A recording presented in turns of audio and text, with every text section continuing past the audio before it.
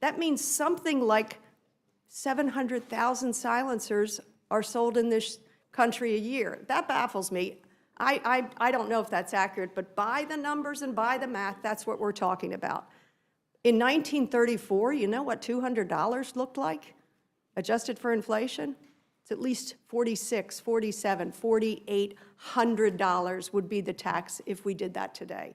Why do you think they put such a steep tax on that silencer in 1934? Take a look at the history.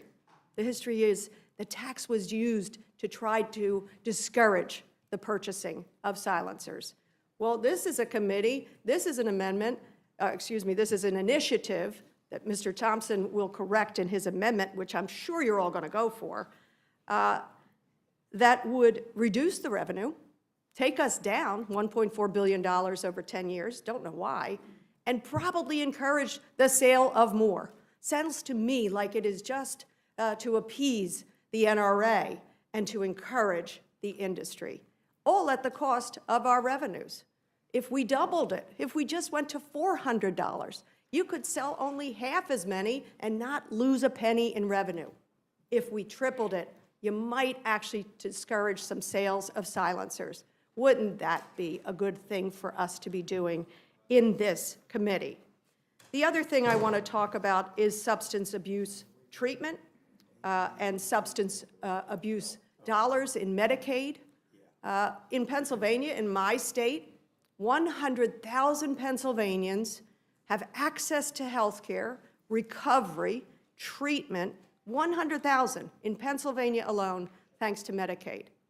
What this budget proposes to do, slash that.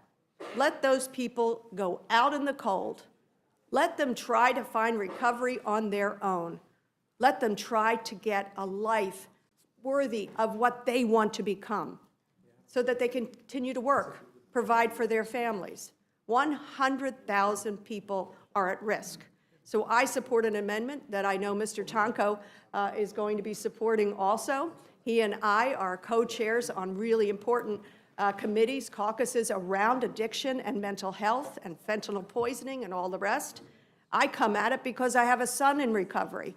I want other families to have children in recovery, not dead.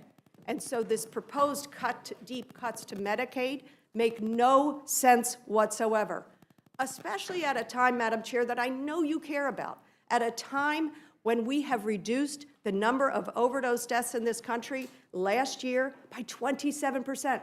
That's something like 30,000 fewer people dead as a result. I implore this committee, make sure you pass this amendment, make sure you pass the Tonko amendment. Let's save lives from these scourges of gun violence and overdose death. I yield back. Thank you, Ms. Dean. Ms. Scholten, you're recognized for 5 minutes.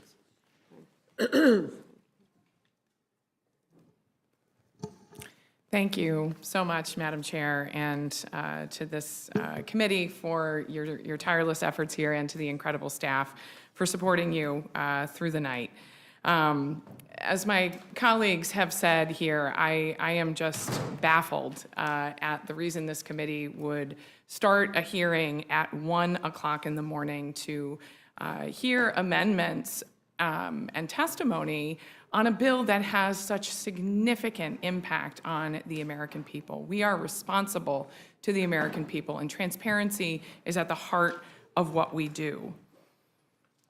Republicans are doing this because they know that this is bad. It's the same reason why when the president pulled Republicans to the White House when there were holdouts on the budget proposal, that he told them just to close their eyes and vote for it. Just close your eyes and get there. The same reason the Budget Committee called people back at 10 o'clock at night to do this work in the middle of the night. Well, I'm not closing my eyes. I'm paying attention to every single thing that is in here that is going to hurt hardworking Americans like those back home in West Michigan who I represent. I am paying attention. And I'm offering amendments that will help take us down a different path. I've offered several amendments here today that protect working families, our Great Lakes that I proudly represent, the largest freshwater resources in our entire country. But we only have time to focus on one. So I'm talking today about my amendment number 66 that makes the Enhanced Affordable Care Act subsidies permanent. These subsidies are one of the most effective tools we have to make health insurance affordable for hardworking families, middle-class Americans, and those who fall into the coverage gap just above traditional Medicaid eligibility. This amendment eliminates the previous income cap that cut off subsidy eligibility at 400% of the federal poverty line so that no family is forced to pay unaffordable premiums just because they make slightly too much. It also maintains a sliding scale cap on how much of a family's income they're expected to contribute to their premiums, ensuring no one pays more than 8.5% of their income for coverage, and in many cases, significantly less. What does that mean? That means that a family of four making $125,000 a year can still afford quality insurance without facing crushing monthly premiums. It means a self-employed contractor with variable income isn't penalized for working hard. And it means that millions of Americans who don't qualify for Medicaid but can't afford private insurance have access to care. Without this amendment, those enhanced subsidies are set to expire at the end of the year. If you're at home listening to this and you thought this was all about Medicaid, think again. Your premiums could go up significantly. When these premiums expire, over 4.2 million Americans are projected to lose their health care coverage. That's according to the Nonpartisan Congressional Budget Office. Millions more will see their premiums double or even triple. We are staring down a cliff, and my amendment pulls us back from the edge. In my home state of Michigan, these subsidies have helped hundreds of thousands of people afford health coverage. That includes families with children, small business owners, those who are self-employed and part-time workers. If we let these subsidies lapse, people in every single one of our districts, red and blue, are going to feel the impact. We better be paying attention. At the same time, this budget plan slashes nearly $1 trillion from Medicaid. As we know, those proposals that threaten coverage for nearly 14 million Americans, including children, seniors, people with disabilities, and low-income families. While one side of the aisle is proposing taking health care away, I am working to keep it. This amendment offers a responsible, proven way to keep people covered. Let's not forget, these subsidies work. We've shown that they work. They've reduced the uninsured rate to a historic low. They have brought down premium costs. They've given people peace of mind in moments of crisis, whether facing a chronic illness, job loss, or pregnancy. Making these subsidies permanent is not only the responsible thing to do, it's the moral thing to do. It's pro-family, pro-worker, pro-stability, and it is a fraction of the economic cost and the human toll that we will pay if millions of people lose their coverage. We need to be asking ourselves, why? Why are we doing this? We have the resources to cover the healthcare coverage that we need if we will just tell the billionaires that they need to pay their fair share. This tax plan will allow the top 1% to get an additional $700 a day. Thank you, Ms. Scholten. Thank you. Mr. Mervan, you're recognized for 5 minutes. I want to thank Chairwoman Fox and also Ranking Member McGovern for allowing us to be here. I offer up an amendment that would require the Medicaid and CHIP Payment and Access Commission to produce a study on the effect of the Medicaid title on out-of-pocket costs for services to prevent and screen for and treat cancer. The amendment would require the study to focus on individuals eligible for Medicaid or CHIP under the eligibility rules in effect on April 1st, 2025, and the health outcomes for such individuals. As a local elected official for 15 years, I was elected to take care of the most vulnerable populations. Those that couldn't afford or have access to health care during that 15 years would come to my office. We had 142 caseworkers that would work with individuals that were the most vulnerable populations. That being said, this is in my wheelhouse, and it's worth being here through the middle of the night marathon to make sure we're fighting for access for healthcare for all individuals.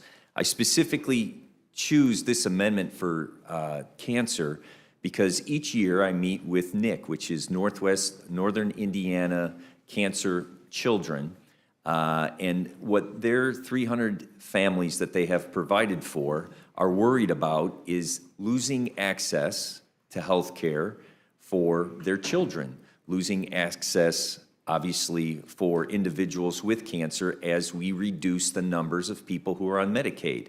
I also, as a local elected official, have a very unique position where part of the process was work requirements. Well, what happens when a family member has a illness that is going to cause death? People stop working to take care of that family member. And if you have to provide proof each 6 months while you are facing a crisis in your family, that is going to be the last thing you do, which puts your health care at risk. And so ultimately, why I'm here offering up this amendment is because what my colleagues have talked about, the features and benefits of your bill are ultimately the most wealthy and corporations are going to get tax cuts, where the most vulnerable are going to be punished. And ultimately, I leave with this message. The American Cancer Society, if we can agree upon one aspect of life, Chairwoman, the American Cancer Society has an ad on social media saying just to be specific, 1 in 3 children will have cancer, 1 in 10 adults with a history of cancer have Medicaid for their care. They're advocating against this bill because they know the impact of it. So ultimately, today, what I'm asking for is support of this amendment to make sure that the most vulnerable of populations have access to health care. And with that, I yield back. Thank you, Mr. Mervan. Mr. Tonko, you're recognized for 5 minutes. Thank you, Chair Fox, Ranking Member McGovern, and members of the committee. I appreciate the opportunity to testify on 2 of my proposed amendments. It is said that beauty is in the eye of the beholder, but I just don't see what Republicans find beautiful about this ugly bill.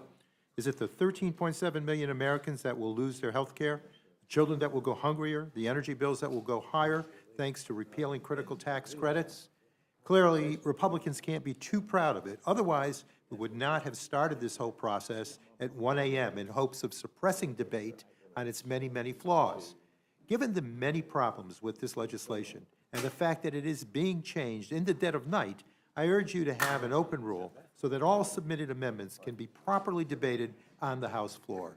But short of that, I would ask you to make my 2 amendments, numbers 89 and 270, in order. 193,000 people in my district rely on Medicaid. That's 25% of all residents, including 57,000 children and nearly 20,000 seniors. Every single one of them will be impacted by this heinous package. These are not just numbers on a page. They are deliberate choices with real-world consequences, including real people's lives. And for what? Why are Republicans so hell-bent on cutting Medicaid and forcing people off of their health insurance? So rich people like Elon Musk can get a massive tax handout that they don't need? Amendment 89 supports continued access to behavioral health care through Medicaid. This amendment requires states to stop implementation of the red tape requirements included in the bill if access to substance use disorder treatment services amongst low-income adults decreases. You heard my colleague, Representative Dean, next to me here, speaking in favor of this amendment, and rightfully so. She knows the benefit that this could bring. This would be determined by the number of available SUD providers in the state that participate in Medicaid, the geographical distance for beneficiaries to access a SUD provider that participates in Medicaid, and the rates of SUD treatment amongst low-income residents of the state. Republicans want us to believe that these new paperwork and red tape requirements won't impact treatment for addiction and behavioral health. But Medicaid is the single largest payer for behavioral health services. These red tape requirements will rip coverage away from millions of individuals struggling with addiction and behavioral health needs.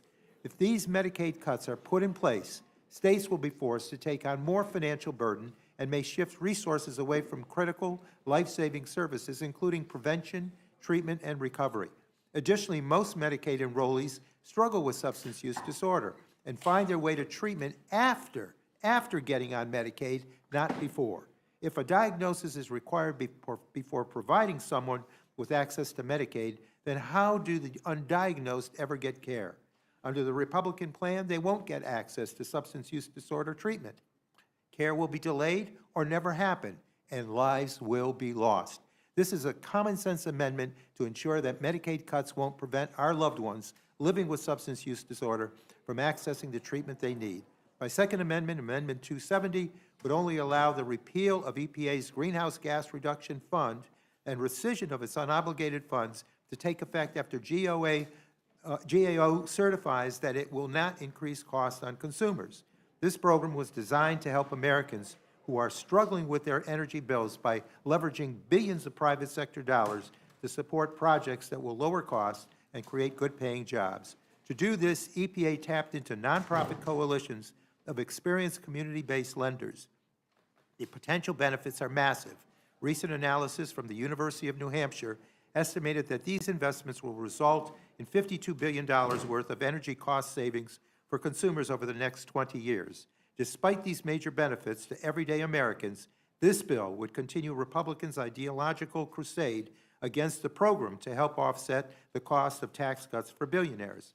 Let's be clear, there has been absolutely no evidence of fraud or criminality by grant recipients. In court this week, attorneys for the administration admitted that we're not accusing anybody of fraud and there aren't any particular instance of waste and abuse. This bill doubles down on the Republicans' longstanding policy objective of undermining the program, having sought its repeal on numerous occasions. At the moment, only $19 million of the original $27 billion remains unobligated, which is intended to be used to administer and conduct oversight of the grants. If Republicans were genuinely concerned about the program's risks for fraud, waste, and abuse, they would not be rescinding these oversight dollars. Americans are struggling with the cost of living. Energy bills, despite President Trump's promises, are going up. It's outrageous that Republicans would target funding and reduce energy bills at this time. So let's make certain we go forward, support these amendments in order, and defeat this ugly bill. And with that, Madam Chair, I yield back. Thank you, Mr. Tonko. Mr. Mannion, you're recognized for 5 minutes. Thank you, Chairwoman. Thank you to the ranking member and members of the full committee. I appreciate the opportunity to testify today and offer Amendment 156 for your consideration. This amendment is simple. It says none of the changes in the health title should go into effect unless the Congressional Budget Office can confirm they won't raise out-of-pocket health care costs for working families. That's it. That's the whole thing. And to me, it's just basic accountability. I represent New York's 22nd Congressional District, a true 50-50 district, Republicans and Democrats living side by side, and right now I'm hearing the same thing from all of them, fear. Fear that changes in this bill could jeopardize their ability to pay for their care, fear that their kids or aging parents will lose the services they depend on. Let me tell you about Betsy, a mom who has a child on the autism spectrum and has Tourette's syndrome.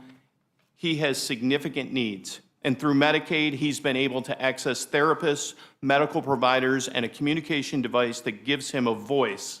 And that's not an exaggeration. His device is literally how he speaks to the world, and through these services, her son has built independence. He's learning to thrive, and as Betsy put it, this is how he lets the world know that he's a fighter and he deserves to live a full, meaningful, and enriched life.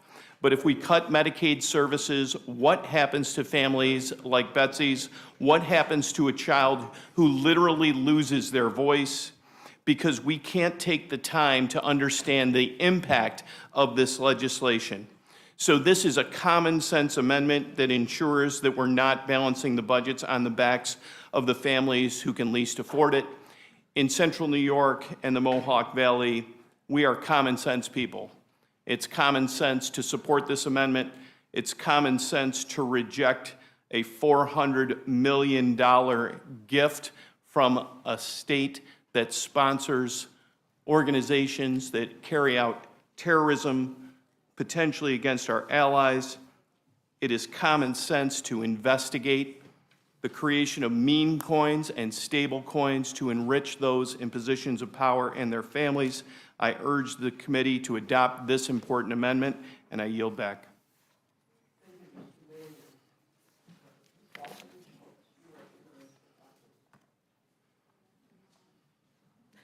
Thank you, Madam Chair, my classmate. It's good to see you, and thank you for the opportunity to present amendments to this bill.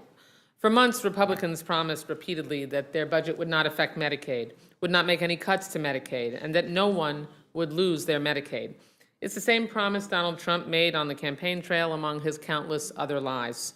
Well, here we are about to bring one big, ugly bill to the floor, with this committee hiding behind closed doors in the dead of night when presenting the details of this harmful legislation. Republicans are trying to ram through a slew of dreadful policies that will weaken our country, economy, communities, and families everywhere. This bill is pure cruelty. Republicans and President Trump lied to people all over America, and millions will lose their Medicaid coverage. The CBO confirmed this. It is a fact. Therefore, my First Amendment strikes the provision limiting state-directed payments, which I know worries many of my Democratic and Republican colleagues alike. State-directed payments are a lifeline for hospitals, nursing homes, and other providers in our safety net that treat a high volume of Medicaid beneficiaries. Medicaid often reimburses providers at rates below the actual cost of care. In Florida, Medicaid repays providers at about 48 cents for every dollar spent to provide care. This is why states like Florida have these agreements in place to address the shortfalls for hospitals that operate on razor-thin margins and need help bridging that gap. The Republican bill before us today would hamstring states, ironically, most of them red, by taking away their ability to manage their programs effectively and removing needed flexibility. This will have a cascading effect. Providers will be harmed, then be forced to limit services, which negatively affects Medicaid patients. And where will the Medicaid patients turn? To the emergency room. And that, of course, hurts hospitals even more because it's the costliest point of entry into our healthcare system. This will make healthcare pricier and harder to find. In other words, working families pay for Republican tax cuts to the wealthiest by giving up their own healthcare. That's why my First Amendment strikes this provision so that the safety net hospitals in my community and the people they serve in my district don't suffer needlessly for the benefit of the wealthy. And this affects hospitals across the country, and many will close as a result of this change. Mark my words. Moving on, my Second Amendment is deeply personal to me because many of you know I'm a breast cancer survivor, and we have millions of other cancer survivors in this country. I know what it feels like to wake up every morning not knowing what the next scan will show, not knowing if I'd be there for my children's next birthday, or see them grow up, get married, and maybe have their own kids one day. And it shatters me to know that this bill will harm people who are grasping for hope, desperate to survive this terrible disease. My amendment prevents this horrible, ugly bill from taking effect until the HHS Secretary certifies that not one of its provisions harms cancer patients and their access to care. Over 10% of cancer survivors rely on Medicaid for their care, and more than 1/3 of children newly diagnosed with cancer in our country are enrolled in Medicaid or CHIP. Medicaid is a lifeline to so many cancer survivors, and they don't need any obstacles or uncertainty to accessing their care, nor do they need to struggle just to stay alive. Also, Republicans can stuff more big tax breaks into the pockets of big corporations and the super rich. Survivors who rely on Medicaid will die because of this bill. Full stop. It's shameful. You want to talk about saving taxpayer dollars? Then fund early screening. Fund treatment. Help prevent advanced stage cancer, because we all know that preventing diseases like cancer and catching it early, as I was able to, is far less costly than treating it when it has advanced and spread. Access to insurance saves lives and lowers costs. I know you know that, but you simply don't have the courage to stand up to Donald Trump and defend your constituents for fear he'll tweet a primary opponent for you. And spare me the excuse this bill only kicks off ineligible people from Medicaid. That is false, and you know it. This moment calls for courage, not self-interest. It requires a heart, not a headline. There are 110,000 people in my district who are at risk of losing their Medicaid health care under this terrible bill. A majority of them are children. Nearly 30,000 are seniors. And I'm up here I'm sorry, I've been here since the middle of the night, fighting for them. Why? Because Republicans turned their back on the people that you represent. You have to push this midnight madness because you're putting your constituents in dire situations and you want to block them from defending themselves. And you want to ensure they can't by yanking their health care while they're sleeping. I know how important Medicaid is to so many Floridians and people across the country, and I swear I will defend it to my last breath. So I ask each of you, would you vote for a bill that could take away the care of a loved one facing cancer when they needed it most? Hide in the dark if you want, but history is watching, and the people that we all serve will remember how you answered. I yield back. I'm going to take a point of personal privilege and ask Mr. Jackson if he would, there are three of us who attend prayer breakfast regularly with you. Would you like to invite other people to go tomorrow morning, Mr. Jackson? I give you a point of personal privilege. Thank you so much. Yes, I am the bipartisan co-chair of the National Prayer Breakfast. I would like to invite all of my colleagues out for friendship, fellowship, and exhibit of faith. Please join us tomorrow morning, 8 a.m. Here in the members' dining room, and let us pray for the food we're about to receive, not the food that has left our table. Thank you. Mr. Norman, do you have any questions? Mr. McGovern? I don't have any questions. I support all of your amendments. You are like my heroes for lasting as long as you have and being here, because I think it's important to remind the American people that there's a lot in this bill. I mean, everything from the repeal of the tax on silencers to the issue about making sure that people get adequate health care, especially young kids when they're diagnosed with cancer. And again, I just think this is such a profoundly bad bill that is going to hurt so many people. And I think, we just need to make sure that the American people know that we're on their side. And so I thank all of you, and I yield back my time. Thank you, Mr. McGovern. Ms. Scanlon? Thank you. Again, I want to thank you all for your willingness to tough it out here with us as we're now on hour 13, which is so much fun. But I really appreciate the attention and the care you've brought with your amendments, thoughtful amendments to try to improve this bad bill and to highlight the economic, the environmental, and even the existential harms that it's likely to cause the American people. Especially want to thank my sister in service to Southeastern Pennsylvania for the life-saving amendments that she has introduced to reverse cuts to substance use disorder services and to address this tax cut that would make it easier to purchase silencers for firearms. So thank you all. Thank you, Ms. Scanlon. Mr. Sorry, Scott? I yield back. Well, first of all, Madam Chair, Mr. Jackson, I appreciate the invitation and especially the optimism that we may be done by the time the prayer breakfast starts tomorrow.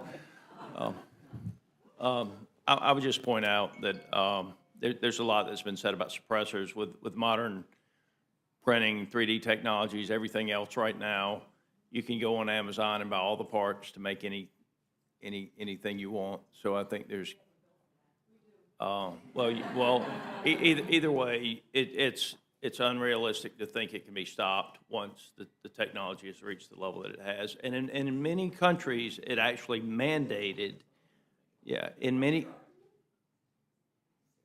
many countries, it's my time, in many countries, it's actually mandated that you use a suppressor if you're gonna hunt. And with that, I yield back. Thank you, Mr. Scott. Mr. Neguse, you're recognized. No questions, Madam Chair. Just again, gratitude to our colleagues for being here and for submitting your amendments, all of which, of course, we agree with and support. And I'll yield back. Okay. Thank you, Madam. Go, Mr. Griffith? Oh, sorry about that. That's all right. I actually really love hearing from you. Well, you never know what I'm going to say. Today, I'm going to echo the chairwoman's comments and encourage everybody, whether it's this Thursday or any Thursday we're in session, to attend the bipartisan prayer breakfast. It really is a good group. But one thing that has not been mentioned yet is that for those of you like me who love to eat, one of the regulars provides breakfast every Thursday morning. So we have eggs and oatmeal and sausage and bacon and potatoes. It's good. It's a good it's a good time to get together and reflecting that we all have losses from time to time. Today, of course, the loss of Jerry Conley. It's sometimes good to get together, not as adversaries, but just getting together as human beings who care for one another. I yield back, Madam Chair. Thank you. Ms. Ledger Fernandez. Thank you, Madam Chair. And I really do want to thank both all the members of this panel, the previous panels, and the people who are waiting to speak. Because I want to point out that because of all of my Democratic colleagues, we did prevent them from passing this bad rule in the dead of night. You have made sure that the sun is shining on this process. And you are, by the way, I think, the third panel, and ABC. There are nothing but great Cs that I have heard in this. We have talked about corruption and the need to fight it, about having the courage of standing with your constituents, about cancer. And the fact that we can do something about it because we know what it feels like. Today of all days, we know what it feels like when you lose somebody to cancer. We've talked about the cruelty of the bill and the importance of care, which I think ties into the idea of the prayer breakfast. Care. Care for others, the elderly, those with mental health issues, those who need help with drug addiction. So thank you, this third panel, for enlightening us as to all of these subject areas. Muchísimas gracias. Thank you. Thank you, Ms. Ledger Fernandez. And I thank the panel for being with us. And there being no further questions, you're excused. And I will ask Ms. Berrigan, Ms. Randall, Mr. Larson, Mr. Whitesides, Mr. Caston, Mr. McGarvey, Ms. Trahan, and Mr. Danny Davis to come forward.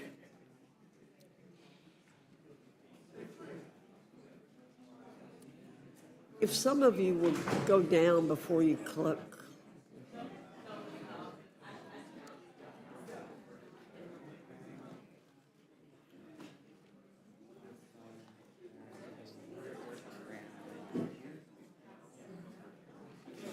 All right, here.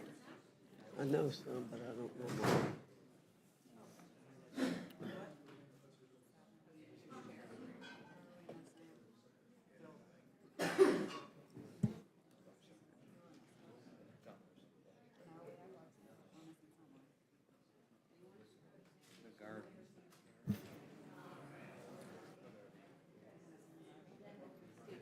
Who are missing? Let me see. McGarvey. Miss Budzinski. Miss Budzinski. Who? Budzinski. Budzinski? Miss Budzinski. Budzinski, if you would come forward. You dropped something.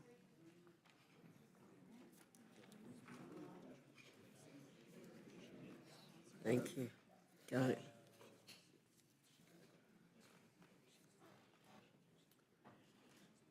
I'll recognize you in the order that I called out your name. Some people want to know what order you're in. So again, we're just doing it by the names that are given to us. Ms. Berrigan, you're recognized for 5 minutes. Thank you, Madam Chair. I have an amendment titled Health FCD AMD 88. My amendment removes red tape and improves access to the Children's Health Insurance Program, also known as CHIP. Let me be clear, this amendment does not expand CHIP eligibility. It simply makes sure that kids who are already qualified can actually get the coverage they need and keep it. That's it. CHIP provides low-cost health coverage to children in families who earn too much to qualify for Medicaid, but not enough to afford private insurance. When kids have health coverage, they do better, not just in childhood, but for life. They're healthier adults. They attend school more regularly, and they succeed more in the classroom. My amendment takes two simple, powerful steps to protect kids. First, my amendment ends waiting periods, because when a child loses coverage, they shouldn't have to sit and wait for care. Right now, 9 states force children to wait up to 90 days before they can enroll in CHIP, even after they lose coverage. 3 months with no access to checkups, a prescription, or a specialist. Imagine being a parent in that position. These gaps can result in delayed treatment and increased financial risk for families. Some of the states that impose waiting periods also have the highest rates of uninsured children in the country. It's cruel and unnecessary. Second, my amendment ends annual and lifetime limits on benefits. In 13 states, kids enrolled in CHIP can face strict limits on the care they receive, including limits for dental care. That means even if a child needs treatment, their plan may stop paying once they hit a cap, not just for the year, but for their entire life. Limits like this are not allowed under most insurance programs, and it shouldn't be allowed for children under CHIP. It's unfair. Let me tell you about Emily Dent, a mother from Cape Coral in Florida's 19th Congressional District. Emily's 8-year-old son, James, was kicked off of Medicaid because their family's income was too high. But leaving James uninsured is not an option. He has a rare genetic disorder. It's called Pulaski-Killen syndrome, and he relies on round-the-clock care from a nurse. Emily, his mother, said he has to have health insurance, but it's going to drain my savings, which was going to be to save for a house one day. For families like Emily's, higher health care costs would mean a breaking point. Why should she have to choose between children's health care and other essential needs like housing? This is why it's so absolutely vital that we take steps to protect CHIP today. So there's an option for kids like James to have health care. CHIP and Medicaid work hand in hand together to cover kids from low and middle income families. Together, these programs cover nearly half of all children in the U.S. When Medicaid is cut, CHIP suffers too. States could impose new or higher CHIP premiums and cut people's access if they failed to pay. States could cut CHIP benefits, eligibility, or outreach to deal with budget shortfalls. Or doctors and hospitals could get paid less, which means longer wait times and fewer available providers for kids. In this budget, Republicans are gutting hundreds of billions of dollars in Medicaid funding, failing to extend enhanced premium tax credits for the ACA marketplace, making it harder for kids to access CHIP coverage. This is a triple blow to working Americans' access to health care, and kids will suffer, all to pay for billionaire tax cuts. No parent should have to choose between paying the bills and getting their child the health care they need. Right now, kids face dangerous and unfair waiting periods and lifetime limits on their care. Why shouldn't we fix this for children? My amendment is simple. It says kids shouldn't be punished with unfair rules just because their families are struggling to make ends meet. Every child deserves a healthy start. I urge this committee to adopt this amendment, not for politics, but for children who depend on us to do the right thing. I yield back. Thank you, Ms. Berrigan. Ms. Randall, you're recognized. Chairwoman Fox, Ranking Member McGovern, members of the Rules Committee, thank you for the opportunity to testify on the Republican budget scam. Well, it's deeply unfortunate, Madam Chair, that you chose to begin this hearing literally in the dead of night to try and hide from the American people. It's daytime now, and my Democratic colleagues and I remain here and continue shedding light on the harms of this big, bad bill that only benefits billionaires. An estimated 15 million Americans stand to lose their health care because of this deeply unpopular bill you're trying to jam through. My Republican colleagues are gutting Medicaid, which will destabilize hospital systems across the country, especially in rural communities like mine, but not only mine. Ms. Houchin, I understand a hospital in your district is projected to lose $2.5 million in revenue under this proposal.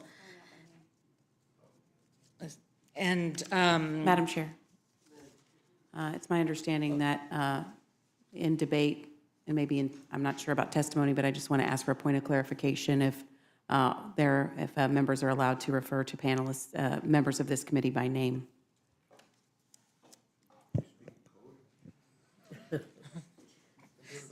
Okay. Apologies. It's my first time before the Rules Committee. Yes, right. If Yeah, you that's okay. can do, you can refer to other members by state. Okay. Appreciate the clarification. Thank you. And there are other colleagues on this panel whose hospitals stand to lose $884,000 from this proposal. So many of our hospitals are on the verge of shutting their doors because of this bad bill. Just yesterday, President Trump even told your conference, don't F around with Medicaid. He seems to know what members on this committee aren't willing to face up to. That so many families like mine depend on Medicaid, which is why I've filed an amendment to prevent provisions in this bill from going to effect if this administration makes any cuts to Medicare or Medicaid. Beverly from Tacoma called my office telling me that losing Medicaid will literally kill her as she has multiple surgeries she needs to have this year. Another constituent, Kelly, is worried that her daughter will be homeless if she loses Medicaid coverage. Evangeline wrote me saying, as someone with a husband who is 83 years old, a kidney cancer survivor, and living with dementia, the importance of maintaining these healthcare services cannot be overstated. They're vital for seniors and those with chronic conditions to receive necessary medical support and assistance. It's not just Medicaid that's at risk. Millions stand to lose health coverage because the majority is not extending the ACA's enhanced premium tax credits, which my constituent Denise wrote me about, saying she has lupus and she won't be able to afford health insurance and treatment without those benefits. For the American people watching at home, because, Madam Chairwoman, despite your attempts to deceive the American people by beginning this meeting in the middle of the night, know that they are still watching this majority's every single move. And the bottom line is that this bill will make your air dirtier, your water filthy, and dismantle the healthcare system so that when you inevitably have health complications from all this increased pollution, you won't even be able to afford treatment. All so that Republicans can finance trillions of dollars in tax cuts for wealthy and well-connected people. While President Trump and his friends get jets and giveaways, he wants Americans to be forced to choose between feeding their families and paying for prescriptions. I won't stand by and watch it happen. I urge the members of this committee to follow the president's direction to protect and preserve Medicaid, stand up for healthcare access in the hospitals in your communities, and support my amendment. These cuts to Medicaid are just the beginning of harmful provisions in this bill that I'm concerned will hurt my neighbors back home and hurt all of your neighbors. On behalf of the 27,000 federal employees I represent, I'm incredibly concerned that this bill would steal their retirement benefits and strip away other protections. That's why I have also got an amendment to prevent a provision that would chill the reporting and appeal process with the Merit Systems Protection Board by requiring them to spend several hundreds of dollars on fees from going into effect. Our government cannot function without a strong, healthy federal workforce and their ability to approve Social Security benefits, to work in our national forests, to protect against fire, and to protect our national defense is essential. We're seeing already how gutting agencies is harmful to critical infrastructure and tribal priorities in the Pacific Northwest. That's why I'm also offering several additional amendments to ensure proper staffing at NOAA, force the administration to release bipartisan infrastructure law funding appropriated by Congress, require tribal consultation, and increase funding for critical tribal education programs. Unfortunately, in committee, my Republican colleagues seem to be scared to even engage in conversation or debate on this bill or any of my amendments. So that's why I'm back here in front of the Rules Committee asking if any Republicans here are willing to speak up and defend the terrible cuts included in this bill. And if you also aren't able to find it in you to speak up about these cuts, then I urge you to make my amendments in order, and let's take it to the House floor. Thank you. I'm going to take a point of personal privilege here and say, I thought members could see from the last panel and from the way I've conducted this meeting that I'm trying to be very bipartisan and to respect everybody who's here. I generally do that. I hope that's what's coming across, so I ask people to see that we try to be a role model here in being bipartisan and not to attack members personally. We can disagree on policy, but we don't need to attack each other personally. Mr. Larson, you're recognized.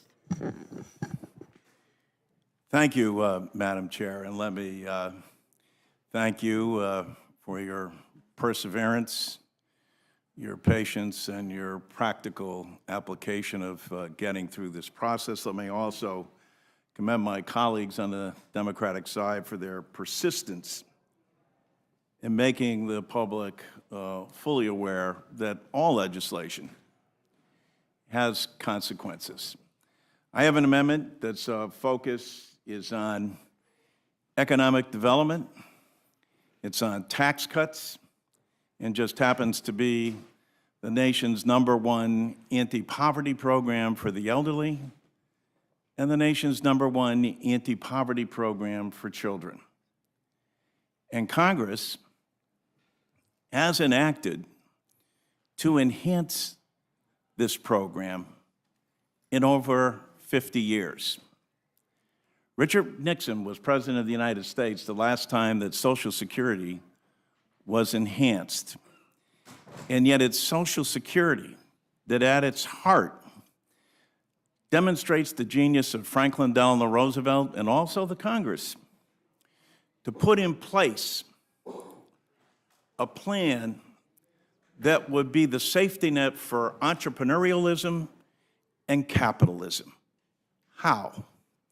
By making sure that every congressional district and the people within those districts in difficult times, whether in retirement or whether through no fault of their own, there were layoffs, that people were able to continue to receive a payment. No one gets wealthy on Social Security, you all know that. But it is able to sustain families during difficult time. And the shame here is that these are very difficult times in post-pandemic and now in this inflationary, global inflationary period that we're going through as well. People's kitchen table discussions are, how are we going to do this? And here's the startling fact, and I think every member probably knows this on both sides of the aisle. 10,000 baby boomers a day become eligible for Social Security. On average, and you're blessed here in this committee, and especially on the Republican side, the average Social Security amount of money that goes to every district monthly, is in excess of $200 million. In the case here, it's over $300 million. That's the good news. The bad news is it hasn't been adjusted in more than 50 years. Imagine how the people in all of our districts feel when they get these statistics. Now, I give every member of Congress a little card, and on that card it demonstrates not only how much people get in retirement, but what spouses, what widows, what dependent children, and disability, another thing we don't mention enough about Social Security. I come from an insurance center of the world.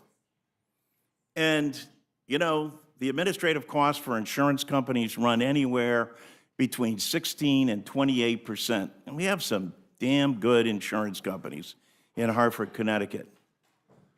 But Social Security manages the largest insurance program in the country, maybe the world. And it does so at under 1% administrative costs. And to see the closing of regional offices, the shutting down of work, so that people aren't able to actually talk to a human being. You're all good people. You all have the same kind of constituents that we have. I know, Madam Chairman, that people like us, or at least my age, want to be able to talk to a human being. Don't want to go through press button number 1, press button number 2, press button number 3, and you're lucky if you ever get to talk to anybody.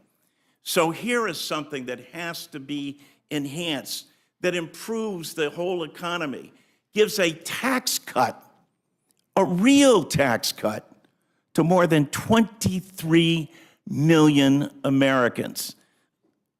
There should be no double taxation of Social Security, and yet there is. So I implore and ask your help to pass this amendment. Thank you, Mr. Larson. Mr. Whiteside, you're recognized for 5 minutes. Thank you, Madam Chair. I'm George Whitesides, a new congressional representative for California's 27th Congressional District. I find it amazing that we are working on what may be the most expensive bill that the nation has ever seen and putting it through Congress in this way, but that's for another time. I'm here because I thought it was important to bring the voices of our district to this debate. I want to start by talking about what would happen if we do not pass this bill. First, for folks in my area, if we don't pass this bill, most people would actually get a tax cut.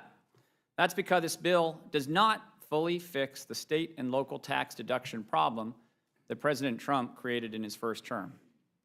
If we don't pass this bill, then we won't add $3.8 trillion to our national debt. We won't saddle our children and our grandchildren with our own irresponsibility. If we don't pass this bill, then we won't cause 14 million Americans to lose their health insurance coverage and millions more who will see their health care costs increase. We won't hurt local hospitals like the Antelope Valley Hospital or Palmdale Regional or Henry Mayo Hospital in my district. We won't cause emergency rooms to become even more crowded. If we don't pass this bill, then we won't leave millions of Americans, millions of children, without the ability to put food on the table. The bottom line is that this bill threatens the most basic needs that Americans rely on. People want us to be focused, instead, on lowering their everyday costs and growing jobs.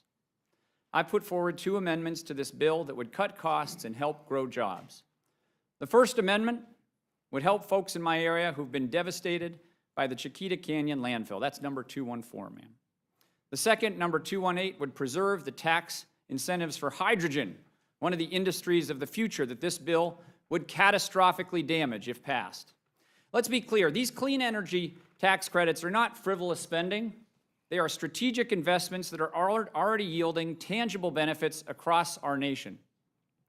Since their passage, we've seen roughly $500 billion in new clean energy project announcements and more than 500,000 new jobs created. This isn't not just about environmental policy, it's about turbocharging American manufacturing, creating good-paying jobs, and lowering energy costs for families. In fact, if we repeal all of the clean energy tax credits, the average American family will see their energy bills increase. Every dollar of federal investment is stimulating $5 to $6 in private investment. That's a powerful engine of economic growth, not a drain on our treasury. Hydrogen in particular is not just another fuel, it's a game changer, Madam Chair. It's the critical link to decarbonizing hard-to-abate sectors that traditional renewables struggle to address, like heavy-duty trucking, steel manufacturing, and cement production. These are the industries that employ millions of Americans and are foundational to our economy. Eliminating these hydrogen tax credits would be a catastrophic mistake. It would devastate projects already underway across the country, like the Arches Hydrogen Hub in my district. It would stifle innovation, cede our leadership in this burgeoning global market to competitors like China, Europe, the Middle East, Australia. They're not letting up. They're heavily investing in their own clean hydrogen capabilities. Estimates show that reaching our target of 10 million tons of hydrogen by 2030 could unlock up to $240 billion in investments and create over 200,000 new jobs. These are not mere projections. They are opportunities waiting to be seized. To pull the rug out from under these investments now would be to undermine our future. It would signal to investors that America is not a reliable partner, chilling future domestic and international investment. We'll raise energy costs for American households, stifling innovation, increasing pollution, and putting a meaningful portion of $500 billion of new manufacturing at risk. Let's remember, many of these investments are landing in states represented by both Republicans and Democrats. To your point, Madam Chair, about bipartisanship, demonstrating the widespread economic benefit. This should not be a partisan issue. It is an issue of American competitiveness and prosperity. This bill hurts our future. For folks in my district, it raises their costs, cuts their health care, mortgages the kids' future, kills new jobs, hurts our planet. Thank you. I yield back. Mr. Keston, welcome to the Rules Committee again. Pleasure to be back, Madam Chair, Ranking Member, members. I'm here in support of 4 separate amendments. Number 376 corrects a conflict in this bill between the bill and current law, specifically Section 3 of the Natural Gas Act, which requires that any new natural gas export facility has to be in the public interest. That law is contradicted by the pay-to-play provision in Section 41004, which says that a developer who pays the lesser of $10 million or 1% of construction costs receives automatic approval, their review is not completed in an expedited timeline. My amendment fixes this section by clarifying that the approval of any new LNG facility not associated with an existing free trade agreement has to get a prior determination by the Secretary of Energy that the project is in the public interest, consistent with an analysis that was just done by the DOE on a separate facility last year. That analysis found that new LNG facilities would raise domestic natural gas prices, makes sense, tighten domestic supply, price goes up, would not facilitate national security since new exports flow predominantly to commodity brokers and U.S. adversaries in Asia, and it also quantified the massive climate risks created by those facilities. Now, I realize that some of my Republican colleagues don't believe in climate change, and I also realize that the fossil fuel industry prefers higher fuel prices. But if you hold those views, I'd ask you please to consider our national security. Gas demand has flattened in Europe. It's peaked in Japan. It's expected to flatten in South Korea by 2030. China is now the world's largest importer. It is in China's national interest that we send them our natural gas. It is not in ours. Amendment 380 restores the appropriated funding from the Inflation Reduction Act for electric transmission and offshore wind. This amendment is necessary to ensure that American homeowners and businesses continue to have access to affordable and reliable electricity. Over the last decade, U.S. coal demand has fallen by over 50%, 50. Oil demand is flat over the same time period. Natural gas is losing market share. That transition is the result of market forces because fossil-fired plants can't compete on the margin with plants that don't pay for fuel, and markets favor cheaper energy. Now, a company that's losing market share generally has 2 choices. They can change or they can go bankrupt. The fossil industry's taken a third path: persuade Congress to block construction of assets that would expose them to competition. So a bill that repeals incentives to build transmission is a bill that sides with the economic losers. And I want to point out, this is not just about markets, because as companies consider whether they're going to build their next factory in the U.S., we don't want them to wonder whether our grid can handle the load.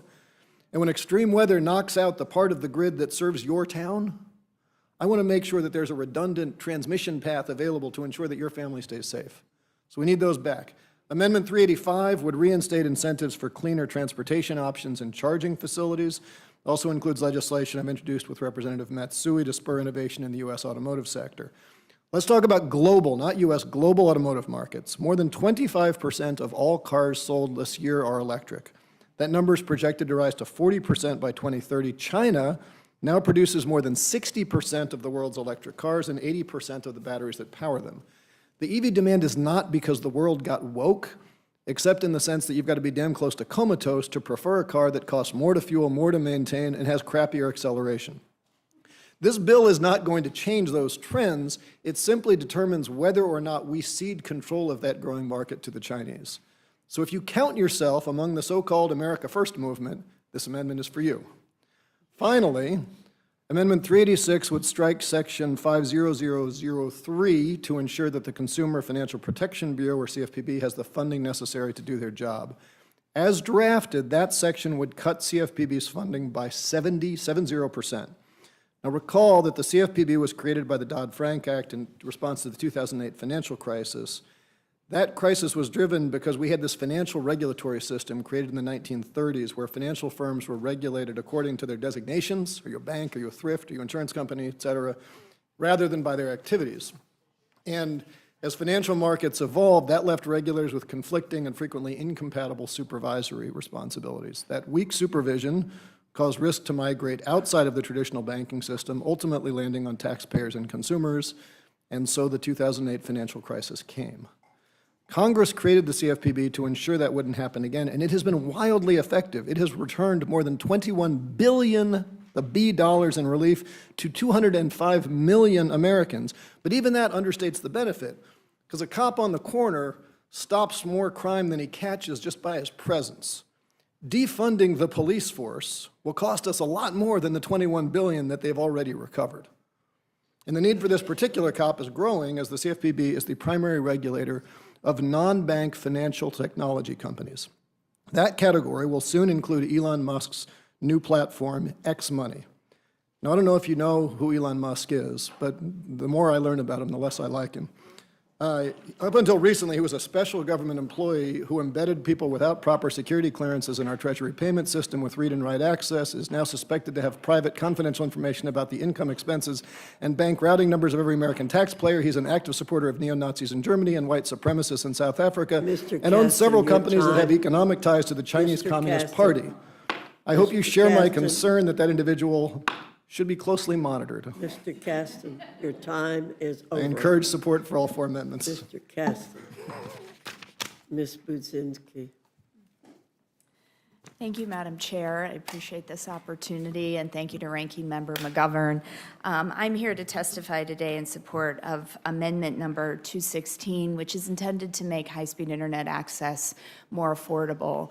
I want to also just take a moment, though, to say that I'm in part here to stand up for my constituents, that there are some really damaging provisions within this bill that are going to impact them directly. 19,000 of my constituents are going to see over a $1,000 increase in their premiums for health care. 28,000 of my constituents are going to lose health care coverage. And additionally, 15,000 families are going to lose access to SNAP. And many of those families are families that have children in those homes. So I just wanted to say that I'm speaking on behalf of this amendment, which gets to affordability, which I think is a bipartisan issue that we all want to address. But I would be remiss if I didn't stand up and speak out for the constituent impact that's going to be on these health care and SNAP provisions as well. My amendment would lower costs, though, for working families by using a small portion of the revenue from Spectrum auctions to reestablish a broadband affordability program like the Affordable Connectivity Program. Right now, this is what the American people need. This is what rural America needs. But instead of policies to lower costs and make life more affordable, the president has entangled us in expensive trade wars. Moving forward with this bill will raise prices. In fact, these trade games could cost the average American family up to $4,000 more per year. That is $4,000 to many folks that simply just do not have that money in their pocketbooks. My amendment introduces a measure of fairness into this otherwise harmful bill. This simple amendment puts working families first. Spectrum, the invisible radio frequencies that carry our wireless signals, is a limited public resource. The proceeds from auctioning it off should be reinvested in the public good, not to offset tax cuts for billionaires. Let's be clear, broadband is not a luxury, it is a necessity. Families rely on it to pay bills, do homework, and earn a living.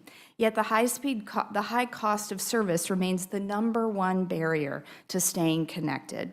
A recent survey found that nearly 2/3 of adults saw their internet bills rise over the past year.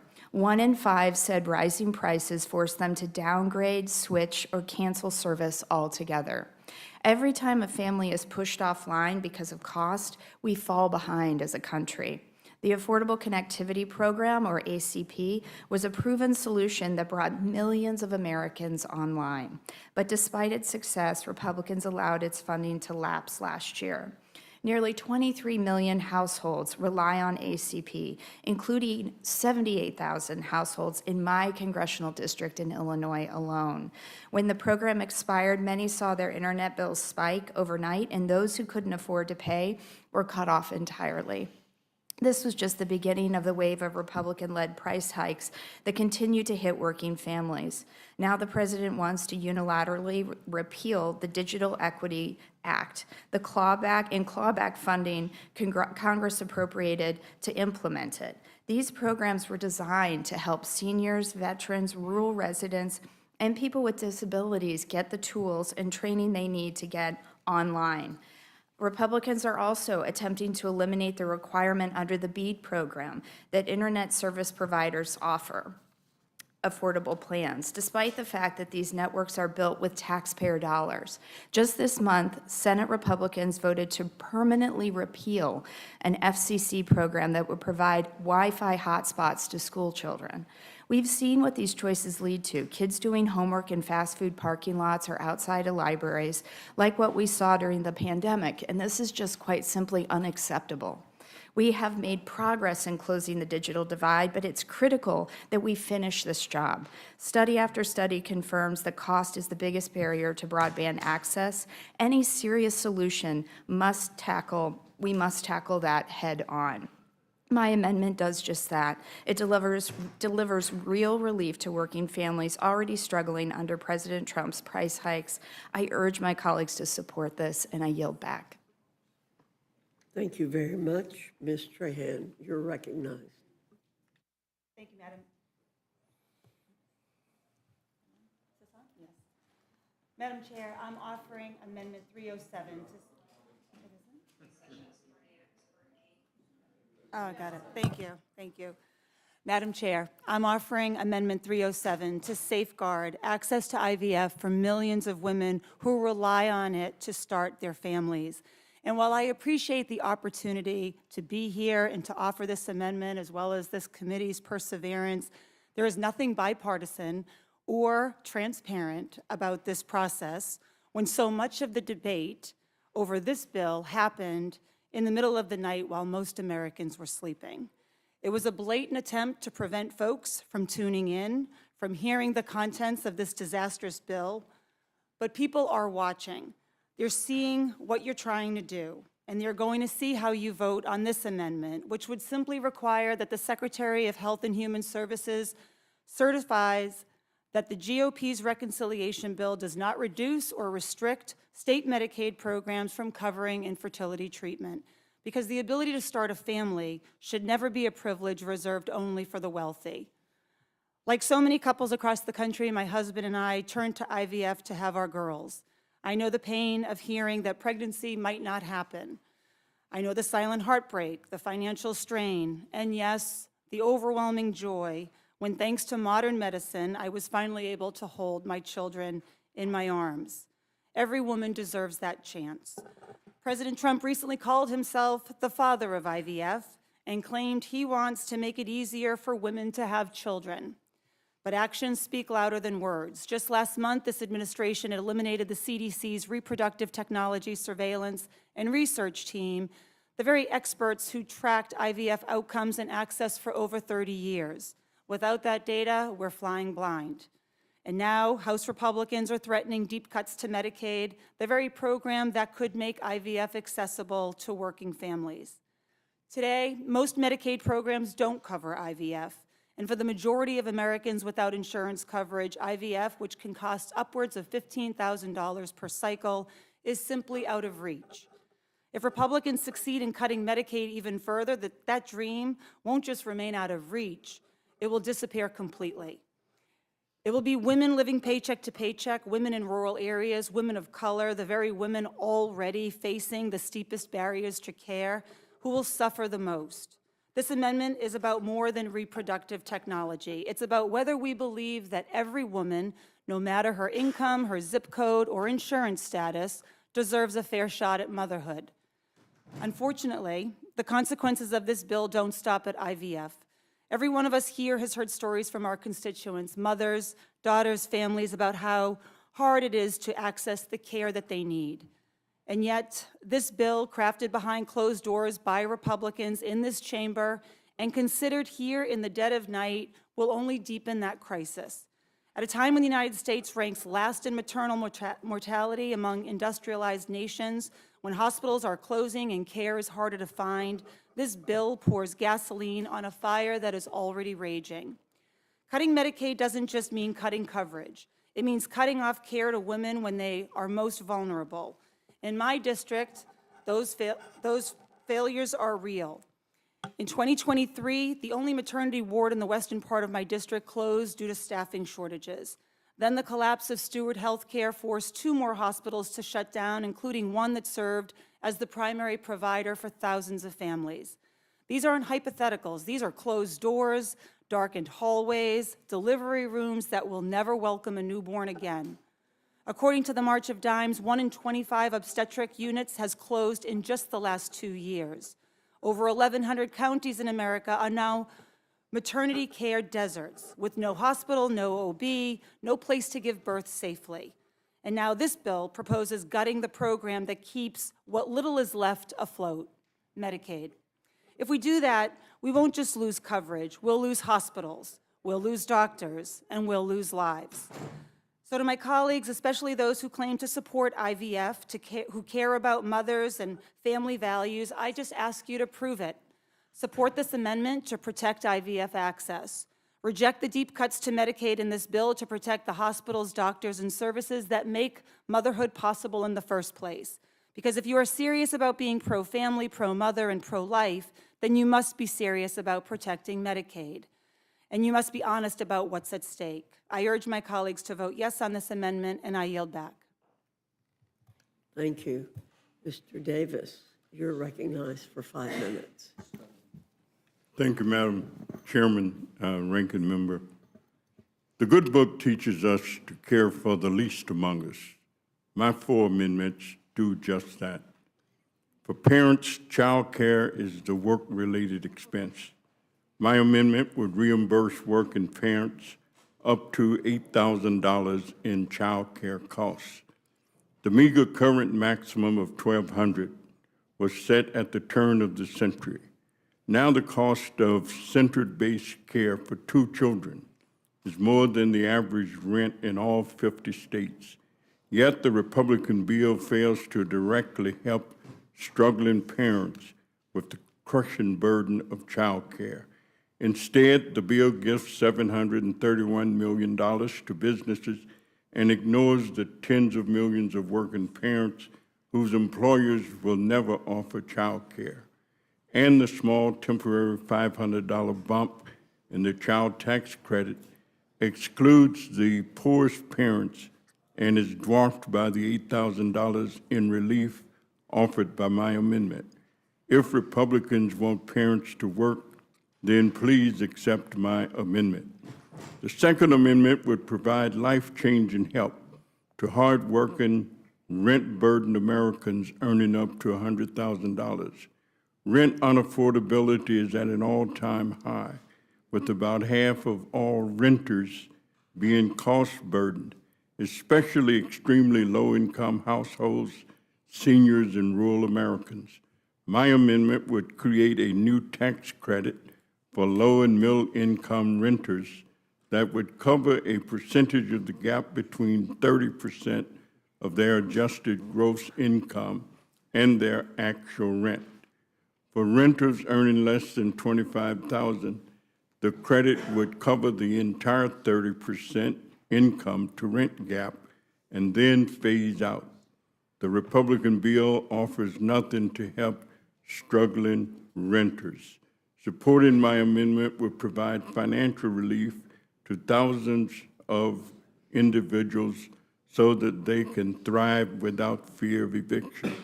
My third amendment would provide a tax cut to tens of millions of low-income workers by enhancing the Earned Income Tax Credit. The EITC is a powerful tool to reduce poverty. Although the Republican bill gives an increased EITC for some Purple Heart recipients, it ignores the vast majority of individual workers. Workers aged 65 and older represent one of the fastest growing groups in our labor force. Millions of people, of workers, receiving and not receiving. We would also lower the eligibility age to 19 while enhancing the credit for all childless workers. Further, my amendment would include important flexibilities for foster and homeless workers, homeless youth. If the GOP bill can spend $211 billion on tax breaks for wealthy heirs, surely it can help vulnerable workers who are young, old, single, homeless, or foster youth. Finally, my fourth amendment would strike the permanent tax hike on foundations that would rip $15.8 billion in charitable aid from our communities, aid that supports food banks, houses of faith, veterans, disaster relief, rural health care, emergency assistance during economic downturns, and other critical needs. Policies that hurt foundations reduce grant-making to charitable nonprofits across the country. Forefront, the Association of Grant Makers for the state of Illinois, estimates that the proposed tax increase on private foundations would result in $168 million less in grants made to Illinois nonprofits each year. Charitable giving represents the best in American generosity and the exact time when charitable giving and philanthropy are needed the most to offset the cuts in federal investment. Congress must strike this charity-reducing provision. Government should help people, not harm them. My amendments would help lift the burdens of tens of millions of families and workers, as well as promote charitable service. I thank you, Madam Chairman, and yield back. Thank you, Mr. Davis. Mr. Norman, you have any questions? Mr.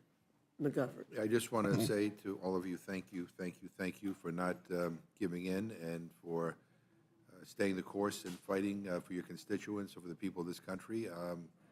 Those of us on the Democratic side of the Rules Committee are grateful that you're here, and I know the American people are grateful that you are here. So, again, thanks so much. I yield back. Thank you, Mr. McGovern.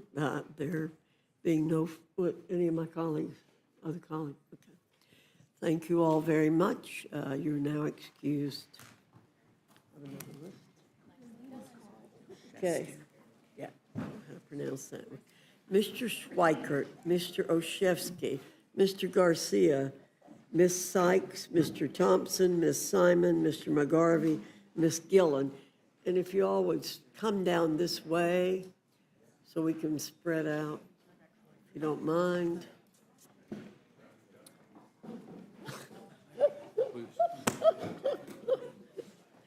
Would you mind moving that direction so people can get by? We can fill in. So we can fill up here. Yeah, just go down, Dave, go down to the end, okay? It makes it a little bit easier to fill in. Get over that way. You're going to be first, so it doesn't matter where you sit. Just trying to get you all the way to the right. Yeah, no, thank you. And I think you're one of my lights. And that way you won't have room for your charts. There we go, there you go.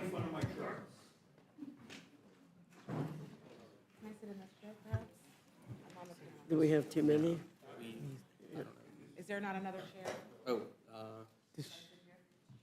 Certainly, if you can get a chair in there. We got 9. we didn't call Mr. Johnson. Mr. Johnson, you will be in the next group. Not mine. You're not in this group, Mr. Johnson. Okay?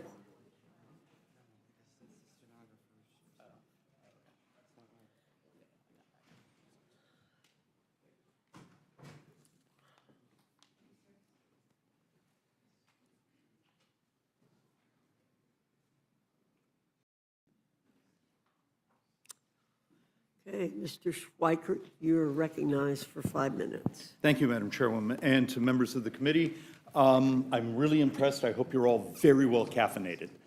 Madam Chair, members, I'm actually trying to do something honest and unique here.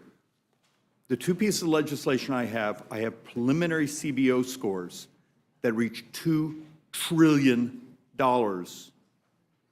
$2 trillion in offsets and savings over the next 10 years. They're both morally, economically quite rational. They do good things. The problem is they take on big concerns that often scare the crap out of all of us, but they're the right thing. So let's do the first one. I can do it fairly quickly. For anyone that's been here for a while, you've been tracking the MedPAC reports for the last half a decade, basically making it very clear that we have a major problem in Medicare Advantage and its offsets. As you saw last night, there was another scandal that broke in the media and potentially another set of indictments and criminal activities coming. So what happens when those of us who want the incentives of a system that manages care but benefits by helping our brothers and sisters, particularly in the seniors with their earned benefits, be healthier, that the insurers who manage it make their profit by having the population be healthier and not by constantly scoring that population as sicker and those margins. And if, for those of you from the all the way back to the Obama years, let alone the Biden years, which that's what this one was written, they demonstrate that today Medicare Advantage is coming in at 120% of fee-for-service. The design was supposed to be at 95%. Just divide that by the money and then do it over the decade. That there is almost $1.5 trillion. We have introduced, oh, sorry, there goes when it happens you use binders.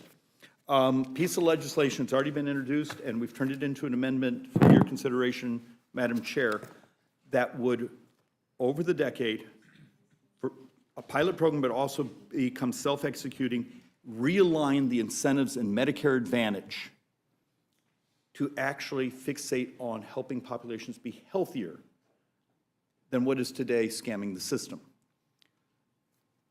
There's about 20, 25 Democrats that a couple of weeks ago wrote a letter basically demanding something similar to this model. There's those of us as Republicans have spent almost a year with healthcare economists.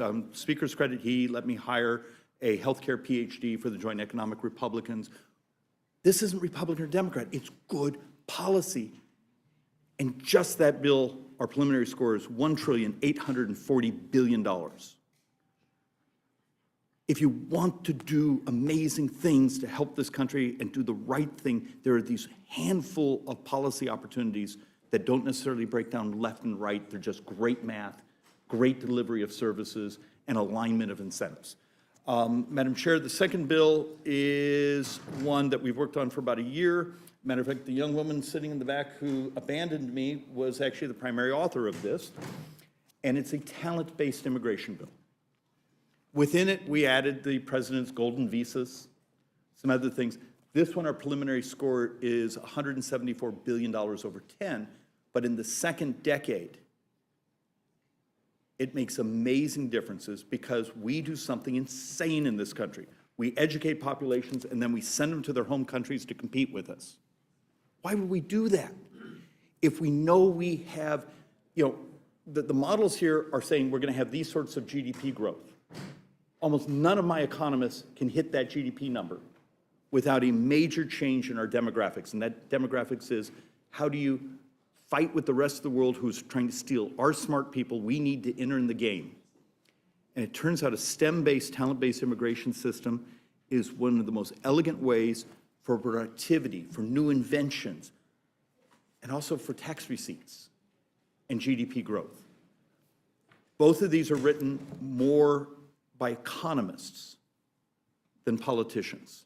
We wanted to get the alignment of the actual math together instead of some of the, forgive me, insane things I've heard people say behind the microphones here today, where it's the political wedge for the next campaign. How about for once we get the alignment of the economics and the math and do good things? And those are my pitch. I yield back.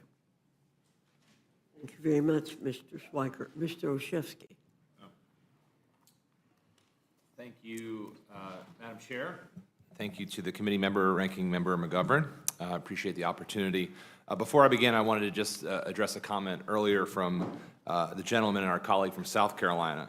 To be clear, the government is not my God. Jesus is my God. So just want to be clear that Democrats, we actually have faith too, and I'm proud to sort of wear that and share that with all of you.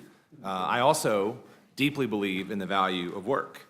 And so you and hopefully your colleagues will love my amendment today because it's an indisputable fact. The more people that have access to health care, the better it is for everyone. It's better for families, it's better for communities, it's better for businesses. There are a lot of reasons to vote against the reconciliation bill before you.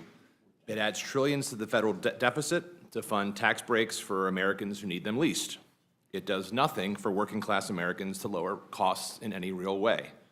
It will increase healthcare costs for millions of Americans, for those lucky enough to still have health care coverage. The bill proposes sweeping changes to Medicaid to help offset these tax breaks for wealthy individuals and large corporations. One such change is new work requirements that would result in millions of Americans losing their health coverage entirely.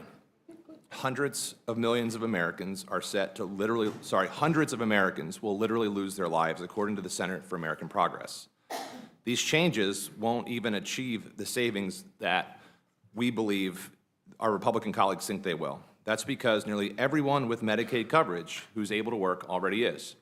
92% of adult Medicaid enrollees are either already working, in school, or serving as a caretaker, or unable to work due to illness or disability. Most are working low-wage, hourly, or seasonal jobs in vital industries, including healthcare, manufacturing, or agriculture that don't offer employer-sponsored healthcare. So it was no surprise that when states began implementing work requirements, employment did not go up. Instead, the arduous paperwork meant that even more who were working or should have been exempt lost their coverage anyways. These are not people who are gaming the system. These are honest, hardworking people just trying to get by. But if our Republican colleagues insist on implementing new work requirements, we should also insist that work is actually available. Anyone who needs a job to satisfy these misguided work requirements should be able to find one. So I want to connect Americans to work. I know that you all do too. For that reason, I'm introducing Amendment 151. My amendment requires the Secretary of Labor to establish a national employment placement program that provides a broad range of public and private employment opportunities. And under the amendment, anyone seeking employment within the job program will be exempt from Medicaid work requirements. Americans who are seeking work in good faith will keep their health care coverage. The amendment empowers the Secretary to create the program and its operation, to define acting in good faith, to determine the scope of the placement program, and all other relevant details. The amendment is reasonable. It simply says, before you take health care away from able-bodied constituents, let's make sure they actually have access to a job. Madam Chair, I've been here since early this morning, and I want to commend you for the respect and the decorum that you are keeping in this meeting, and I mean that sincerely. So thank you for the ways in which you're conducting this meeting. I also heard you mention, though, that you want to operate in a bipartisan fashion. Bipartisanship requires consensus and agreement. So, in that spirit, I will say that I offer one of over 500 amendments that this committee can adopt, can take up. I challenge the committee to consider a dozen or two really good ideas that have been presented to at least truly move forward in that spirit of bipartisanship. And with that, I thank you for the opportunity, and I yield back.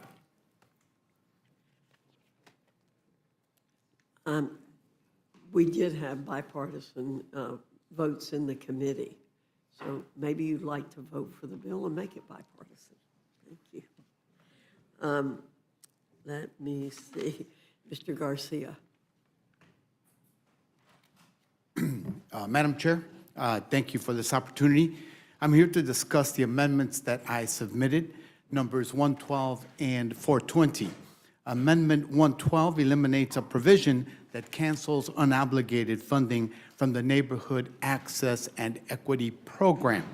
This amendment is not explicitly about the devastating Medicaid cuts that the majority is trying to move forward, kicking millions of Americans off their health care, nor is it about the billions of dollars in cuts to food assistance that families rely on to put food on the table. This amendment is about the way people move from point A to point B safely.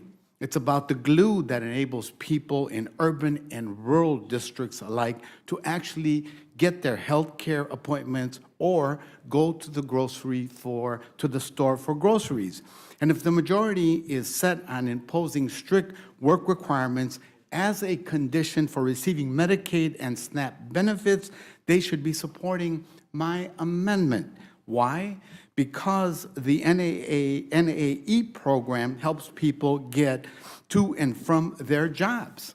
NAE was created to support infrastructure projects that increase safety and transportation access. That transportation access is the lifeline that allows a grandmother who depends on a bus to get to her doctor's appointment.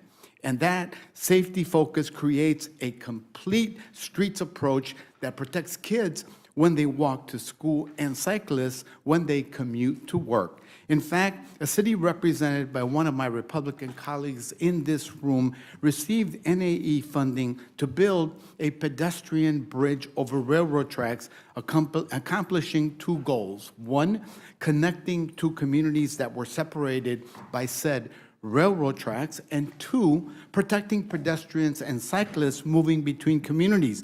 The bill before you places billions of dollars for safety projects at risk nationwide. We should not be putting the safety of our constituents at risk to pay for tax cuts for the wealthy. And if you all really want people to fulfill work requirements as a condition for Medicaid and SNAP, the very least that you can do is ensure that people get to their jobs safely. I urge you to support Amendment 112. Next, I'd like to discuss Amendment 420. This amendment ensures that revenues from new registration fees on electric or hybrid vehicles are also spent on public transit. Since 1982, Congress has ensured that revenue increases for the Highway Trust Fund cover authorizations under the mass transit account in addition to the highway account. As written, all of the revenue will be deposited in the highway account, meaning transit will see its small share of the total further reduced. This moves us in the opposite direction of where we need to go. You all may think that this is only a big city problem, but maybe big city problems aren't your top concern. But defunding public transit is just as much a problem for rural America. In April, the Transportation Committee heard from the executive director of the Prairie Hill, South Dakota Transit Agency, not a big city. She testified that America's rural population is declining, but rural transit ridership increased 15.6% in 2007 to 2019. And who are the people relying on rural transit? Senior citizens to take their local bus to get to the grocery store, disabled veterans trying to get to the VA, and patients who rely on non-emergency medical transportation to get to their dialysis appointments. Amendment 420 simply directs the vehicle registration fees in the reconciliation bill to cover authorizations from both the highway account and mass transit account. I urge your support on Amendment 420. Thank you, Madam Chair, and thank you to the members of the committee for allowing me to testify. Thank you, Mr. Garcia. Ms. Sykes, you're recognized for 5 minutes. Thank you, Chairwoman Fox, to the ranking member, and to all the members of this committee. Thank you for allowing me to come and testify before you today. This is my first time in the Rules Committee, and hopefully next time it won't be as long of a committee, but you all are lovely, and it's been a pleasure getting to know you and hope I can acquaint myself with you further.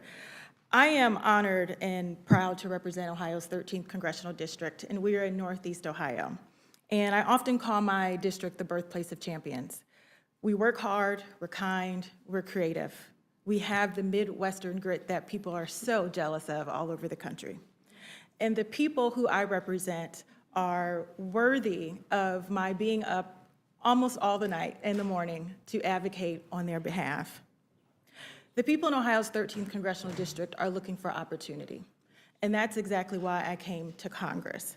They want the opportunity to live. In Ohio, we have some of the highest infant mortality in the entire country. In Ohio, we have some of the highest maternal mortality in the entire country. And for Black women and for Black babies, deaths are even higher than their white counterparts. We were proud to expand Medicaid in the state of Ohio to make sure that we had healthy moms, because if you have healthy moms, you'll have healthy babies. But this current reconciliation bill will put that in jeopardy and make us lose all of the gains that we have, saving the lives of these gorgeous, beautiful infants and their mothers. We also, like many other parts of this country, have an issue with substance abuse and mental health treatment. And because of the Medicaid expansion and Medicaid itself, people are able to get the treatment that they need and want. People want to live, and I want to make sure we're giving them the opportunity. Furthermore, Madam Chair, our seniors rely on Medicaid, many of them as their primary way in which they get their long-term care. I don't think most people thought going into this election that the mandate was that their grandmothers would be kicked out of the nursing home. And so I am very concerned for this reconciliation bill, especially as if it were to pass. And unfortunately, as this bill continues to take access to care for my constituents, to counter this, I'm offering an amendment to strike the entire section addressing Medicaid from this bill that protects more than 201,000 people, including more than 83,000 children and nearly 18,000 seniors who would risk losing coverage in my district. Madam Chair, I heard one of the members of this panel, one of the Republican members, say that if you have your health, you're pretty rich. Unfortunately, this bill will bankrupt people all over the country in more ways than one. And I also heard some Republican members on this committee talk about the value of work. Well, here's an interesting fact for all of you. The #1 employer in Ohio's 13th congressional district, our #1 employers are healthcare systems. And I can guarantee you, if this bill were go forward, you would be putting people out of work. Let me say that again. You would be putting people out of work in Ohio's 13th congressional district. The nearly 30,000 people who work for our hospital systems, who rely upon the Medicaid program to reimburse hospitals for care, will be jeopardized. Their jobs and their livelihoods would be jeopardized. So not only is this a matter of decreased care in my community, you are going to put people out on the streets, impoverish them, and decimate our local community. That is the reason why I was willing to be up all night and stay here for hours to testify on my community, because we cannot afford this bill. Additionally, as it stands, this bill moves to defund Planned Parenthood, wiping out access to reproductive health care for at least 20,000 Ohioans. With my amendment, with one of my amendments, because I have 8 of them, this section of the bill would be removed, ensuring that Planned Parenthood can continue to provide health care access across the United States, including the clinic that is in my district in Akron, Ohio, which, by the way, is the most active clinic in the entire state of Ohio. This reconciliation bill, as it stands, does not improve the lives of people of Ohio's 13th district, or really anywhere in this country. And if the committee were to adopt my amendments, constituents in all of our districts would have more money in their pockets, greater access to health care, and more food on their tables.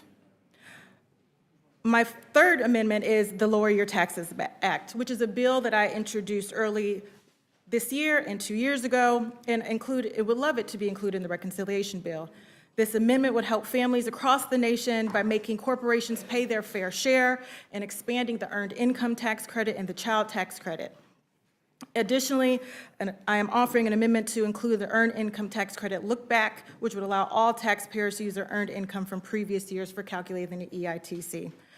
People have told us they cannot afford living in the United States, and putting more money in people's pockets in order for them to pay for gas and groceries and housing and health care. Madam Chair, I see that my time is coming to an end, and I want to continue to be respectful of your committee, so I won't offer the other 2. But thank you for giving me the opportunity to speak before this committee and advocate on behalf of my hometown. Thank you, Madam Chair, and I yield back. You may submit your statement for the record. Thank you very much. Mr. Thompson, you're recognized for 5 minutes. Thank you, Madam Chair, and all the members, Ranking Member McGovern, for being here all day, all night, all morning. And thanks to all of my colleagues who came to testify to ensure that our constituents would have an opportunity to have a little daylight shined on the debate regarding this terrible bill. A bill that adds to our national debt somewhere between $3.4 and $4.3 trillion, and that doesn't include the interest on that debt. Takes health care away from 13.7 million people And it doesn't make them immune to being ill or injured, it just makes them uninsured. So this is going to add extra cost in the way of uncompensated care to our hospitals. 9 million people would lose food security, and all of this is to give a big tax cut to people who really don't need one in this environment. Madam Chair, I have a couple of amendments. My first amendment would strike the energy provision and restore the green energy tax credits. The American energy resurgence is at a crossroad, and my Republican colleagues seem eager to take the country down the wrong path. This reckless bill would gut America's clean energy production, raising the energy cost for millions of families and killing hundreds of thousands of good-paying manufacturing jobs. Repealing these clean energy credits would raise electric costs by more than $110 per year per household. That's to all of our constituents in red states and blue states. And despite what my Republican colleagues say, clean energy is the industry of the future. 93% of all new American energy supplied last year came from solar, wind, and battery storage. When we passed the clean energy credit, we deliberately paired supply and demand side incentives. By repealing some of these credits, you put at risk the entire supply chain at a time when the need for energy has never been greater.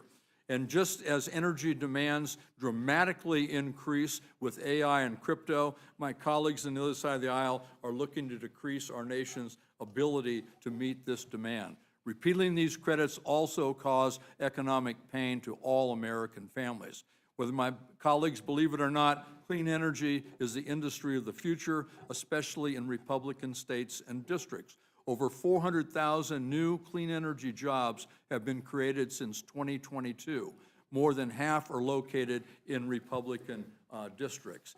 And this also disadvantages us at a time when China is trying to dominate the global clean energy supply chain. Shutting off the most impactful tool we have to combat this is absolutely reckless. I would urge all of my colleagues to support this. My second amendment deals with would strike the provision that the Republicans stuck in this bill to eliminate the $200 tax on silencers.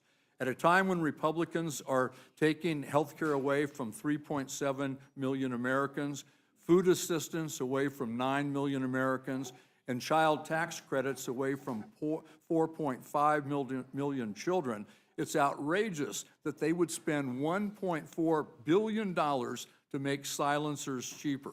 I'm disgusted that the congressional Republicans are spending $1.4 billion to make it harder for victims of mass shooters to know where their shots are coming from when they're trying to run for cover, and it's appalling that their actions will make it more dangerous for law enforcement when they respond to these mass shooters. Madam Chair, silencers kill cops and make it easier for criminals to evade capture, but they do nothing to muffle the devastation that family members feel when they lose a loved one.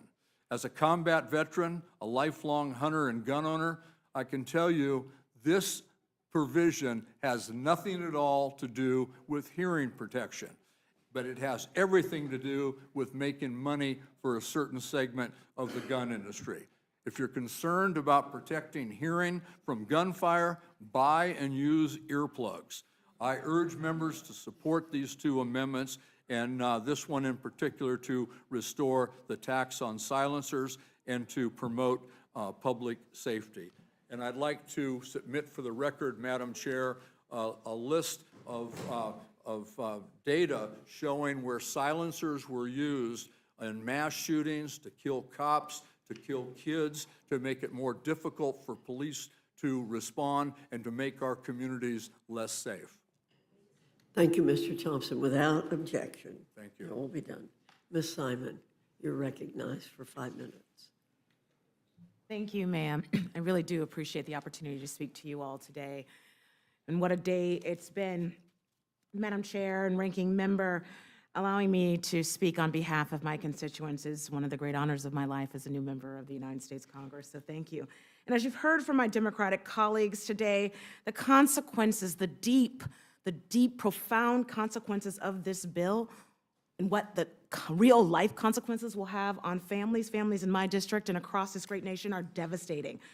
My amendments are about, 1, protecting access to reproductive health care, and 2, protecting our social safety net and our federal workforce. 1, my amendment focusing on repro health. We all know that Medicaid ensures that millions of Americans, millions of working poor and low-income Americans have access to essential reproductive health care, including birth control, including prenatal care, including postpartum. My amendment would prohibit cuts to reproductive health services, including counseling, birth control, prenatal care, pregnancy, and of course, again, postpartum care. It would do so by requiring that the actuary of CMS certify that the majority's bill would not decrease access to or coverage to any of those things. Mercy, mercy. Don't touch women's reproductive health care. But there's no question in any of our minds on both sides of the aisle that this bill would do exactly that, attacking women. When we talk about the majorities pushing through the largest cuts to Medicaid in United States history, here's what it really means.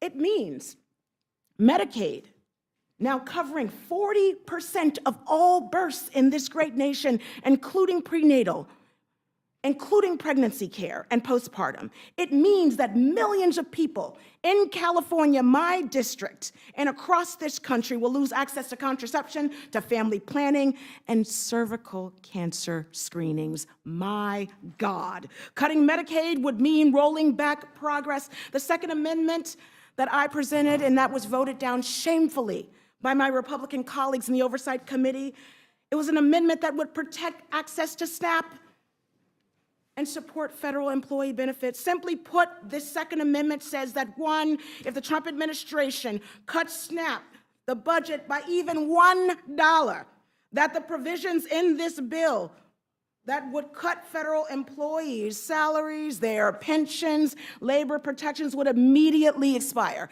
I know my time is about to expire, but I want to say one thing. Being a new member of Congress, what has hurt me the most is a woman who is a teen mom who took my daughter on the bus every single day to childcare, and I got support. I then, as a transit-dependent person, once a month took an hour-and-a-half bus to get $26 worth of food stamps, then would go to college, and then my day job, and then pick that baby up and come back again. That baby is an attorney. She passed the bar on the first time. How dare we cut benefits of hard-working Americans? I got to tell you a second thing that's really deeply on my heart. I learned that the child care workers in this here building who take care of the children of members of Congress make $30,000. You think they can pay for a 2-bedroom in Washington, D.C.? If you haven't been poor, don't legislate for the poor. Let's step up and protect Americans who are working with their full bodies, their full spirits. Instead, you are putting forth a bill that pathologizes the folks who need us most. Lastly, Madam Chair, I ask every Republican in the conference to walk with me after you vote this weekend. Get on a plane, come to the Children's Hospital in Oakland, and you tell the BMT nurses, you tell that mother who has a child with TMP in her nose that that child may in fact die. Come with me and walk with me and stand in line like I did when my husband died at the Social Security office begging for a $600 death benefit. Walk with me. You all have an opportunity to vote your conscience, your spirit. Vote for the people. Vote for the real people of this country that keep the tapestry moving, and I'll yield back.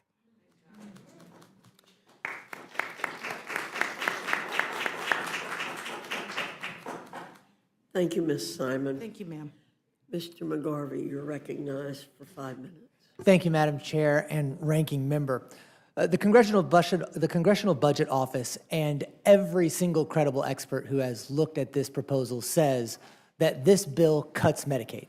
It takes health insurance away from millions of Americans.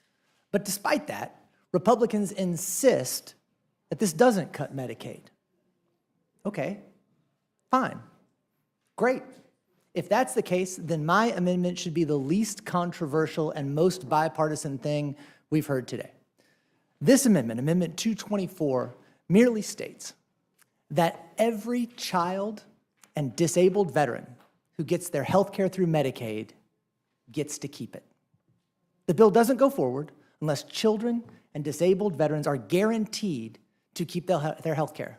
And this is incredibly important because 40% of Medicaid recipients nationwide are children. In my state of Kentucky, it's over 40% of our kids rely on Medicaid for their health care. Veterans, 10% of our veterans use Medicaid to get health care. So for our children who need us, for our disabled veterans who have served us, let's protect their health care. The numbers don't lie about how important it is, but the numbers don't tell a story. I had a Medicaid roundtable in my hometown of Louisville, Kentucky. And June, her mom, Meg, showed up. June's a little girl. She has quadriplegic cerebral palsy. She relies on PT, OT, speech therapists, so she can stay at home with her two brothers, her dogs, Vinny and Pepper, and her mom, who's the only caretaker who can make her smile. She can't be at home getting the care and the love she needs without Medicaid. Do her parents work? Of course they do. Her mom works multiple jobs. But a couple of weeks ago, June had 3 spine surgeries in a week. Medicaid paid for that. No family can cover these types of costs.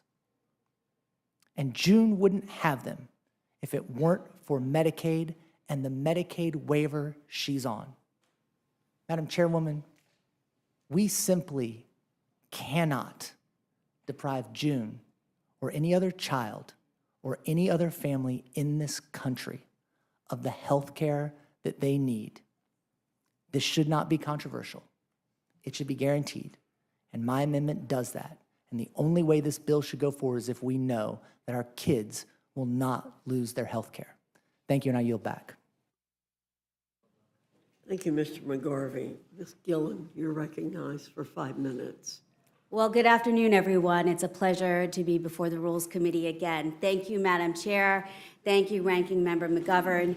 I'm testifying today to speak in support of my amendment number 2, which will eliminate the SALT cap and restore the full state and local tax deduction to cut taxes for my constituents and millions of American families who are being hurt by this unfair cap. My amendment will deliver on the promise that President Trump made when he campaigned in my district on Long Island and said he would get SALT back. Madam Chair, state and local taxes were made deductible from federal income tax in 1913 based on the fundamental principle that Americans should not be double taxed on the same income. Double taxing Americans is simply unfair. And this principle held firm for over 100 years. My constituents pay some of the highest taxes in the country and send far more to Washington than we get back. Many of them are facing a cost of living crisis right now, and they're counting on all of us to lower their taxes and bring their costs down. I came to Congress to try to make their life more affordable. However, despite 100 years of precedent, for the past 8 years, Long Islanders have been crushed by double taxation of the SALT cap. Right now, Congress has the opportunity to correct this wrong and ease my constituents' burden by eliminating the SALT cap that's making it so hard for families and small businesses in my district get by. This is about fundamental fairness for high-cost states like New York, which again, give more to Washington than we get back. And let's just put an end to the inaccurate proposition that reinstating this full deduction of SALT It's red states subsidizing New York, California, and other high-tax states. That is false. And in fact, the exact opposite is true. For every $1 that New Yorkers send to the federal government, we only get around 86 cents back on average, while the majority of other states get more back than they send to Washington. In 2017, the year that the SALT cap was instituted, New York sent $35.6 billion more to the federal government in taxes than it received back in federal spending. Restoring SALT helps adjust this imbalance and make sure that hardworking Americans on Long Island, in New York, and in other high-cost states are treated fairly. Long Island is one of the most expensive places to raise a family in the United States. Having a cap on the SALT deduction has hit everyone's pocketbooks. The president has talked about red versus blue, but I assure you this double taxation hurts Republicans and Democrats alike in my district. It hurts union members, it hurts teachers, it hurts firefighters, and it hurts police officers. I've heard from countless hardworking families and small business leaders in my district who've had to pay tens of thousands of dollars more in taxes, making their lives even more expensive. And Madam Chair, by way of example, I'd like to offer a letter into the record that was sent by a delegation to every member of the Long Island delegation from business leaders and economic development leaders in the district asking us to reinstate the full SALT deduction. Without objection. Since taking office, I have been fighting to fully restore this deduction by writing to leadership in the Senate and in the House, by testifying before the Ways and Means Committee. I joined the Bipartisan SALT Caucus. I even volunteered to go to Mar-a-Lago to talk to the president about how important it is for my constituents to get the full deduction back. And that is why I'm proud to lead this amendment to lower taxes for Long Islanders and others who are harmed by the SALT cap. My amendment has been co-sponsored by 16 of my colleagues from across the country, and today I ask the members of this committee to make my amendment in order and bring an up or down vote on eliminating the SALT cap and cutting taxes for Long Islanders and millions of other hardworking Americans to the floor. Thank you, and I yield back. Thank you very much. Mr. Norman, any questions? Congresswoman, thank you for your testimony. Now, to eliminate the SALT cap, you're talking about take the, it's 10,000 now, take it off completely? That is what my amendment does. It strikes the cap altogether. How is that not a tax break for the rich? Oh, Congressman, in Long Just Island. real quick, I've got 5 minutes, just real quick. It's an easy answer. In my district, this cap impacts middle and working class I families. get that, but if you own 5, let's say, and I'm a real estate developer, if you have 5 houses, should I be able to deduct the local and state property tax on 5 houses? You should be able to deduct it for all the houses that you own. Okay. Okay. Ms. McGarvey, now you said Medicaid for everybody ought to be guaranteed. Did I understand you right? My amendment is for children and disabled veterans only, Mr. Norman. Oh, just for disabled veterans? Okay. And children. Children and disabled veterans who are already on Medicaid should be able to keep their Medicaid. It's a guarantee that this plan doesn't kick them off. You would make sure that it's not done fraudulently, that something wasn't, there's a lot of fraud and abuse in the Medicaid system. Your President Biden admitted that. Was that not, if it's fraudulent, regardless of who it's for, are you for rooting that out? I think we should get rid of all waste, fraud, and abuse. My question to you is, are you in favor of kicking kids off their health care? That's all this amendment does, is prevent kids from getting kicked off their health care. If you are not in favor of this, you're in favor of kids losing their health care. It's got to be fraud, you got to get the waste, fraud, and abuse out, I think. How many kids like June who have quadriplegic cerebral palsy are fraudulently using Medicaid? We're talking about children and disabled veterans. The very picture you showed is the kind that you want to be held.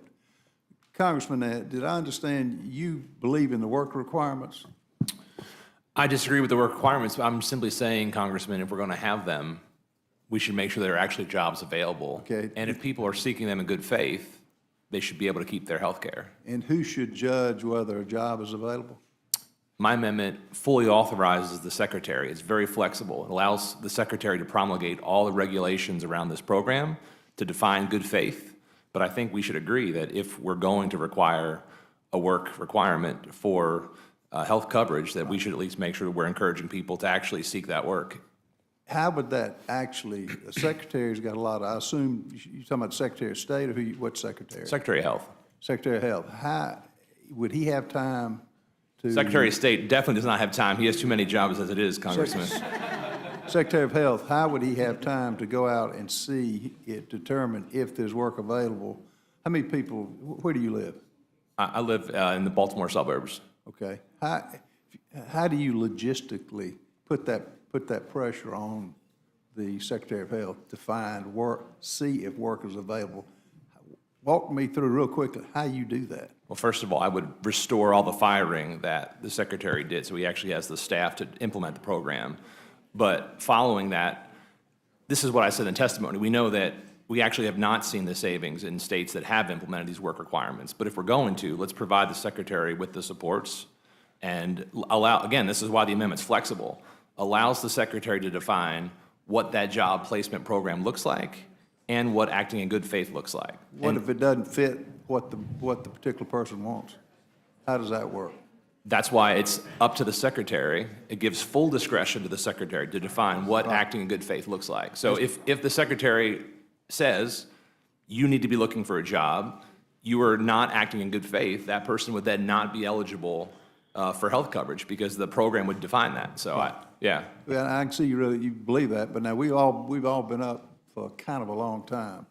It would take a Secretary of Health living, not sleeping at all to try to handle all that if he has to be the arbiter of finding whether you got a job available. With all that due would be hard, I would think. Sure, but then with all due respect, just imagine how hard it's going to be to prove that people aren't seeking work. You have the same problem by putting this requirement in the bill.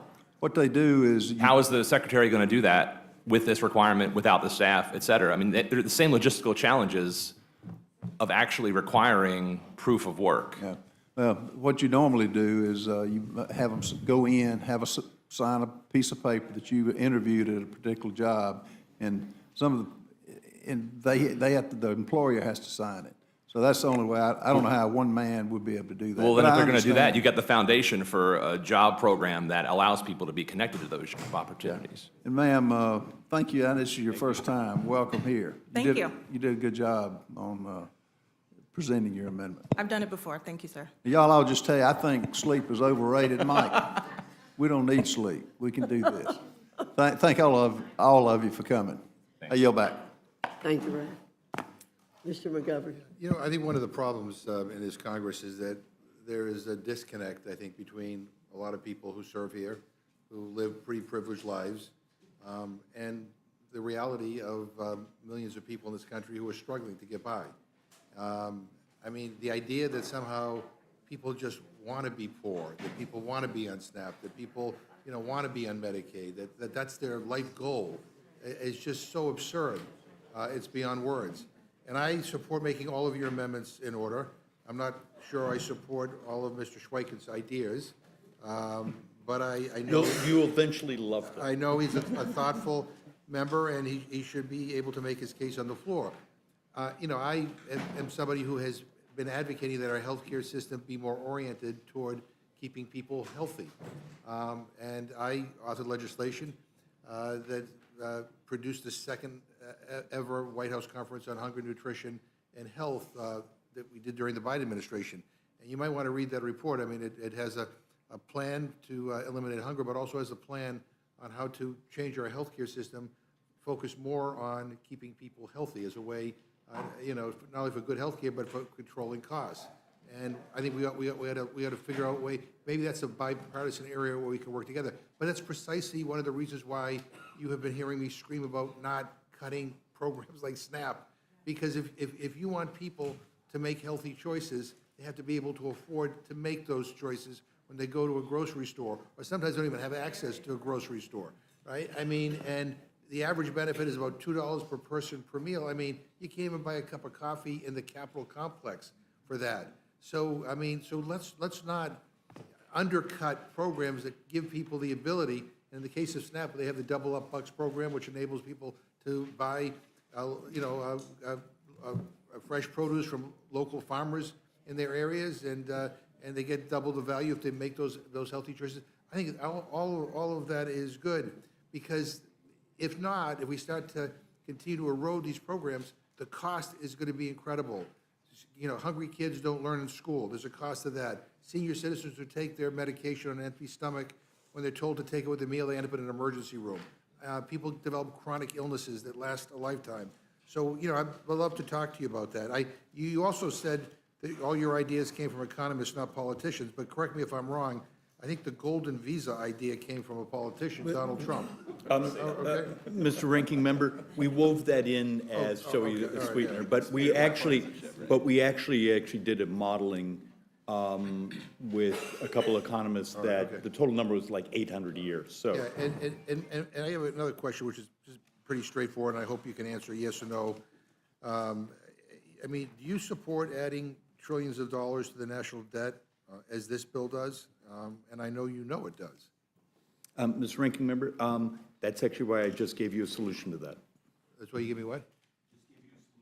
Right, I know, but, I'm assuming that you may not have, your solution may not make it to the House floor. Well, I'm not the chair of the Rules Committee. But it's a serious question. There's no doubt that this bill as written adds trillions of dollars to the debt, and so so all the deficit hawks out there who say that they want to do something about the debt and they just kind of go along to get along, I don't really think that helps very much.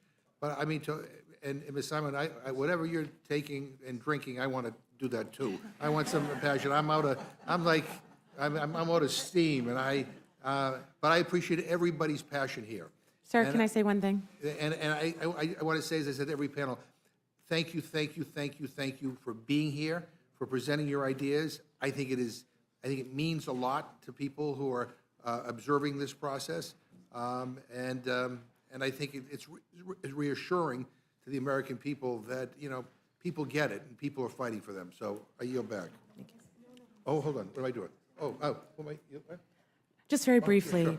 with all the love and all the respect, why I did call folks in. I ran an organization, the Young Women's Freedom Center, for over a decade. I got my MacArthur Genius Fellowship for doing that work, because what we found and what we knew, young parents don't want to be poor. Right. They want good work. Work requirements require something on the other side. An employer who wants to give the job and provide a prevailing wage and provide the health care and the skill building and the opportunity. You don't put wealth development on the poor. And so I would love to work with you every member of this committee moving forward, of running organizations, running reentry programs, creating jobs, lifting folks out of poverty. We can't legislate from ideology. We need practitioners to tell folks how to do it. That is how we create real sustainable opportunities for folks to get out of poverty. And I'll just say one last thing. I don't know when it became okay to stigmatize people who are struggling in poverty, kind of generalize in a way that they all fit into this category, that none of them want to work. That's just not true. That's just not accurate in any way, shape, or form. And maybe, if some of the committees of jurisdiction that came up with some of these ideas to go after programs like SNAP and Medicaid or whatever, maybe if they actually talk to real people, not, individuals from some right-wing think tank, but real people, we might have a different outcome. Thank you.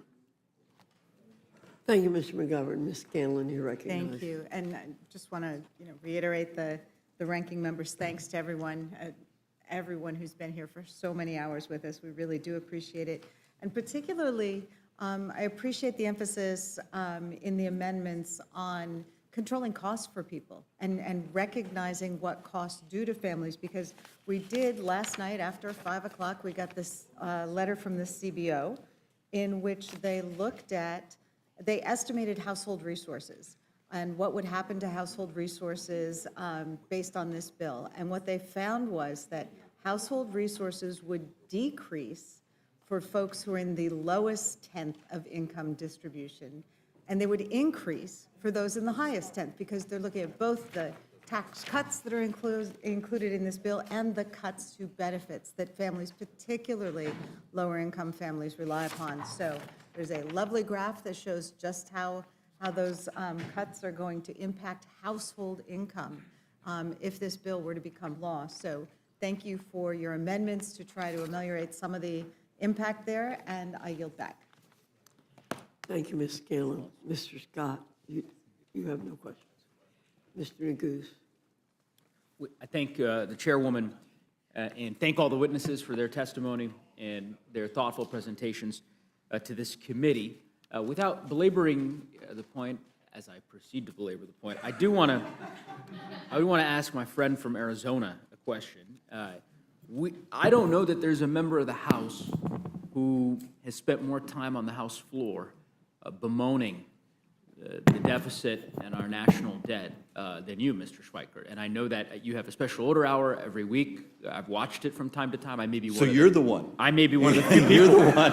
who's watched it, waiting for a moment like this one where I could finally pose this question to you, which is, I have to imagine that this is a painful exercise for you in light of the Committee for Responsible Federal Budget's real condemnation of this bill in terms of what it would do to the deficit. And to my friend, you know, you're one of the people I actually think very fondly of because you've asked some brilliant questions over the last couple of years when I've done floor speeches and how things work.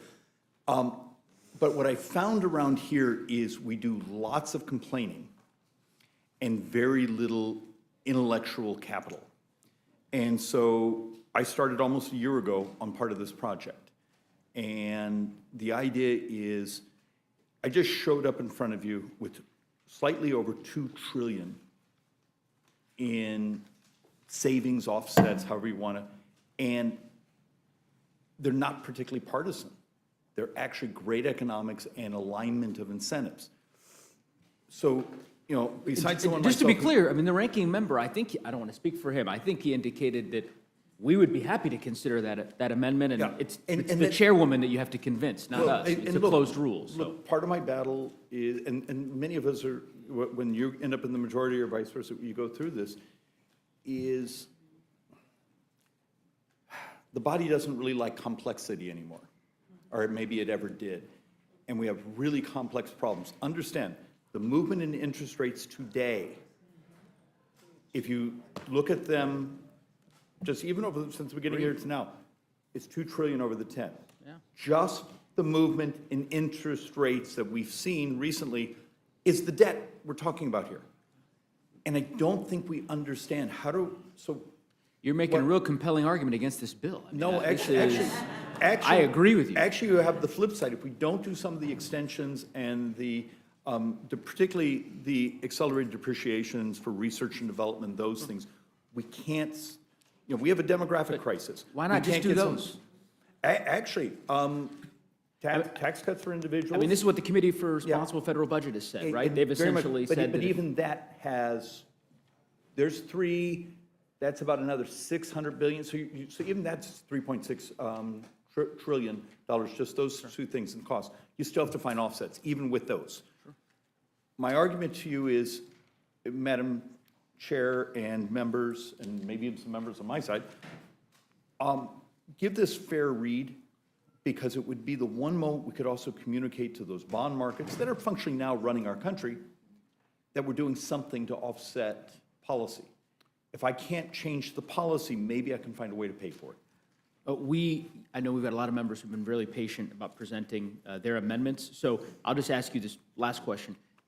Is I struggle to get some of your colleagues to provide what I would deem to be an intellectually honest answer, just again, in terms of the impact of this bill on the deficit. So the Committee for Responsible Federal Budget, they put out a press release yesterday, or I guess it's May 20th. I don't know if that's today or yesterday. It all It's blurs. blended through multiple days. The title is House Bill Would Put 3% Deficit Far Out of Reach. And I'll just read from it. It simply says, Treasury Secretary Scott Bessent has frequently discussed the importance of reducing annual deficits to 3% of GDP, which would be enough to stabilize and reduce the debt relative to the economy. Unfortunately, the House Reconciliation Bill, the One Big Beautiful Bill Act, would increase deficits significantly and put the 3% deficit target further out of reach. You don't disagree with that, Oh, right? no, the math is, look, this year. No, I'm just asking if you agree with that or not, if they're right or wrong. Let's get this in. This year, we're going to borrow 7.33. Sure. Every tax hike proposed by the left is 1.5% of GDP. All the austerity is 1% of GDP. The fact of the matter is, we're not telling the truth. None of us are here telling the truth, that all the tax hikes and all the spending cuts, I can get 2.5, we're borrowing 7.3. Moody's says, and now a couple others, in 9 budget years, we're borrowing 9% of GDP. Now, we can't tell our voters that because they'll lose their minds if we tell them the truth, that interest and demographics are the driver of debt. So unless we do the revolution. Is the Committee for Responsible Federal Budget right? I guess I don't, Oh, no, what I but just it- read is but- wrong, or? But in some ways, that's the same numbers just came out from CBO. Correct, that this bill would increase the deficit Oh, yeah. significantly, right? No. You concede that. This bill will increase the debt by about 2.3. Okay. I would add another 400, and I can do the math off the top of my head, because, you know, that's my parlor trick. I would add another 400 in interest. I just gave you 2 trillion in savings. Please vote for it. I hope the chairwoman gives you a chance to consider it. I will yield back. Ms. Leisure Fernandez. Thank you very much. And thank you, Mr. Stryker, for suggesting a lot of amendments that we know are not going to go into this bill, right? So in the end, there can be a lot of proposals and suggestions, but in the end, our job is to vote. And you have acknowledged that this bill will increase the deficit.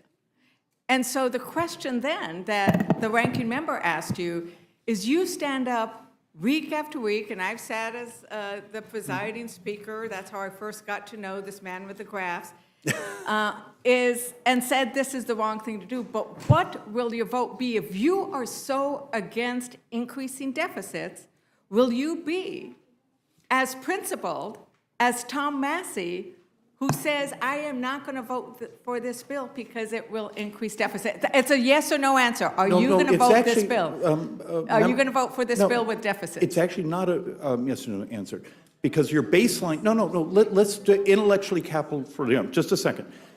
Baseline borrowing is 22 trillion over the next 10. Okay, this is adding 2 1/3. But if you don't do a series of things to actually start to promote growth and the technology savings, I'm sorry, the differential between being at 8.8 in 10 years, percent of GDP to debt, that's our baseline. The question is, Mr. And Stryker, so- we are no, not in no. the special order hour. So let's Mr. actually. Stryker, No. Mr. Stryker, we are not in the special order hour. But- We are okay. here to ask you this. Y'all are talking fast. So if you're Come going to on. allow, Madam if you're going to Chair. allow Wait, me as a member to one respond, at a time. I'll give you a simple answer. Leadership doesn't have my vote yet. I have whipped no at this point.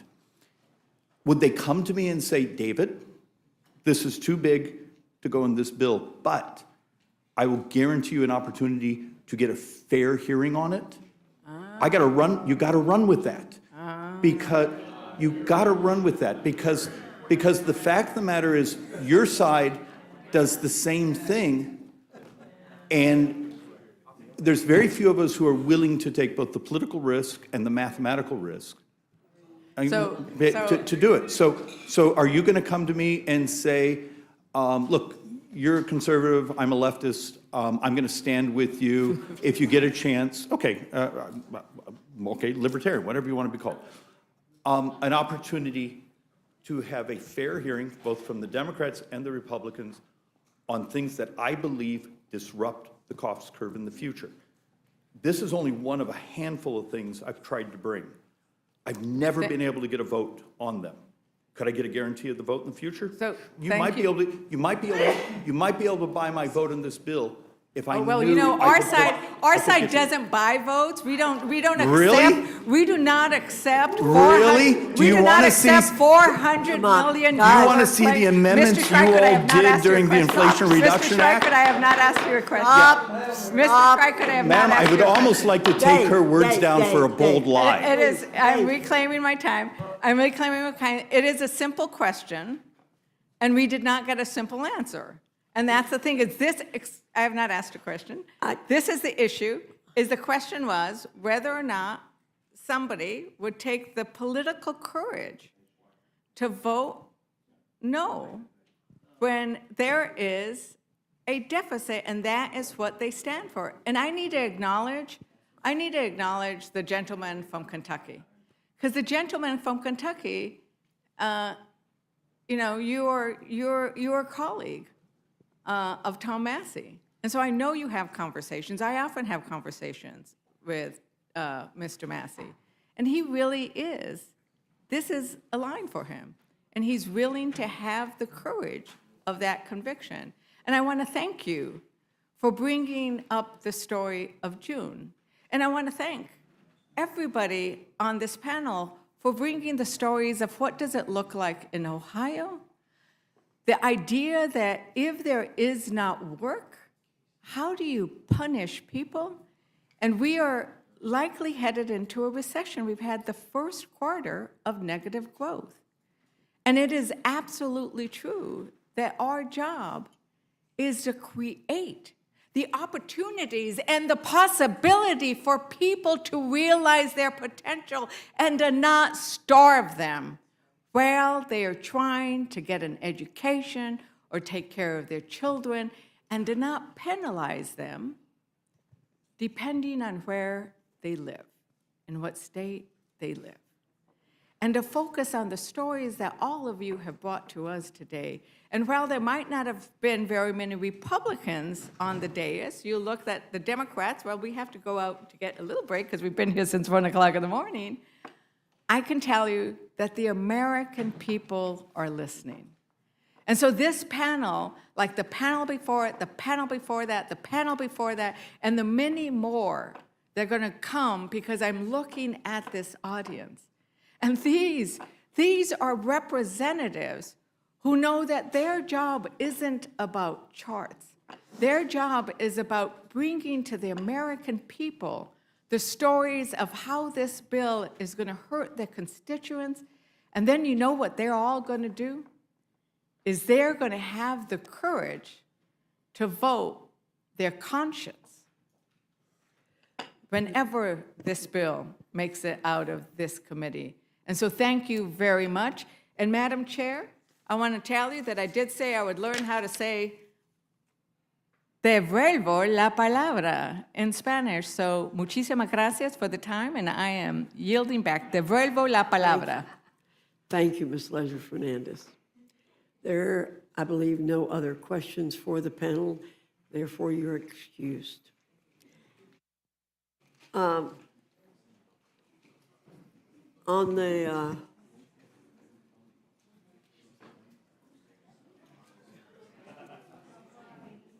I'm going to announce the next panel, and what I'd like you all to do is to move down this way to leave the places in the middle so people can move.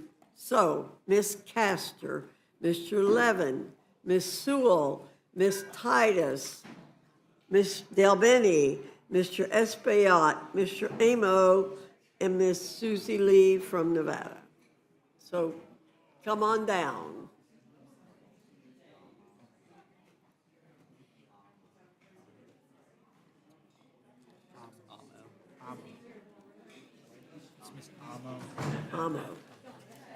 Amo, sorry. Oh, yeah. Here, I know some, but I don't know them all. I know most of these.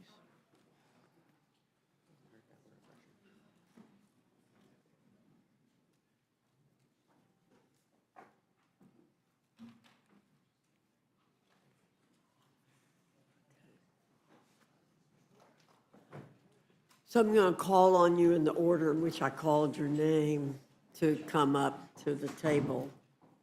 So, Ms. Castor, you're recognized for 5 minutes. Well, thank you, Madam Chair. Thank you to the Rules Committee and your professional staff for the opportunity to give voice to my neighbors back home across the Tampa Bay area. If you ask my neighbors right now what they care about, it's affordability. It's the affordability squeeze. Many of them are rebuilding their lives. their homes after the devastation of Hurricanes Helene and Milton. They're trying to figure out what the highest import taxes and tariffs in 100 years mean on their rebuilding efforts. And now they're confronted with this billionaire boondoggle that is going to impact the affordability of their health coverage, their electric bills. It's really harsh news to them to hear that the Republican budget bill is going to rip away coverage to 13.7 million Americans, and that it's going to increase electric bills. It's going to restrict nutritional assistance, food, healthy food for kids and older neighbors in order to provide a major tax cut to billionaires who simply do not need it. And then on top of all of that, this last discussion was very illuminating. Let's not forget, this will add about $3 trillion to the debt. So that's going to weigh down their purchasing ability. It's going to weigh down their lives. Everyone who has kids, you're looking at this huge weight around their necks going forward. And this bill is one that's going to hit Floridians particularly hard because we have the most neighbors who use the Affordable Care Act for affordable health care coverage. So when you rip away that little bit of help to pay for their co-payments and their premiums under this bill, that means that they could lose coverage or they're going to be paying a whole lot more.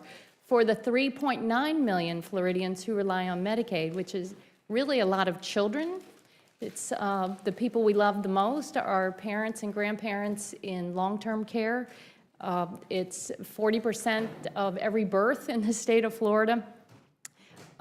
They just look at this and they say, what a contrast to what Democrats focus on. We focus on making sure people have affordable health care coverage. That's what the Affordable Care Act was all about. Outlawing discrimination against pre-existing conditions, allowing young people to stay on their parents' plan to age 26, lowering the cost of prescription drugs, restraining the cost growth in health care.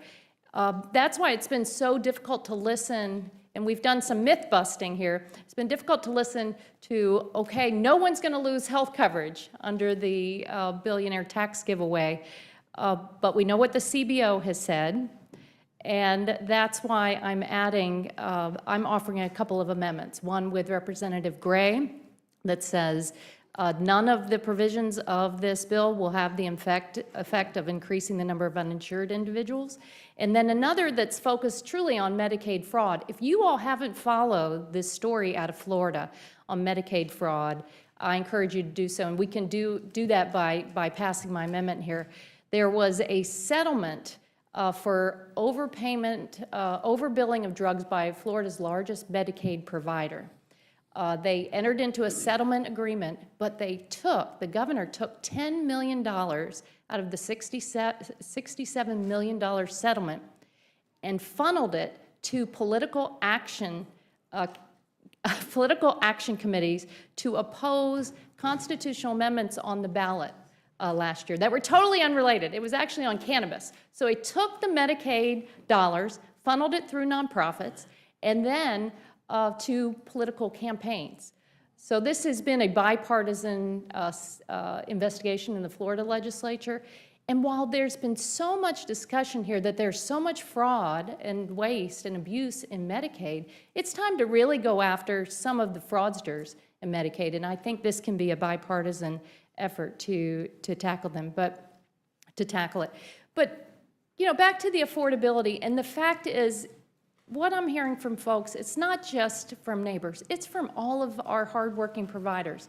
Most doctors groups are opposed to the billionaire tax giveaway, nurses organizations, and I wanted to read just a few for the record that have come to my attention.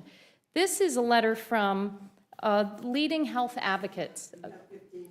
Okay, I'm going to offer this for the record and maybe hope that a few of my colleagues will ask about these when we get to Q&A. But this isn't right. Let's put the people's interests first over the special interests. Thank you. I yield back. Without objection, they'll be put into the record. Mr. Levin. Madam Chair, thank you. My colleagues have made many powerful arguments against this bill today, and I'm here for a very simple reason. That's to offer what I believe is a reasonable bipartisan amendment focused on a shared goal, protecting the American people from higher energy costs. This amendment would ensure that key provisions in this bill, particularly those that eliminate support for clean energy and roll back environmental protections, cannot take effect unless the Energy Information Administration confirms that they will not increase monthly household utility bills. That's it. If the policies in this bill are truly going to reduce costs, then this amendment simply adds a common sense verification step to confirm it, nothing more. But independent analysis already indicates this bill would raise energy costs for American families by at least 7%. That's an average of more than $110 per year per household at a time when nearly 80 million Americans are struggling to pay their utility bills. We shouldn't be adding to that burden. Now, some of my colleagues have asked, look, if clean energy is so affordable, why does it still need tax credits? It's a good question, and the answer is this. Clean energy is already the cheapest source of power in many markets, but the transition still requires upfront investment. We need to build transmission lines, upgrade the grid, and scale American manufacturing. The credits help unlock those investments and deliver long-term savings to consumers. At the same time, fossil fuels continue to benefit from long-standing subsidies and infrastructure that's been built and paid for over decades. Without tax credits, we're not creating a level playing field. We're favoring the status quo at the expense of innovation and competition. These investments are not only saving families money in the long run, they're creating jobs, and not just in any one part of the country. The clean energy economy is growing in red districts and blue districts alike. Solar plants, battery storage facilities, wind farms, electric vehicle factories, grid modernization projects. These are putting people to work in rural areas, in small towns, in manufacturing hubs, and communities that have seen jobs vanish in past decades. From Georgia to Michigan, North Carolina to California, clean energy is rebuilding America's industrial base and restoring pride and prosperity, including in places that have been overlooked for far too long. If we eliminate the tools that are making this growth possible, we don't just risk raising prices, we risk losing momentum on job creation, competitiveness, and true energy independence. This bill also contains provisions that raise fees on renewables will make it easier and cheaper for fossil fuel developers to access public lands. It weakens permitting protections, and it undercuts the economic foundation for one of the fastest growing sectors in our economy, all while shifting costs back to American families. Regardless of how you feel about clean energy or climate change, I hope we can agree on this. If we're going to pass legislation that affects energy markets, we have a responsibility to ensure it doesn't drive up costs for the people we represent. That's what this amendment does. It doesn't block the bill. It doesn't impose ideology. It simply says, let's get the facts first. Let's verify the real-world impact before we make irreversible changes.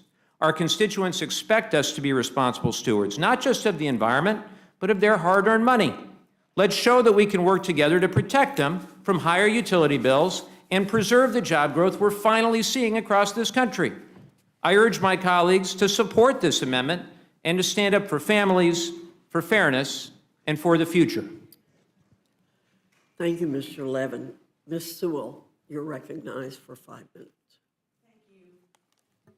Thank you, Madam Chairman, Madam Chair, for the opportunity for me to give a voice to the great people of Alabama's 7th Congressional District on this debate.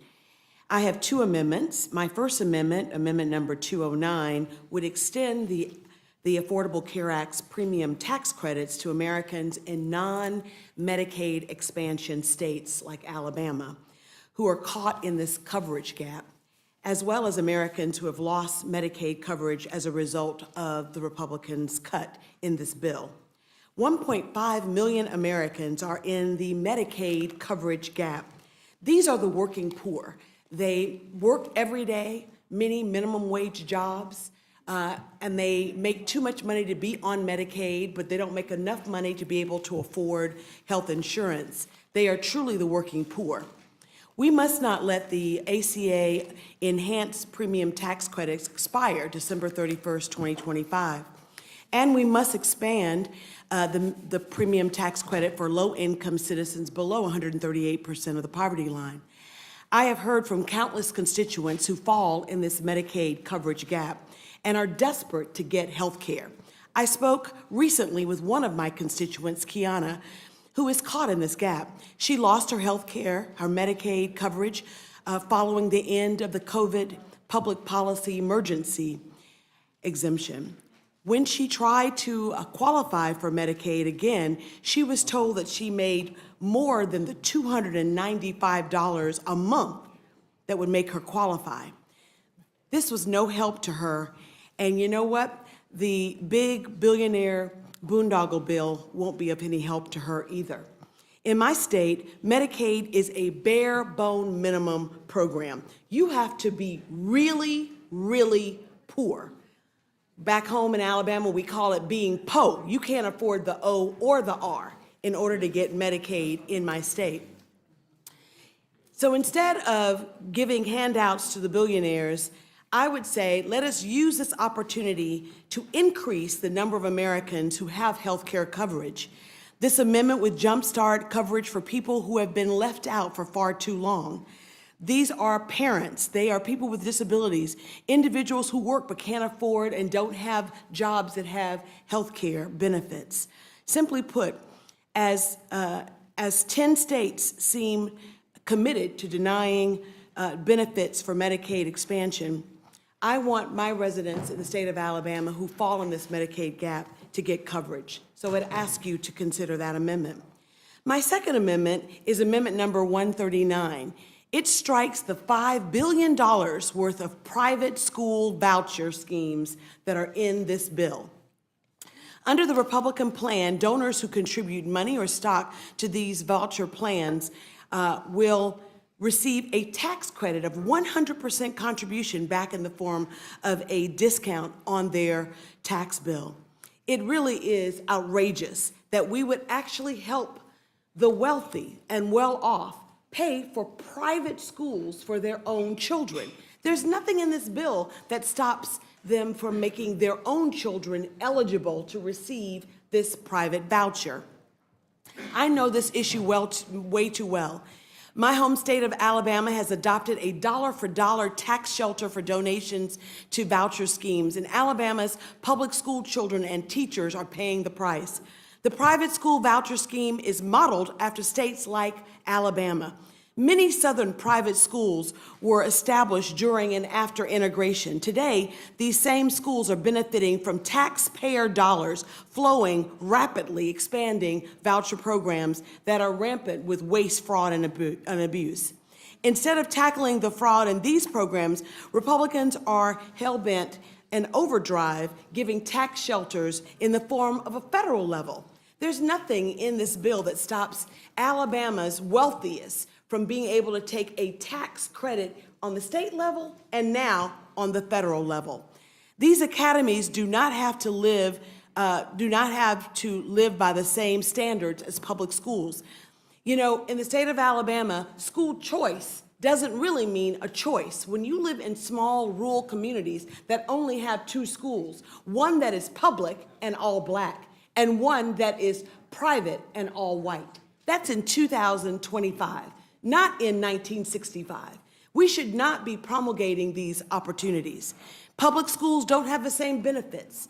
And I know that my colleagues will probably ask me about these private schools in the state of Alabama, and I look forward to that robust discussion. But I ask Madam Chair for unanimous consent to put into the record these articles about segregated academies across the South that are getting millions in taxpayer dollars. Without objection, Ms. Thank you so much, and I ask for support of both of these amendments. Thank you. Ms. Titus, you're recognized for 5 minutes. Thank you, Madam Chairman, members of the committee. I agree with many of the things that have been said so eloquently before me about the cuts to SNAP and Medicaid. And I have several amendments offered. They range from helicopter roundups of horses to saving the National Endowment for the Humanities. But I'm here now to advocate for an amendment that would strike a provision in the reconciliation bill that allows for the sale of at least 65,000 acres in Clark County, Nevada. Now, my amendment doesn't impact northern Nevada, nor does it impact Utah, where the representatives there agree with those sales. I'm talking about my district in Clark County, Nevada. About 2 weeks ago, during the 11th hour of the House Natural Resources Committee meeting, Representative Amadei introduced an amendment to sell off public lands in southern Nevada. Again, this is an area that he does not represent. He snuck this provision in during the middle of the night without consulting with me, any members of the Nevada delegation, or the Clark County Commission. If he had of, he would have known there was not support for this, and this was not a responsible way to accommodate growth or manage our natural resources. So I'm here to defend the public lands in my district and stop them from just being auctioned off by the GOP and have the money used from the auction to pay down the tax breaks for the wealthy. Decisions to sell public land should not be made on a whim. They deserve careful consideration with input from the public and collaboration with the stakeholders who will be impacted by the sales. I know this because I've worked on this issue for decades as a member of Congress and as a state legislator. In fact, I had a bill that came to be known as Ring Around the Valley when I was in the state legislature that looked at growth boundaries. It encouraged high-density development, rewarded infill over sprawl, and required developers to contribute to the cost of infrastructure. Well, that didn't become law. It was kind of called Ring Around the Neck or Ring Around the Collar by some of the opponents. Had a picture of me with a noose on the cover of a magazine, but nonetheless, it started the conversation, and some of those things over time have been adopted. Representative Amadei's amendment was an irresponsible departure from that and will just roll back our attempts to kind of balance smart growth with conservation. His proposal includes no offsets for land conservation, and in fact, it appears that it overlaps a Viquame, a national monument that we just got created. Nor is it a silver bullet for addressing housing needs in Nevada. It does nothing to address the other factors that contribute to housing problems besides land costs. This includes supply chain issues, the Trump tariffs, a shrinking construction workforce, and lack of tax incentives to build affordable housing.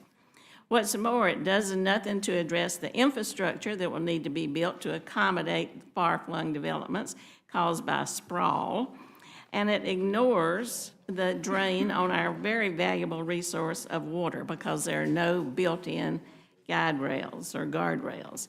In fact, just this month, a report from the USDA's Natural Resources Conservation Service showed just how serious our lack of water is, both in Lake Powell and Lake Metis at 33% capacity, down 920,000 acre-feet, which equates to enough water to service 1.8 million homes. Furthermore, the U.S. Drought Monitor shows that areas in Clark County slated for land sales in this amendment to the reconciliation bill are in conditions that range from severe to exceptional drought, that being the most extreme. Nor does it take into account the new guidelines, the soon-to-be determined post-2026 operating guidelines for the Colorado River, and that has potential to shape our water allocation. If we're going to develop more land, we certainly need to take in that reality. Finally, nearly $1 billion in estimated revenue from the sale of this land in southern Nevada would go directly under this amendment to the U.S. Treasury, not come back to the state to be used for outdoor recreation, preserving critical ecosystems, or wildfire protection. So the public lands of Nevada will not be sold to benefit southern Nevada, nor will they be put up for sale by someone who represents southern Nevada. So for all these reasons, I would ask you to take this into consideration and let the people of southern Nevada have a say in what happens to their public treasures. I yield back. Thank you, Ms. Titus. Ms. Del Bene, you're recognized. Thank you, Madam Chair and Ranking Member McGovern. I'm offering an amendment that is a proven solution to grow the middle class and significantly slash childhood poverty. Families across the country are struggling to make ends meet, and addressing the high cost of living is the #1 concern for Americans. My amendment would restore the largest ever middle-class tax cut by increasing the child tax credit and making it fully refundable. The current child tax credit leaves out 1 in 3 kids because they live in families that don't make enough money to access the full benefit. The Republican bill will leave out 17 million American children who are in families that don't earn enough to receive the full child tax credit. This Republican billionaire bailout bill would give the ultra-wealthy millions of dollars in tax breaks, while a 2-parent family working full-time, earning minimum wage, wouldn't qualify for the full child tax credit. Republicans claim to be pro-family, but they are knowingly leaving out the parents and children, the families that are struggling the most to make ends meet. I recently met a mom from Washington who has 4 adoptive kids. One of her children has a severe developmental disability and requires constant care. She worked multiple jobs so she could provide for her children.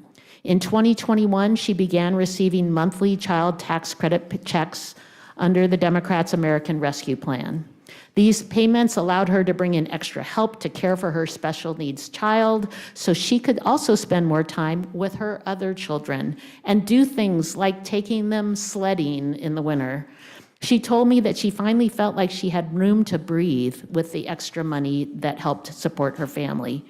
That's what families really want, the stability and certainty that they can not only just get by, but also get ahead.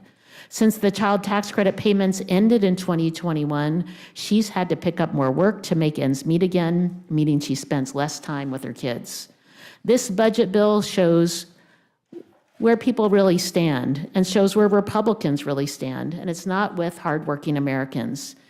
If they did, they'd be giving tax cuts to the middle class, not the wealthy and the well-connected. They'd be expanding programs like the child tax credit so that parents who are working full-time but still struggling to make ends meet can get the full benefit. I urge my colleagues to support that amendment. I also have a second amendment that will reassert Congress's authority over trade, which is based on my legislation, the Prevent Tariff Abuse Act. President Trump has been waging a trade war around the world since he took office. This includes our close allies and economic partners like Canada, Mexico, and the European Union. These tariffs are increasing costs for small businesses and raising the price of goods that families rely on every day, like groceries and household products. The president has callously said he could care less if prices go up because of his tariffs. Trump is openly telling Americans that they'll have to live with less and pay more under his economy, and for no reason. It's abundantly clear that there's not a plan or ultimate goal for what he wants to accomplish with these tariffs. He imposes tariffs one day, then removes or delays them the next, and this chaos is damaging to our economy and making America a difficult place to do business. If someone comes to the White House or Mar-a-Lago to bend the knee, maybe they'll get a special deal, and that reeks of corruption. The justification the president used to enact these tariffs was the International Emergency Economic Powers Act, or IEEPA. For example, Trump imposed tariffs on Canada under the guise of a national emergency over fentanyl. But in reality, significantly, orders of magnitude more fentanyl goes into Canada from the United States than comes the other way around. Sweeping tariffs should not be put in place at the whim of a president. There should be a vote in Congress. We used to have bipartisan support that we needed to assert our congressional constitutional authority over trade. And we had that bipartisan support when President Biden was in office. But suddenly, Republicans are silent.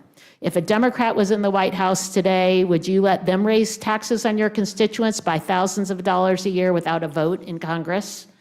I offer this amendment to give everyone the opportunity to make it clear that any president must come to Congress for a vote before he can put in place sweeping tariffs. We are a co-equal branch of government, and it's our job to stand up for our communities, not blindly follow the executive branch. I urge my colleagues to support this amendment as well, and thank you, Madam Chair. I yield back. Thank you, Ms. Delbene. Mr. Espaillat. Thank you, Madam Chair, Ranking Member. Madam Chair, this debate about Medicaid cuts is really a debate about life and death. the Medicaid program is not a Democratic program. It is not a Republican program. It is an important program for constituents in red districts and blue districts. And I have 488,000 people in my district that are Medicaid recipients. And I'm sure that many members across the aisle, perhaps including yourself, have many constituents that rely on the Medicaid program. So this is ultimately a debate about life and death. And I feel that this bill does not live up to the promises that the majority has made to the American people. For months and weeks, we've heard how Medicaid would not be touched. Americans were told that this bill would also reduce the deficit and restore the middle class. Instead, the bill will allow for millions in tax cuts to the very wealthy and increase by $2.3 trillion the national debt. Americans were told that the Medicaid program was safe and cuts are occurring. Instead, we see provisions that would cause nearly 14 million Americans to lose their health care, and millions more will have to pay higher premiums and co-pays. Adding ineffective work requirements and lowering the federal matching rate for Medicaid in states are just some of the provisions that will result in millions of Americans losing their health coverage. Again, this is a debate about life and death. The loss of coverage would have a rippling effect on health care. Federally qualified health centers and safety net hospitals rely heavily on Medicaid reimbursement to provide high-quality care. In my home district, New York's 13th district, 72 federally funded health centers rely on federal investment to serve close to 1 million patients. Clinics like the Borinquen Health Center in Harlem, the Morris Heights Medical Center in the Bronx, and the Ryan Health Center in Washington Heights in Manhattan are essential to the medical ecosystem of that district. These clinics are much more than just health centers. They provide primary care. They provide preventive health care to kids with asthma, adults with diabetes. They host food pantries. The ranking member was in my district to see one of those at a school because they understand that food is medicine. Because this is a debate ultimately about life and death. This is not a comfortable debate. This is not an easy one. This is not one that we can laugh about. This is about life or death. Without a strong Medicaid program, these health facilities will be forced to limit their services that they offer. They lay off staff and they will even have to close. That is why I've introduced Amendment 309, which will require the Health and Human Services Secretary to conduct a study and report to Congress the effects of Medicaid cuts and the reduction in services of federally qualified health centers like the ones I described, community health centers, and safety net hospitals. These safety net hospitals are the last resort for working families that are sick, that cannot provide or have the money to pay for a Cadillac health plan, a private health plan that is so expensive. That's why I have 488,000 patients. Cuts to Medicaid will increase the uninsured rates and will dismantle health care. We must protect safety net programs. I urge the adoption of this amendment. And I yield back. Thank you, Mr. Espaillat. Mr. Amo, you're recognized for 5 minutes. Thank you, Madam Chair. Thank you, Ranking Member, and thank you to the members of the Rules Committee who have been here from darkness to light, and hopefully not to darkness again. But I've got to be clear that the moral darkness of this plan remains. There is a clear contrast in values here. And budgets, are, as we know, are a statement of values, and my Republican colleagues have been showing through their force the stature of their values, and I don't find them to be high in this moment. As Americans slept and as they awoke, they are experiencing a reality where there's a strategy, an attempt, a plan to take away health care from more than 3.7 million Americans, school meals for 18.3 million children, food assistance for about 11 million hungry people, and access to higher education for 4 million aspirants. In my home state of Rhode Island alone, 28,000 people would lose health coverage by 2034. Over 12,000 students would lose some or all of their Pell Grant funding, and 21,000 Rhode Islanders would lose some or all of their food assistance. These are people's lives. This is their health. This is their future. And I'll say it again, that budgets are a statement of values, and this tells tens of thousands, hundreds of thousands of Rhode Islanders that they don't matter, and that is not true. These cuts are made all the more egregious by the fact that they are being used to finance a tax scheme that gives out handouts to the richest Americans. As written, this disastrous reconciliation bill would give the richest Americans an extra $82,000 just to begin, going up for more and more and more, yachts and fancy cars and trips to exotic places, while people on the other end suffer. It, meanwhile, would also hike the lowest earning Americans' tax rate by 19%. It's a moral inversion, a reverse Robin Hood scheme to steal from the poor and give to the rich. We saw the numbers from CBO, seeing household resources for the bottom 10% go down by 4%. For the top 10%, go up by 2%. And those might seem like small numbers, but the scale of the increase for the top is just immoral. And that's why I introduced Amendment 355, which would raise the top tax rate back to 39.6%. And conveniently, this is something that President Trump said himself, right? Broken clock is right twice a day. And I think we know that we have a revenue problem. We know that this is something we will have to deal with. And we know the wealthy not only can, but they should pay more. We just have to have courage. And I encourage support for this amendment from my colleagues on both sides of the aisle. And this amendment, of course, won't solve everything. We know that this Republican bill still strips health care from over 13 million Americans and puts 1 in 4 SNAP recipients at risk of losing benefits. It remains a betrayal. Raise the rate, it still doesn't solve for that. But it makes it slightly less fiscally irresponsible. Moody's cited our revenue challenges, specifically in their downgrade. Now, on to another amendment, because the devil's really in the details here. And beauty is truly in the eye of the beholder when it comes to this legislation, and I had to pay real close attention to this one to see how ugly this portion is. It's why I'm proud to co-lead Congressman Mike Thompson's Amendment 374, which would repeal the provision that eliminates the $200 tax on silencers. Silencers make mass shootings worse, more deadly. They make it harder for victims and law enforcement to locate the source of the shooting.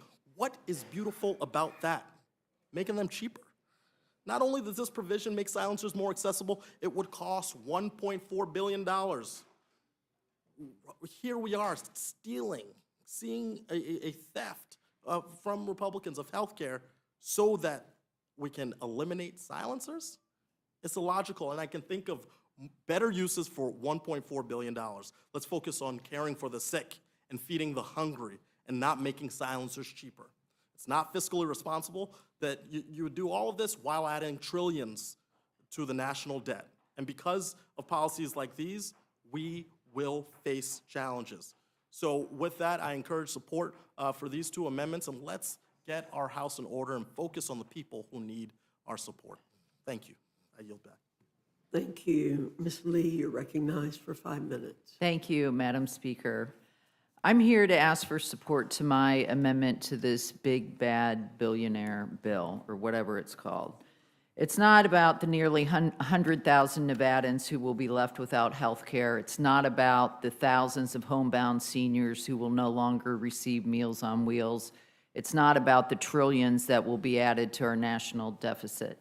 It's about water, something so precious and important to my home district of Southern Nevada.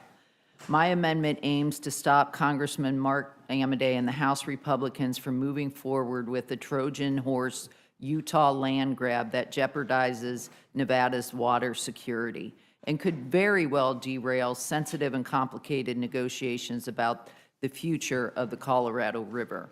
I'm here because 2 weeks ago, literally in the middle of the night, seems to be a recurring theme for how Republicans legislate, Rep. Amodei advanced legislation in the Natural Resources Committee to sell off hundreds of thousands of acres of federal land in Nevada and Utah. The proceeds from those sales would go to Washington to pay for billionaire tax breaks in the budget bill. Mr. Amodei claims that this sell-off is necessary to lower the cost of housing. I've always supported releasing more federal land for housing in Nevada. In fact, I've introduced and passed bipartisan legislation to do exactly that. But my first problem is that this proposal really isn't about housing. The Amodei proposal doesn't require that land sold in Nevada be used for housing. In fact, there is very little information on how exactly this land would be used, which leads me to my second issue with the proposal. For decades, the law has ensured that proceeds from federal land sales in Southern Nevada, which, as Congresswoman Titus has said, have been negotiated and supported by local government, but that those proceeds stay in Nevada. This proposal from Amodei would instead send these proceeds to the federal government, and Nevada would lose billions of dollars. This would mean less money to build more schools, water infrastructure, parks, and so much more. In fact, federal land sales in Southern Nevada have generated about $500 million to date to invest directly in Southern Nevada water priorities. Under Rep. Amodei's own projection, this move could divert nearly $8 billion over 10 years from Nevada. Think about it. Who would then pay for things like water and parks and schools? Nevada homeowners. So Amodei's move actually increases housing costs for Nevadans, not decreases them. And let me remind you that Rep. Amodei does not represent any part of Clark County, and his proposal is not supported by the county government or any member of Nevada's federal delegation elected by voters of Clark County. I would never introduce a bill to sell off land in another congressperson's district without consulting with them. Congresswoman Titus just proposed an amendment which I support, but I finally want to talk about the third issue with this proposal and the purpose of my amendment, which relates to Nevada and the Southwest's water security. Arizona Congressman Greg Stanton and I have been alerted by water officials in Nevada and Arizona that the public land that Amodei wants to sell off in Utah could be used for a controversial water pipeline. The parcels of land marked for sale in this proposal, coincidentally, line up with the land in Utah that has been targeted for the so-called Lake Powell pipeline. This proposed pipeline has greatly concerned water managers in Nevada, Arizona, California, Colorado, New Mexico, and Wyoming.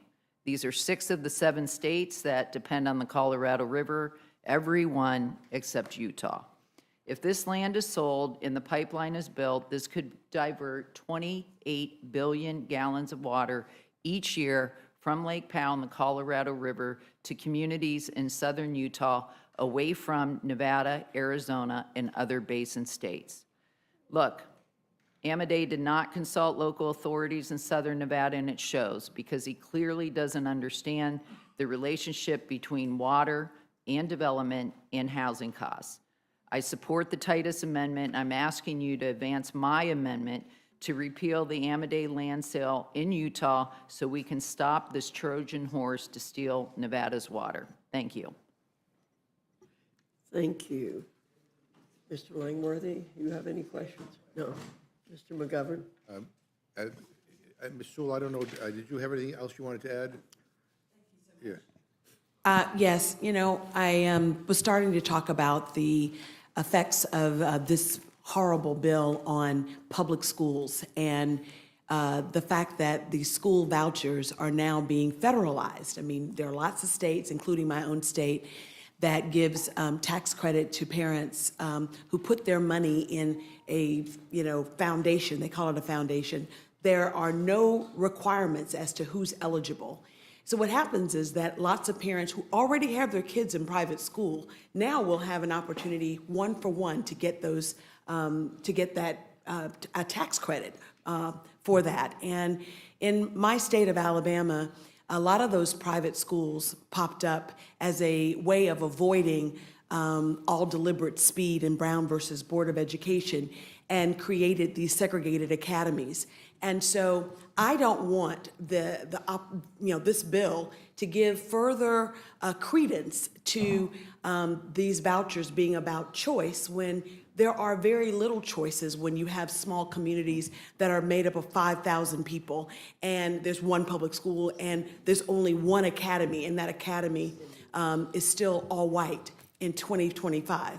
And, as a public school kid and parents who grew up, parents who were public school teachers, and my mom was a librarian and my dad was a high school basketball coach, I can tell you that in Selma, when I was growing up, the best school was Selma High School. It was Selma High School that sent kids off full scholarships to Duke and to other places. It wasn't the private academy that was private but didn't have a full array of sports or debate team or any of that. And I don't want to, as a member of Congress, promote these vouchers, which are, and this bill gives $5 billion, set aside of $5 billion for these private school vouchers. So thank you so much for giving me the opportunity to talk about it. And I know that these private schools don't have to take the disabled or special ed kids. They have very different standards. Yeah, so thank you for that. And to everybody on the panel, thank you for your amendment. Thank you for waiting around. Thank you for, again, your passion and your commitment to trying to make this bill better. I support them all, and I'm just so grateful that you are here. I yield back. Thank you. Ms. Sewell, you just said something, though, that I have to correct, because in this bill with the vouchers, if a student does have an IEP, that has to be honored if the student goes into a school with a scholarship. So you are mistaken, I have to say, for the schools. That is a part of that piece of legislation. So they do have to take students who have IEPs. If they're in the public schools and they have IEPs and they transfer. Well, I can just tell you that in Alabama state, because they're going to get both. And I understand what you're saying, but clearly, because schools are mostly controlled by the states.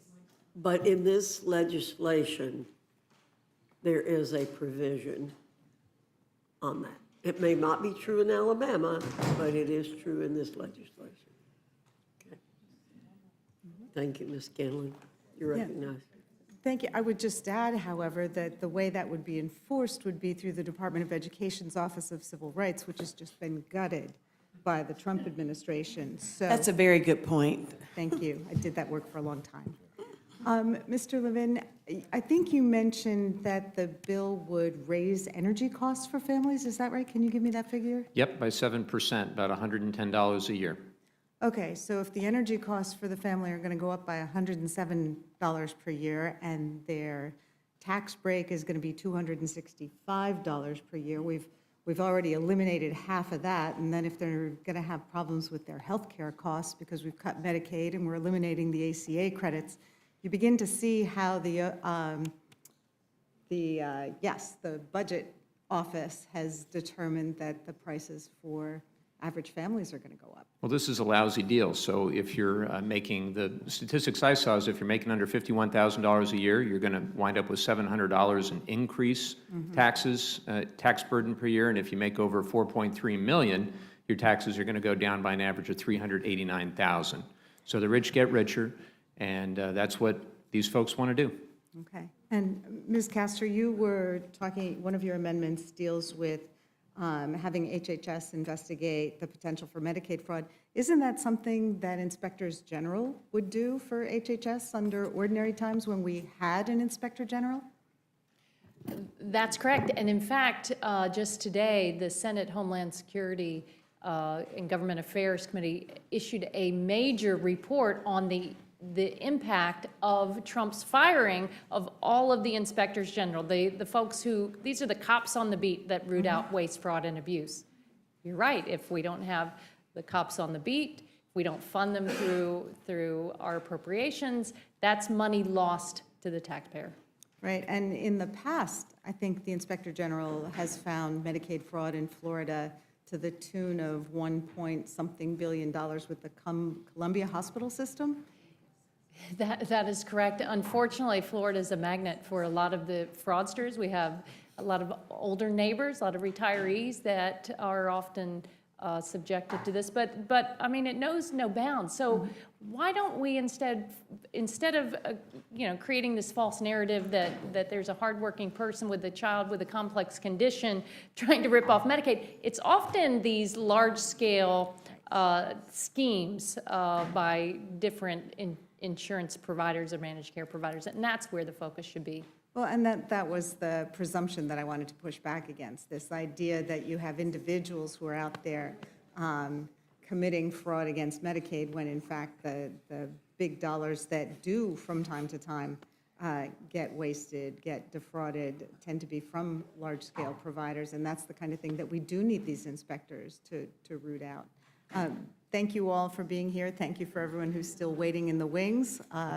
We'll continue the rules rave as we head into our 16th hour. So thank you. I yield back. Thank you, Ms. Scanlon. Mr. Nagush, you're recognized. Thank you, Madam Chair. Thank you to our colleagues for your testimony, for your patience, for being here on behalf of your constituencies.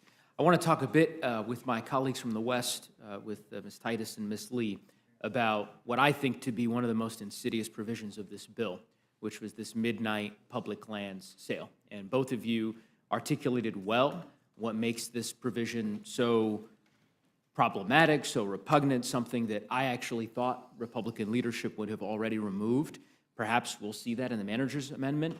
Time will tell. But I think insofar as neither of your amendments are accepted in order and this language isn't removed from the bill, I think it would be violative of a core norm that has governed land conveyances and the consideration of land conveyances by this body for a long time.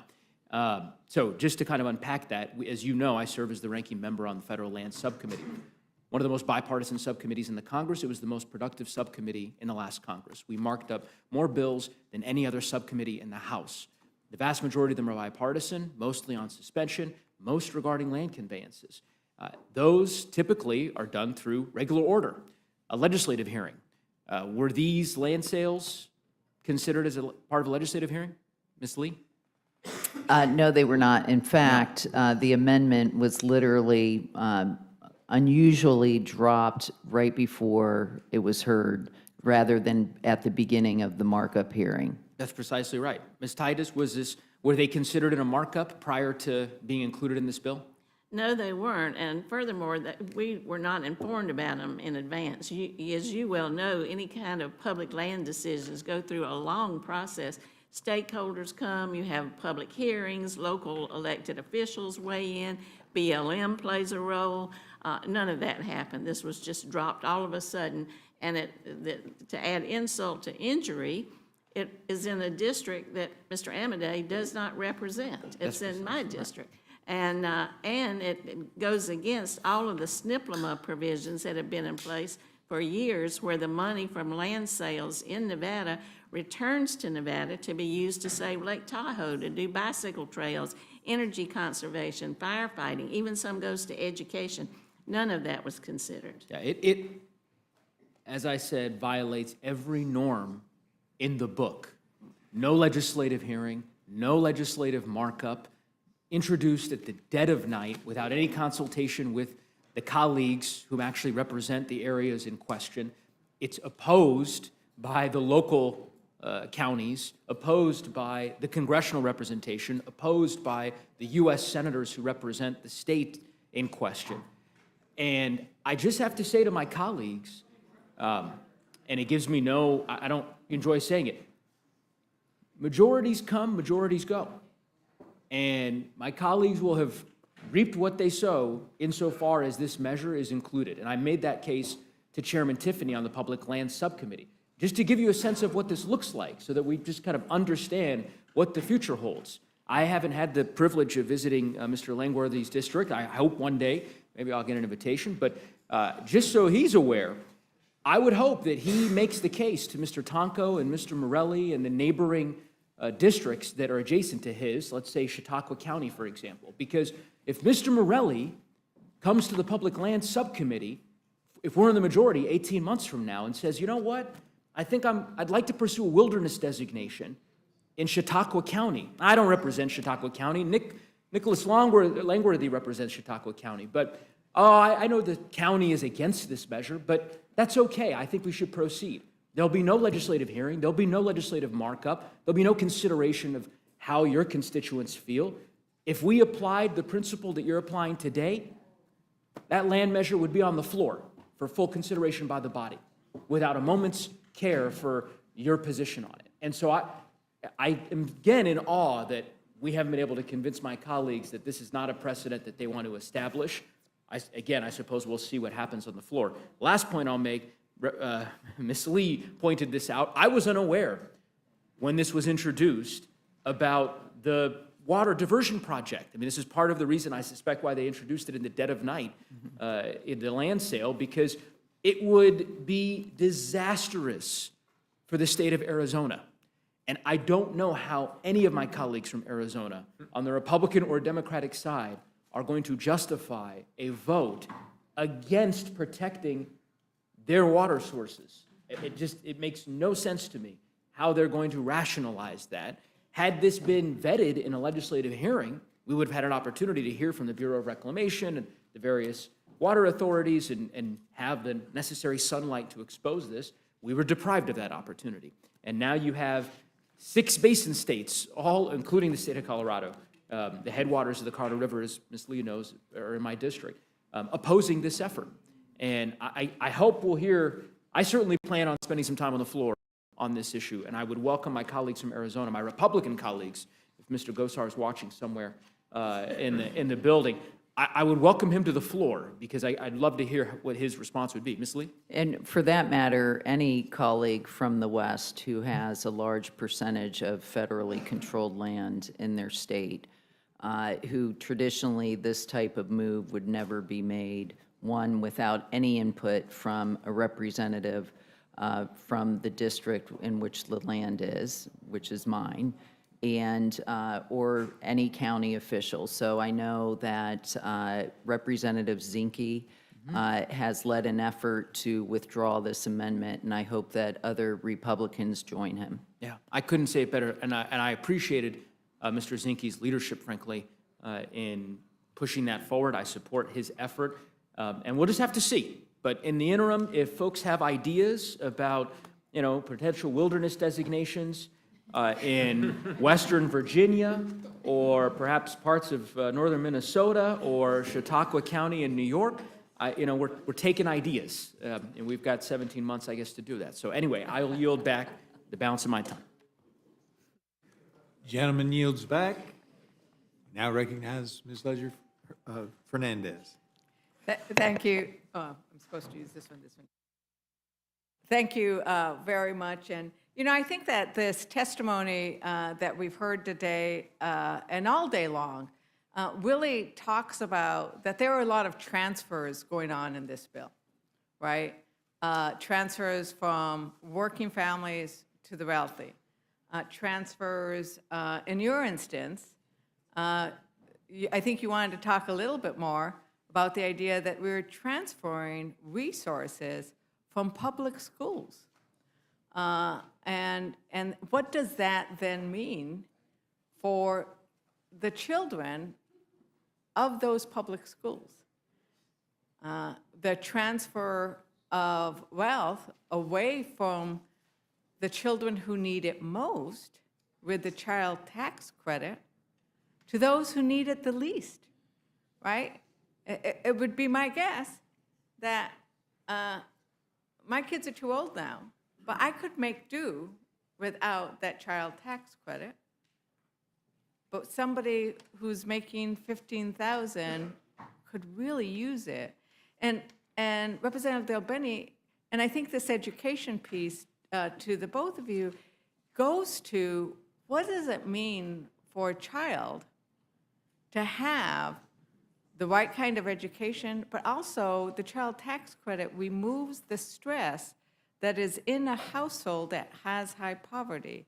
And Republicans refuse to expand, to continue the expanded child tax credit they have. Could you just real quickly, maybe the two of you, just some quick thoughts on that impact on the children's education? Well, we know when we had the expanded child tax credit in place, we cut childhood poverty across the country almost in half in just a year.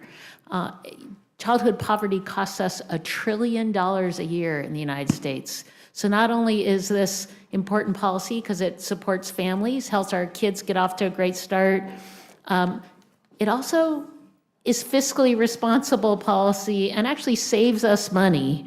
So the challenge that we face in this bill is that 17 million kids across the country are left out because their parents don't make enough money to have the tax burden to get the full credit.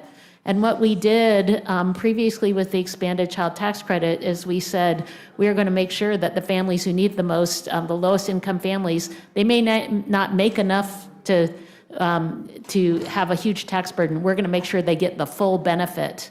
And when what did people spend that money on? On housing, on food, on school supplies, making sure their kids were doing okay. It's an incredible investment, but those 17 million kids across our country are in the most need. They won't receive the full benefit in the way this bill is written. We can fix that. We've done it before. And we need to trust families to make those decisions. And we know it works. What's fascinating is that Republicans sort of, they want to say no regulations, but boy, do they regulate families. I don't know if you want to have, you said you wanted to add something more, so that's why I think I wanted to make sure we gave everybody I a just chance. really wanted to, I think that this is a further, we're further degrading public education. I mean, education is a great equalizer. It gives people opportunities. It can level the playing field. And when you take away and siphon public dollars that should go to public schools and you're giving tax credit for private schools, I think we're sending the wrong message. And I can tell you that Head Start gives people a head start. And when you are taking money away from public education, you're decreasing the amount of chemistry labs we have, better libraries that we have, books and teachers for that matter. And I just think that it is a transfer of wealth and of dollars from one to another. And it's sort of like Robin Hood. You're taking from the least of these and giving it to the most of these. Thank you. And of course, we have let's tax the billionaires. That would be the right way to do the transfer. And thank you very much for bringing that amendment, right? Like if you don't want to benefit, if you want to make sure that there isn't the transfer of wealth going the wrong way, that's what your amendment does. And I thank you very much for it. And then finally, there we are on, making sure that we are losing the battle for renewable energy. And thank you for championing those. And then finally, the respect that we should have for due process for our immigrant population and to say, let's stop demonizing our immigrants because they pick the food. Somebody was saying, well, it's the farmers who do the food, who produce the food. You cannot, demonize the farmers earlier today. But actually, who's the one who's actually picking that food and, helping care for our elders, helping care for our children, all of that. And I think that what you all did today on this panel was bring all those many aspects of this bill to light. And so I'm very grateful that you did that. And once again, we have a room full of colleagues who are bringing some other great amendments to bear here. And so with that, I yield back. Gentlelady yields back, and that concludes this panel. Thank you all for being here. And we're going to look forward to the next panel stepping forward as we let those get out first before we have a big shift.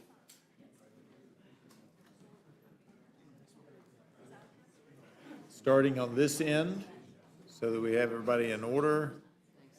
Ms. Lofgren, Ms. Houlihan, Ms. Underwood, Mr. Swazi, Ms. Rivas, Mr. Goldman, Mr. Moskowitz, and Ms. Morrison. Moskowitz? Yeah, Moskowitz. Here we go. You know, we had Comer this morning. We had Comer this morning. He was terrible. He was here. He was here. Weren't you? Oh, no, you weren't here earlier. I didn't actually, I missed his. What? Your chair number 3.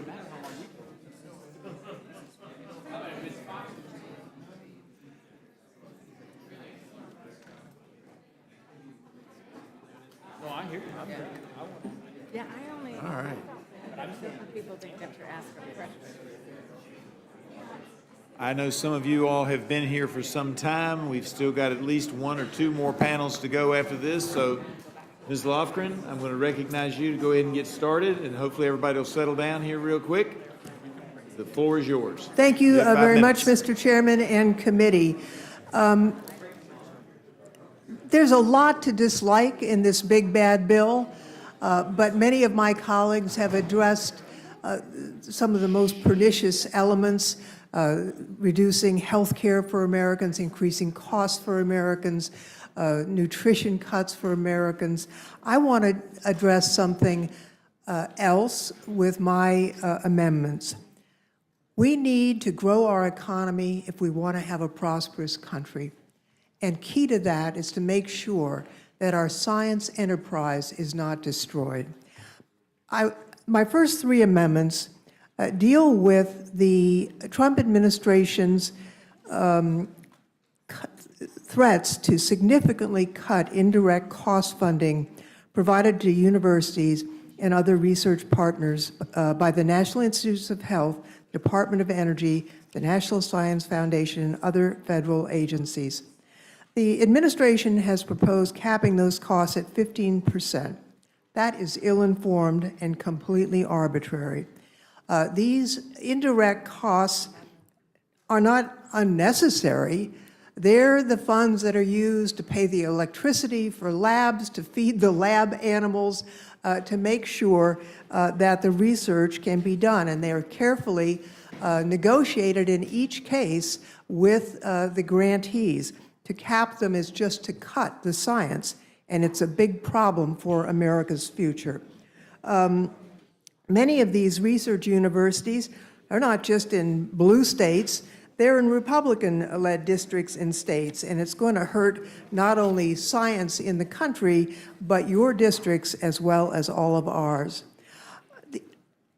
You know, the Idaho National Labs posted something recently indicating that up to 85% of GDP growth in America is directly connected with science. And so the science reductions that we are seeing that are being undertaken are going to have a direct adverse impact to our economy and to our future prosperity. I have an amendment dealing with broadening participation in the science area. The current administration has severely cut science agencies' work on broadening participation. In some cases, they've ignored or defied explicit congressional direction in law, and I will add that that direction was always adopted on a bipartisan basis in the Science Committee. We've known for a long time that there are parts of the American population that is lagging behind in science participation, including people in rural communities, women. You know, we can't afford to write off any zip code in the United States. If we don't address this disparity, we're going to lose our competition with China, which has more than 4 times the population of America. So if we don't include all Americans, we lose to China. this amendment addresses the short-sighted actions by the Trump administration. Finally, I have two amendments that deal with agriculture, the Specialty Crop Block Grants Program and the Specialty Crop Research Initiative. While the Skinny Farm Bill has some provisions I would support in a vacuum, I have serious concerns that the bill does not do enough to ensure the competitiveness of our agricultural industry, given the context of what the Trump administration is doing to the ag industry. As the chaos of the Trump administration and DOJ's senseless cuts continue across the USDA, we're already seeing a brain drain as highly trained staff with extremely specialized expertise leave or are fired. At this year's joint session, I invited a Salinas scientist, a PhD-level scientist, U.S. Air Force veteran, who had been fired despite receiving a recent positive performance review. His situation represented one of the many mindless firings by Trump and Musk that undermines the country's science and innovation prowess. You know, diminishing agricultural research capacity in my district, America's Salad Bowl, is unwise. Monterey County agriculture pumps more than $1.3 million into the local economy each hour of every day. USDA scientists like my guest conduct important research and development projects that boost American innovation and help keep food on our tables. The U.S. will no longer be the envy of the world if the administration keeps firing smart, capable public servants advancing America's best interests. Yet, this reconciliation package pretends that these cuts aren't happening, and I'm here to say that they are. My amendments would undo them and promote economic growth and prosperity, and I see my time is up, so I yield back, Mr. Chairman. I thank the gentlelady. Now recognize the gentlelady from Pennsylvania, Ms. Houlihan, for her 5 minutes. Thank you, Mr. Chair, and I'm here to speak on behalf of the close to 750,000 members of my community, as well as the military in this conversation here. This bill is simply a slapshot and irresponsible bill. In many cases, it's quite hateful. In fact, just a few hours ago, one of my Republican colleagues described it to me as a hot mess. So I believe that we are in a place where we need to figure out if there's any sort of amendments that we can be doing that are common sense and that might hopefully prevent some of the harmful and destructive fates from befalling the American people. So I have a few amendments that I'd like to introduce, and each of them prevents this bill, if it moves forward, maybe helps to hurt fewer people less, whether they're veterans or students or the middle-class Americans, and anyone who might be worried about national security. And I would argue that everyone should be worried about national security. The first of my amendments is that none of these funds will be available if this bill increases taxes or the cost of living expenses for those making $400,000 or less. I'm going to say I shamefully stole this from a fellow Pennsylvanian who offered this exact amendment during the IRA. And so it feels as though what's good for the goose is good for the gander, and it feels like that this should be a really good opportunity to add this amendment, and no one should disagree with that. While Republicans claim to care about lowering grocery prices and the cost of living, the reality is that both have gone up under President Trump's leadership.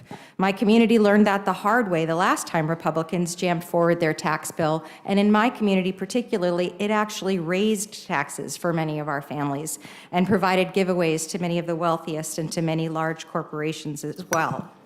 So the next thing that I will offer is this big, beautiful bill is a second amendment, which is one that I actually offered during the Armed Services markup. And this amendment was offered first and named the delay of effective date of this bill until Pete Hegseth is no longer the Secretary of Defense.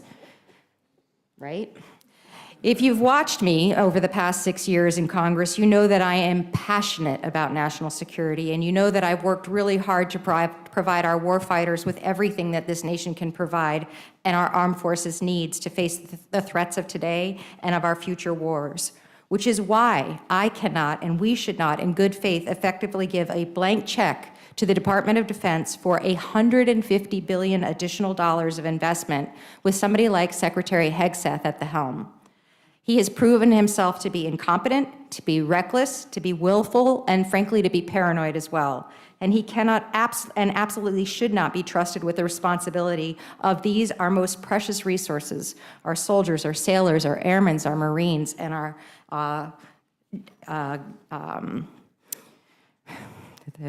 the Air Space Force Guardians, thank you, the fun uniforms. So until such time as Secretary Hegseth is no longer serving as our Secretary of Defense and no longer threatening our national security and that of this world, the authorization of $150 billion will not be unlocked and this bill will not be in effect. And finally, none of these funds may be used to dismantle the VA or benefits, including those of Coatesville VA. At a time when President Trump and the administration has been implementing sweeping and super chaotic structural changes at our Department of Veterans Affairs, we must ask ourselves who is indeed bearing the responsibility of this instability. The answer, unfortunately, is sometimes that the men and women who have worn the uniform of the United States, many of whom we will observe this Memorial Day weekend, those who have faced combat and endured, in some cases, lifelong injuries and sacrificed not just their time, but often their peace of mind, their health, their families, their well-being, and their lives, those are the people who deserve the stability, the transparency, and the unwavering support, not a system in disarray and an administration that have used them as line items in a budget.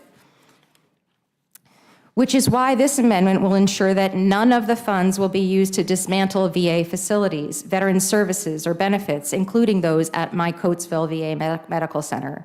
And finally, none of the funds authorized under this act may be expended until such time as all funding that has been allocated amongst the Rescue Plan, the American Rescue Plan's Elementary and Secondary School Emergency Relief, or ESSER, has been allocated. Specifically in my community, the Reading, Pennsylvania School District, $51,363,310 that were appropriated and allocated by this Congress were clawed back by this administration, forcing our STEM building, our high school STEM building, in one of the nation's poorest areas to no longer be able to be built.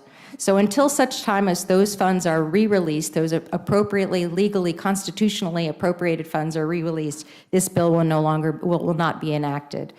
With that, those are the several opportunities that I think for improving this bill. I urge this committee to make these amendments in order, please. I urge this committee to take stock of what American people are really actually telling us, and I yield back the balance of my time. Thank you, Chairman. Gentlelady yields back. Now recognize the gentlelady from Illinois, Ms. Underwood.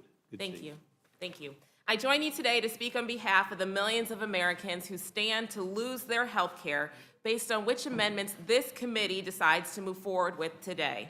While most of the country was asleep, the Republican majority on this committee has been working to rush this legislation through the night to please Donald Trump and hand a massive tax cut to all those billionaires that were in the front row of the inauguration. And if that wasn't enough, you're making American families pay for it by kicking Americans off of health care coverage, closing nursing homes and rural hospitals, and taking no action to protect critical resources like the enhanced premium tax credits that keep families afloat. So I, alongside my colleague, Representative Horsford, am here to offer our Republican colleagues an opportunity to do the right thing, to put American families first and lower health care costs.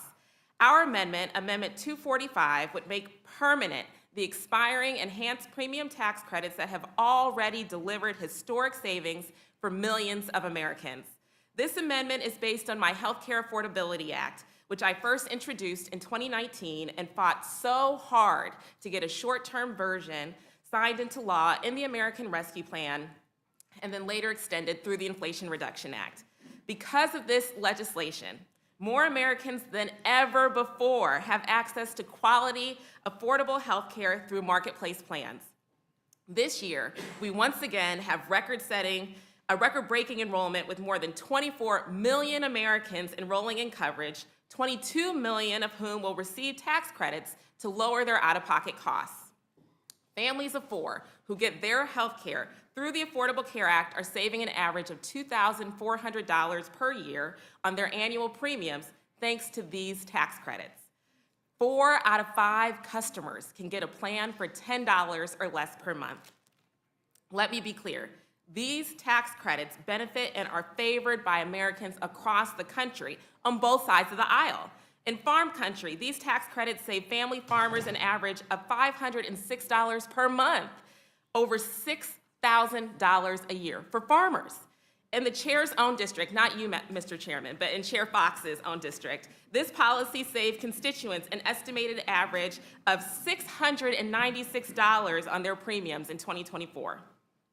Across the district of every one of my Republican colleagues on this Rules Committee, these tax credits delivered at least an estimated $468 in annual savings to constituents and as high as $804 in Indiana. It's no surprise that Donald Trump's own pollster, Mr. Fabrizio, found that these tax credits are popular and highly supported by swing and Trump voters. And they're supported by a broad range of providers, healthcare systems, and patient advocates too. Because these tax credits don't just work, they provide an essential lifeline for families across the country, and we cannot let them expire. This tax package is already a disaster for working families, and without this amendment, it's catastrophic. Without it, healthcare costs will skyrocket, and over 4 million people will be priced out of healthcare. That's on top of the 8.6 million people that are already being kicked off of Medicaid by this tax bill. I urge my colleagues across the aisle to stand in solidarity with the American families instead of billionaires by supporting this amendment. Thank you, and I yield back. Thank you. Gentlelady yields back. Now recognize the gentleman from New York, Mr. Swazi, for 5 minutes. Thank you, Mr. Acting Chairman and Ranking Member and all of my colleagues. I know you've had a very long night, and we appreciate you taking the time to listen to our important concerns. I'm going to talk to you about the state and local tax deduction, also known as SALT. Under the current law, the SALT deduction has been capped at $10,000. And under the existing reconciliation bill, it's been raised to $30,000. We haven't seen the manager's amendment yet. We're talking about all the different negotiations that are going on. But we believe that's very inadequate, or I believe it's very inadequate. And in fact, 6 of my Republican colleagues have come out and said it's insulting to only raise it to $30,000. And they said they will not vote for this bill at that level. So I know there's a lot of negotiations going on. But I want everybody to understand the basics of the state and local tax deduction. Before 1913, the only time we had an income tax was during the Civil War. Lincoln had put it in place, was declared unconstitutional. That was changed in 1913. We said we're going to create a federal income tax. And the governors and the mayors of the different states and cities throughout the country said, we don't want a federal income tax because we have to take care of our schools, and we have to pay our police officers, and we have to pick up the garbage and take care of the roads, and we need to tax at the local level. And we want the federal government to continue to raise your revenues from tariffs and from customs and things like that. And the federal government said, no, don't worry about it. We're going to create a state and local tax deduction so that you will not be taxed at the federal level on the taxes you've already paid at the state and local level. And that was a covenant between the states and the federal government for over 100 years until 2017, when the majority party at the time, the same majority party as now, and the president put a cap on the state and local tax deduction at $10,000. Now that really was a body blow to a lot of different states, not just my state of New York, but also other states like New Jersey and California and Connecticut and Illinois and Massachusetts and Maryland and Michigan and Minnesota and Oregon and Pennsylvania and Virginia and Hawaii. These states were hurt dramatically because when we set up our government in the United States of America, we wanted our states and cities to be laboratories of democracy where they could experiment with what's the best way to run their governments. And then the federal government would not tax people on an expense that they were mandated to pay at the local level. So our taxes are higher in New York State, for example, and some other high tax states, because we've decided we want to insure our children. We have the lowest rate of uninsured children in the United States of America in New York State. We have the lowest rate of uninsured adults. We have subways and mass transit. We pay our teachers and our firefighters and our police officers good wages and give them good benefits. And that experiment worked. In fact, we've been a very productive state, so much so that we've contributed much more to the federal government in federal income taxes than we actually get back in services from the federal government. We are net donors to the federal government. In fact, Most of the states hardest hit by the state and local tax deduction cap are donors to the federal government, where most of the states not affected that have low taxes are net takers from the federal government, with the exception of Texas. So it's just patently unfair that we broke this covenant, this idea of federalism, with a long arm of the federal government reached into our local municipalities and said, we don't like the way you're taxing your people. We don't like what you're doing. We don't think you should pay your teachers. We don't think you should pay your police officers.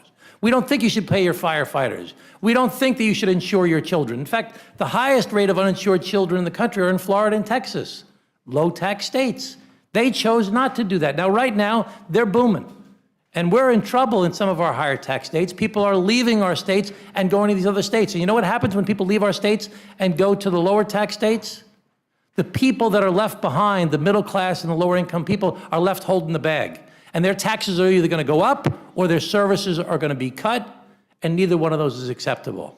So as a matter of basic fairness, I'm asking that this amendment be adopted by the Rules Committee that increases the state and local tax deduction cap to $80,000.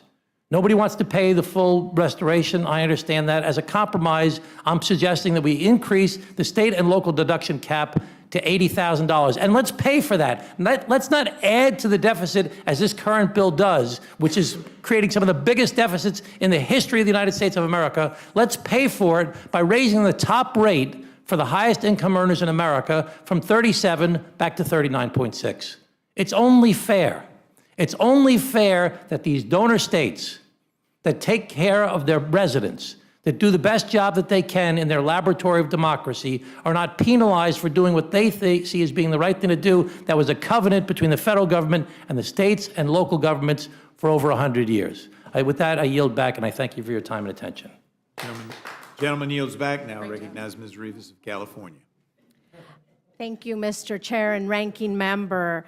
I want to start by thanking Ranking Member Pallone for providing me with the opportunity to lead this important amendment on a subject that is quickly becoming part of our everyday lives, artificial intelligence, or AI. From healthcare to housing to banking, AI is playing a critical role in all areas of our lives. AI is evolving every day, which is why it demands swift attention and continuous action to keep Americans safe.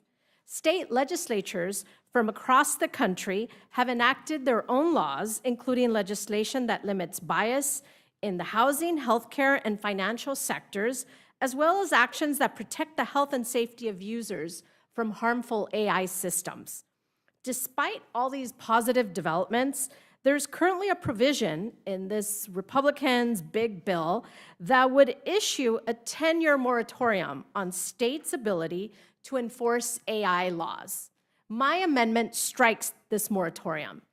This 10-year ban would remove states' ability to establish or enforce state laws that help keep up with the technological evolutions of AI, as well as push back on deliberate designs that could harm Americans.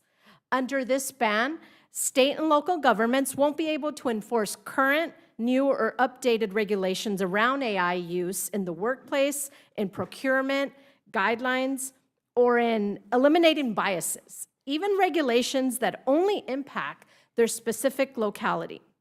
As a former state legislator, I believe we can and should learn from the states and champion solutions that protect Americans, especially workers and children, from harmful AI systems and not put unnecessary stoppages on their progress. Regardless of where you are on AI policy, enacting this moratorium is bad practice. AI has shown tremendous potential to improve and enhance our lives, but if we do not take immediate action to address the threats it poses on consumers as they arise today, we will not be prepared to address the threats that could arise over the next 10 years as a result. I'd like to submit a letter for the record. This letter to Speaker Johnson was signed by over 100 organizations, such as Unidos US, the National Immigration Law Center, National Women's Law Center, and SEIU, in opposition to this provision that's tucked into this bill. In their letter to the Speaker, the organizations state that as we have seen during other periods of rapid technological advancement, like the Industrial Revolution, the creation of the automobile, protecting people from being harmed by new technologies, including holding companies accountable when they cause harm, will spur innovation and the adoption of new technologies. The Republican moratorium on AI will block new innovation from occurring. AI policy touches every aspect of American lives now, and most certainly will over in the next 10 years. Thank you for considering my amendment. I urge its adoption, and I look forward to answering any questions. And what was the date on the letter? May 19, 2025. And without objection, so ordered. I now recognize Mr. Goldman of New York. Thank you, Mr. Chairman. I'm here to introduce two amendments, but I want to say just a couple things about the broader bill before I get to them. And most of what I'm about to say is really directed at blatantly false statements that many of my Republican colleagues have said, are saying, and likely will say about this bill. First, this bill slashes Medicaid, cuts Medicaid. More than 8 million Americans will lose their health care because of this bill. You can sugarcoat it all you want with eligibility and work requirements and any waste, fraud, and abuse, but the reality is that that's dressing up a pig, and it is cutting Medicaid. Second, the bill increases taxes for the poorest Americans and dramatically reduces taxes for the wealthiest. If you make less than $51,000 a year, your taxes will go up $700. If you make more than $4.3 million a year, which is the top 0.1% of Americans, your taxes will go down by nearly $400,000. That is reducing taxes for the wealthy and increasing taxes for the poor. Third, this bill repeals tax credits for American energy production that has resulted in hundreds of thousands of jobs created in this country and hundreds of billions of dollars of investment in American manufacturing. The vast majority of both of those are in red districts. These credits also reduce energy prices and increase our energy independence, two things that the America First gang endlessly talk about. And yet, this bill cuts all of that progress. And finally, you will hear my Republican colleagues say that cuts to essential government programs are needed to reduce an exploding deficit. That's nonsense. This bill increases the deficit by at least $3 trillion, so much so that Moody's became the last of the three major ratings agencies to downgrade U.S. debt. Now, this deficit increase will increase annual interest payments on our debt to 9% of total GDP in 10 years. 9%. That is just unsustainable. And yet it is the Republicans who are jamming this through. Now, my amendments address two separate things. One is a very simple amendment that I was shocked did not receive unanimous support in the Judiciary Committee, Amendment 258. It simply says that no federal funding can be used to deport American citizens. Remarkably, every Republican in the Judiciary Committee voted against it, and I hope this committee does not. My second amendment, Amendment 135, addresses what is truly a cruel and cynical attempt to make America hungry again. This bill does not trim SNAP around the edges. It does not cut waste, fraud, and abuse.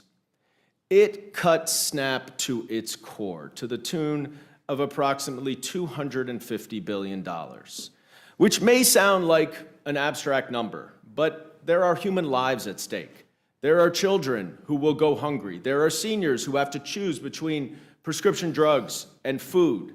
There are working parents who rely on that few $100s a month to put food on their table. My amendment would strike one of the most damaging provisions of this bill, a provision that would shift 75% of the administrative costs onto the states, up from current 50% split. In my district in New York City, more than 118,000 of my constituents use SNAP to put food on the table. And across New York State, 1 in 7 residents depend on it.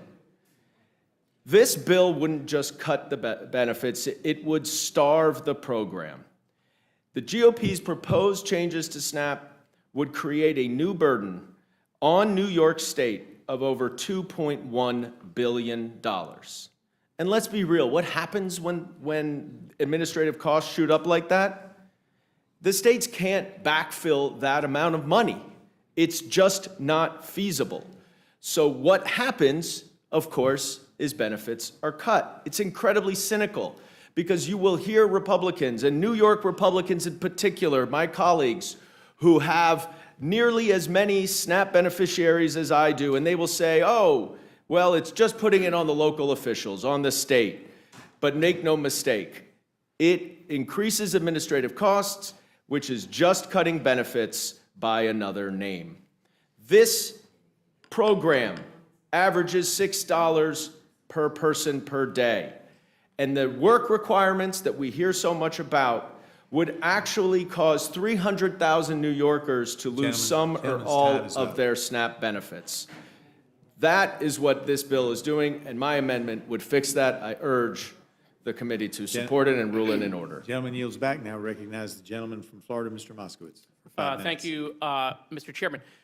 My amendment today would prohibit the executive branch from using federal funds to eliminate FEMA, transfer its responsibilities to another agency, or reduce its staffing or funding in a way that impairs its ability to fulfill its statutory functions unless expressly authorized by Congress. In fact, my amendment today just says again what's in the Stafford Act and what's in the Homeland Security Act, which was passed after Katrina.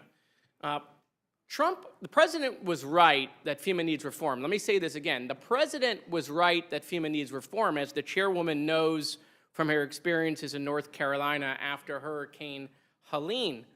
But the Secretary of Homeland Security is dead wrong that FEMA should be deleted. First of all, the Secretary is in violation right now of the Stafford Act and in violation of the Homeland Security Act. The Secretary has no ability to pause all grants, which she has done. She has no ability to transfer any of the appropriations or restructure FEMA as she's done. Both of those are in direct violation of the Stafford Act and the Homeland Security Act that was passed after Katrina. So grants are paused. What does that mean, that all grants are paused? That means states right now that are going into hurricane season don't know whether or not they're going to get a declaration, which this administration is holding back. What happens if you don't get a declaration? Just go ask the governor of Arkansas, Governor Huckabee, who worked for the president. It took her weeks to get a declaration. You can't move, you can't respond, you can't spend money because you don't know that you're going to get reimbursed. Fiscally constrained cities and counties don't make decisions. It's analysis paralysis. It's actually in direct contradiction with what we're trying to do. We're trying to speed up FEMA. We're trying to make it faster, right? Which is why I have a bill with Byron Donalds to get FEMA out of Homeland Security. Homeland is disabusing FEMA. They're using FEMA to do grants for the other 22 agencies. That's why we got to get FEMA away from Homeland Security. They're not paying vendors. You know what happens when we don't pay vendors? They can't pay subcontractors. They're not going to be ready to perform in hurricane season. They fired 30% or got them to retire of the workforce in FEMA. Most of the senior people with that experience. You've got regional offices in FEMA now that are half empty. By the way, remember that DOGE, remember the E at the end of DOGE, the word efficiency? Nothing at FEMA has been made more efficient. In fact, I would tell you that the Secretary of Homeland Security has turned FEMA into the Newark Airport, okay? It is going to fail this summer. And so look, there's no doubt that FEMA needed reform, but what they've done at Homeland is they've taken something that needed help and they broke it further. Do you know what happens if there's no FEMA to the state that the Speaker represents or Steve Scalise represents? Louisiana goes bankrupt without FEMA when there's a hurricane that comes in from the Gulf of Mexico or the Gulf of America, comes right into Louisiana. They're bankrupt. Alabama's bankrupt. Mississippi's bankrupt. You get an F5, F4 tornado, in Tornado Alley, those states go bankrupt without FEMA. And yet, I don't see my Republican colleagues calling out the administration on how we're going to save FEMA and reform it. Let me say this. I think the Secretary of Homeland Security has exposed the president in significant ways. And I'm not in the business of protecting the president, but I am in the business of protecting the American people and the country. I don't think the president is aware of the current condition of FEMA and its potential inability to perform. We may get lucky, and hopefully we do. Hopefully we don't have a bad hurricane this season. Hopefully we don't have some unforeseen disaster like an earthquake that hasn't happened since the 90s. Lord knows we had a 1 in 100-year pandemic in the first term of the Trump administration. Hopefully we don't have anything like that, because they have decimated FEMA in ways that we won't know until it happens. And listen, I know the chairwoman represents an area that didn't have the best experience after Helene. There's no question about that. There's dramatic improvement that needs to be done at FEMA. But I'm deeply concerned what's happened at Homeland, and I don't think the president is aware the current condition that the secretary has put him and the men and women that work there and the states that are going to go to FEMA and rely on them to help them in their time of need. And those resources are going to come slower. Think about it. You don't get to move your logistics. You don't get to move your water, your ice, your power generation, any of your stuff. And let me remind you, I did this for a living. For a Republican governor, I worked for Ron DeSantis for 2.5 years, took my political hat off. So I'm not giving you partisan coverage. I'm giving you the current state of affairs in an agency that has been absolutely destroyed. And with that, Madam Chairwoman, I yield back. Thank you, Mr. Moskowitz. Ms. Morrison, you're recognized for 5 minutes. Thank you, Madam Chair, Ranking Member McGovern.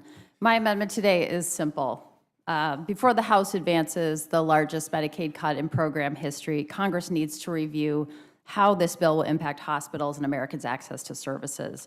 My amendment simply says that the bill cannot take effect until an independent study confirms that these proposed Medicaid cuts will not result in hospital closures or reductions in service, including obstetric services. The Medicaid policies in this bill will strip healthcare coverage from millions of Americans and put essential labor and delivery services on the chopping block. Our country is already facing a worsening maternal health crisis and carelessly ripping away women's access to care without any consideration, and it's just plain cruel.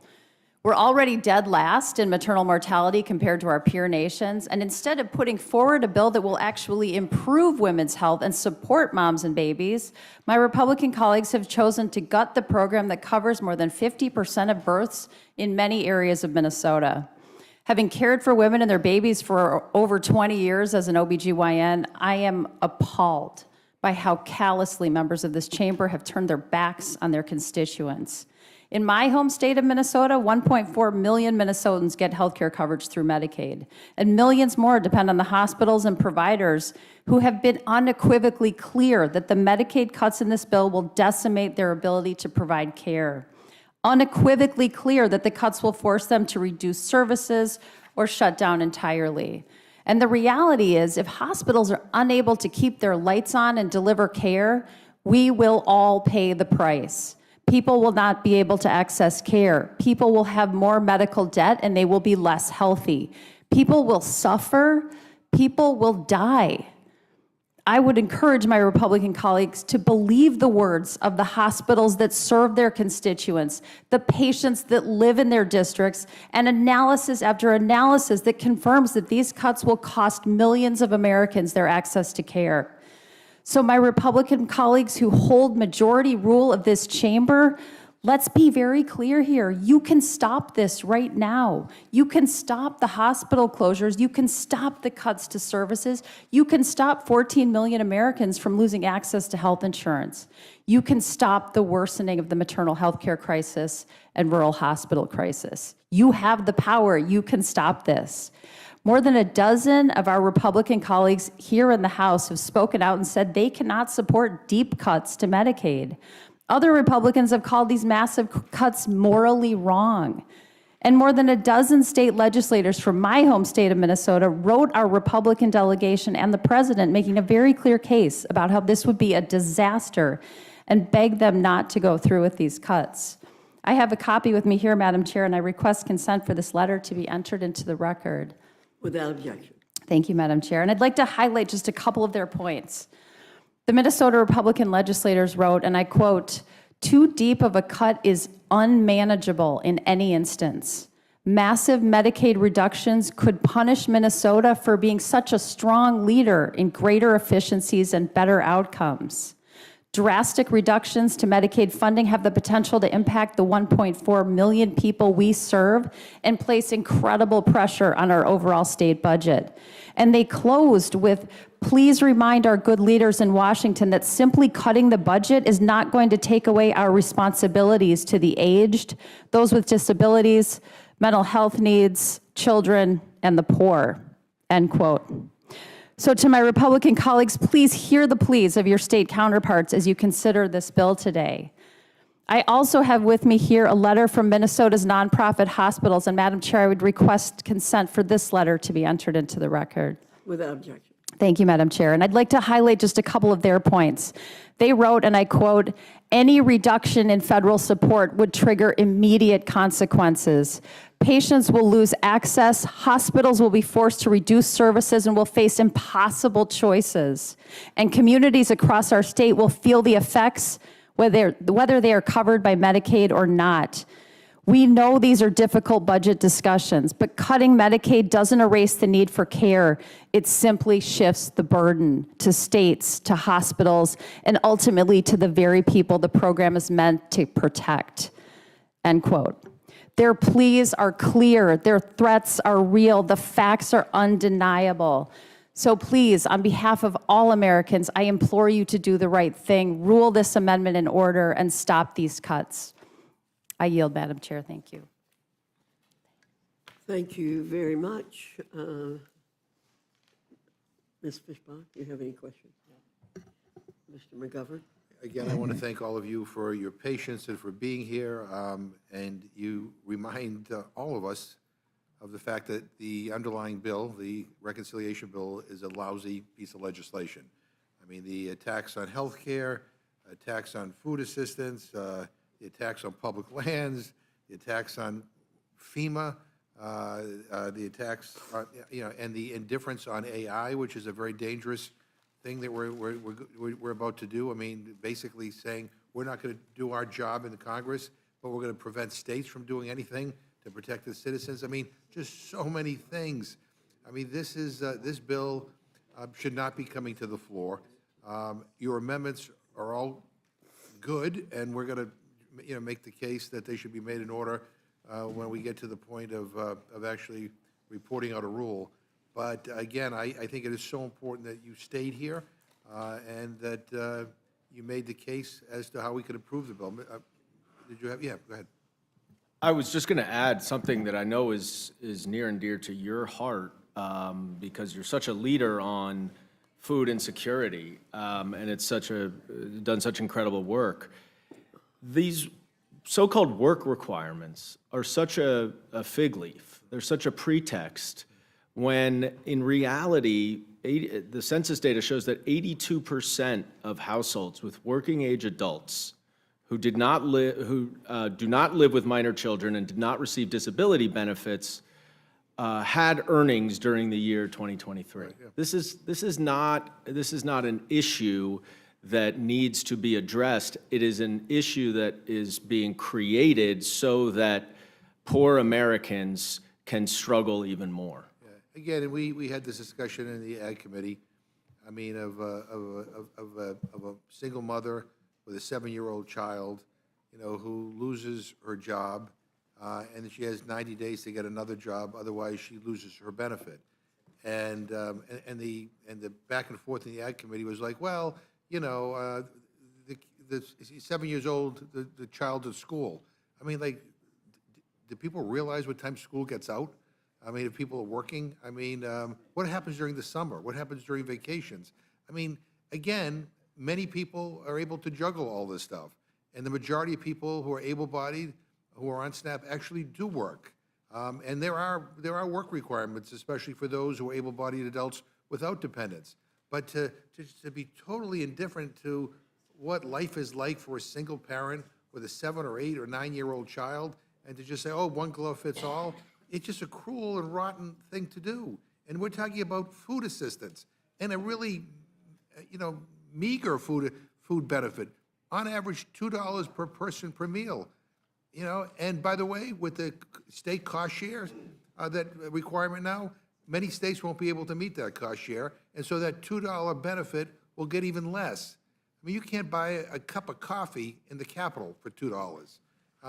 And it's like this is where you're going to try to get money to offset tax cuts for billionaires? Like, who does this? I mean, who thought this brilliant idea up? I mean, it's just such a terrible thing to do. I mean, there are other things we can do to improve programs. Every program can be improved. But this is not it. And I appreciate your amendment. I appreciate all your amendments and look forward to working with you. I yield back. Thank you. I just, again, wanted to, we'll just wave at this point. I want to thank you all for your amendments and for sticking around so long. Representative Lofgren, I really appreciated your bringing attention to the fact that when cuts are made to scientific research, medical research, it doesn't just harm that research. And of course, we've heard about ovarian cancer trials being paused, people not being able to get treatment that they were hoping would impact their issues. But we then know there's job loss when that happens. We're hearing from universities in my district that students who thought they had internships, which would make them the researchers of tomorrow, are losing those internships. And then we're hearing from contractors and tradespeople that universities, in order to try to preserve some of the research, are diverting funding from capital projects. And then we have contractors losing those jobs and tradespeople being laid off because those things are happening.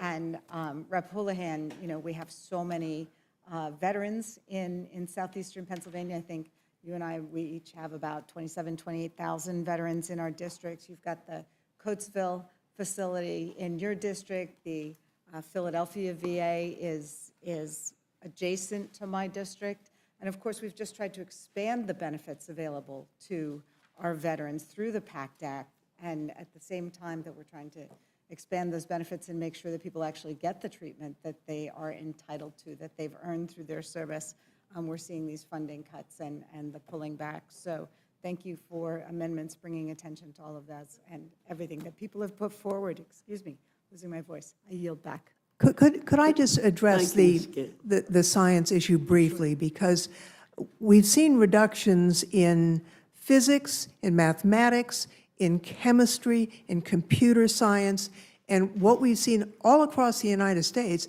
is universities reducing the number of doctoral students that they are admitting because they cannot see how to pay for the research.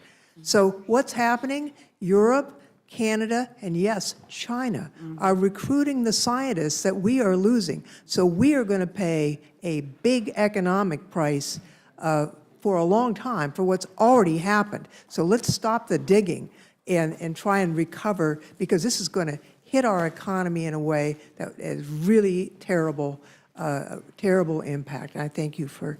Well, and you do bring up another point, which is that these foreign students coming to the U.S., when we are making them feel unwelcome, they often pay full freight. Correct. Which is really, really helpful to our universities, and all of a sudden, that's an income source that Well, they the don't number have. of F1 student applications has completely crashed. Yeah. And so, yeah, we're losing money because they subsidize the American students. And then we're also losing, almost 50% of the Nobel Prize winners who are Americans in the sciences were Americans by choice, Americans born someplace else.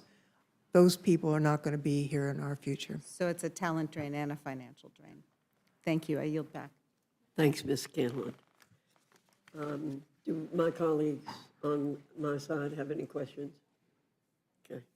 Well, thank you all very much. Seeing no one else having questions, the panel is excused. Thank you very much for coming. If the next panel we could do I hope you did this. Start down here and move up.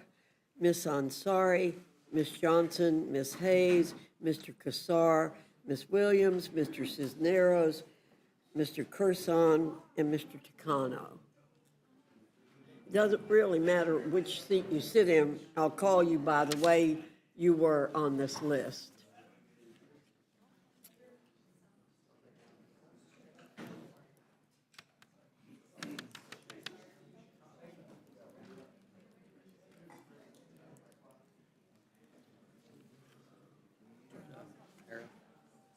Yeah, mark them.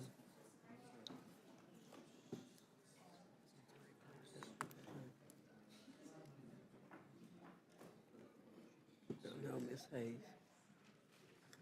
No, Kassar. Cisneros. Ms. Ansari, you're recognized for 5 minutes. Thank you, Chairwoman Fox and Ranking Member McGovern, for allowing me the opportunity to join today's hearing. First, let me start by saying that the fact that we have been here since the literal middle of the night at a committee markup that will determine the federal government's budget, something that affects every single American, is absurd.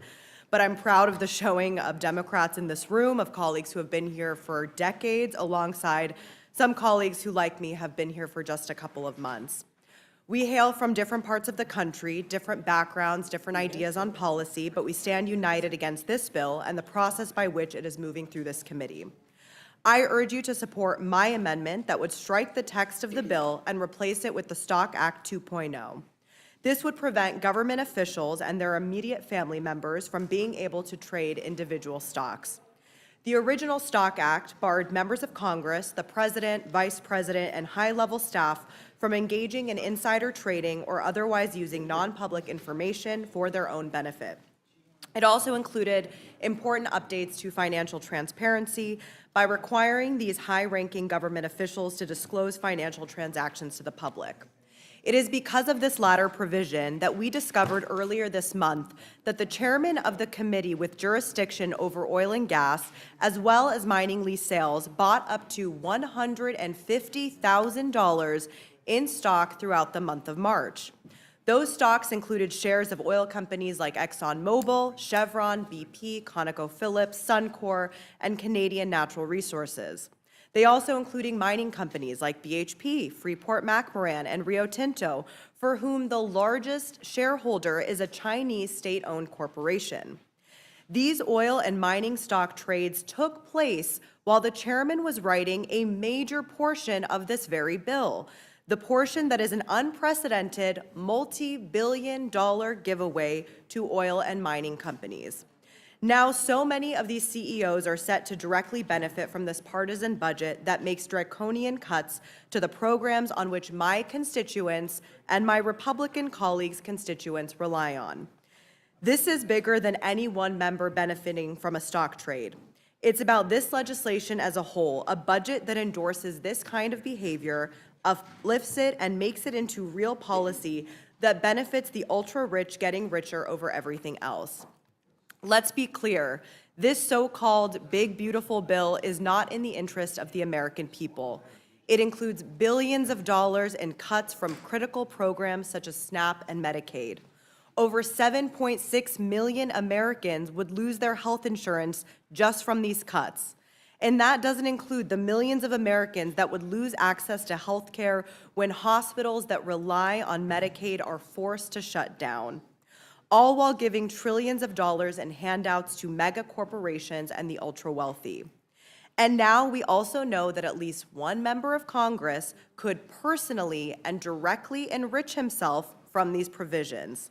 This is corruption, plain and simple. My amendment would strike the text of this bill and replace it with legislation that would prevent this sort of corruption from public officials. This is not a partisan issue, it is common sense. Members of Congress should not be able to use their positions of power for personal financial gain, nor should there be a perception of such. We should not have to rely on the self-restraint of members of Congress to resist the temptation of self-dealing and insider trading. It just should not be allowed.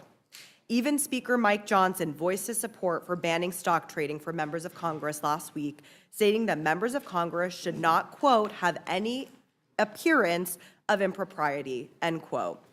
The oil and mining stock trade that happened while the chair was writing this bill to give away unprecedented sums to oil and mining industries most certainly has the appearance of impropriety. I sincerely hope that it is just an appearance. At a time when public trust in Congress is abysmal, we have to work harder to rebuild it. Banning stock trades by members of Congress is the first step.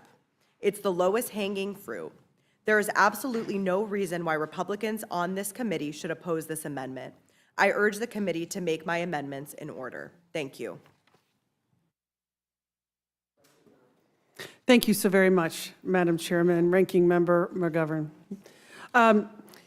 There's so much to talk about in this bill, and I have several amendments, and I want to highlight two of them. But before I do that, I wanted to make some general comments on behalf of the residents of Texas 32 and the great state of Texas. Our deficit is at catastrophic levels. We've had multiple committee hearings in this building that suggest we're going to be facing some very impending financial crisis. Our federal credit rating was just reduced.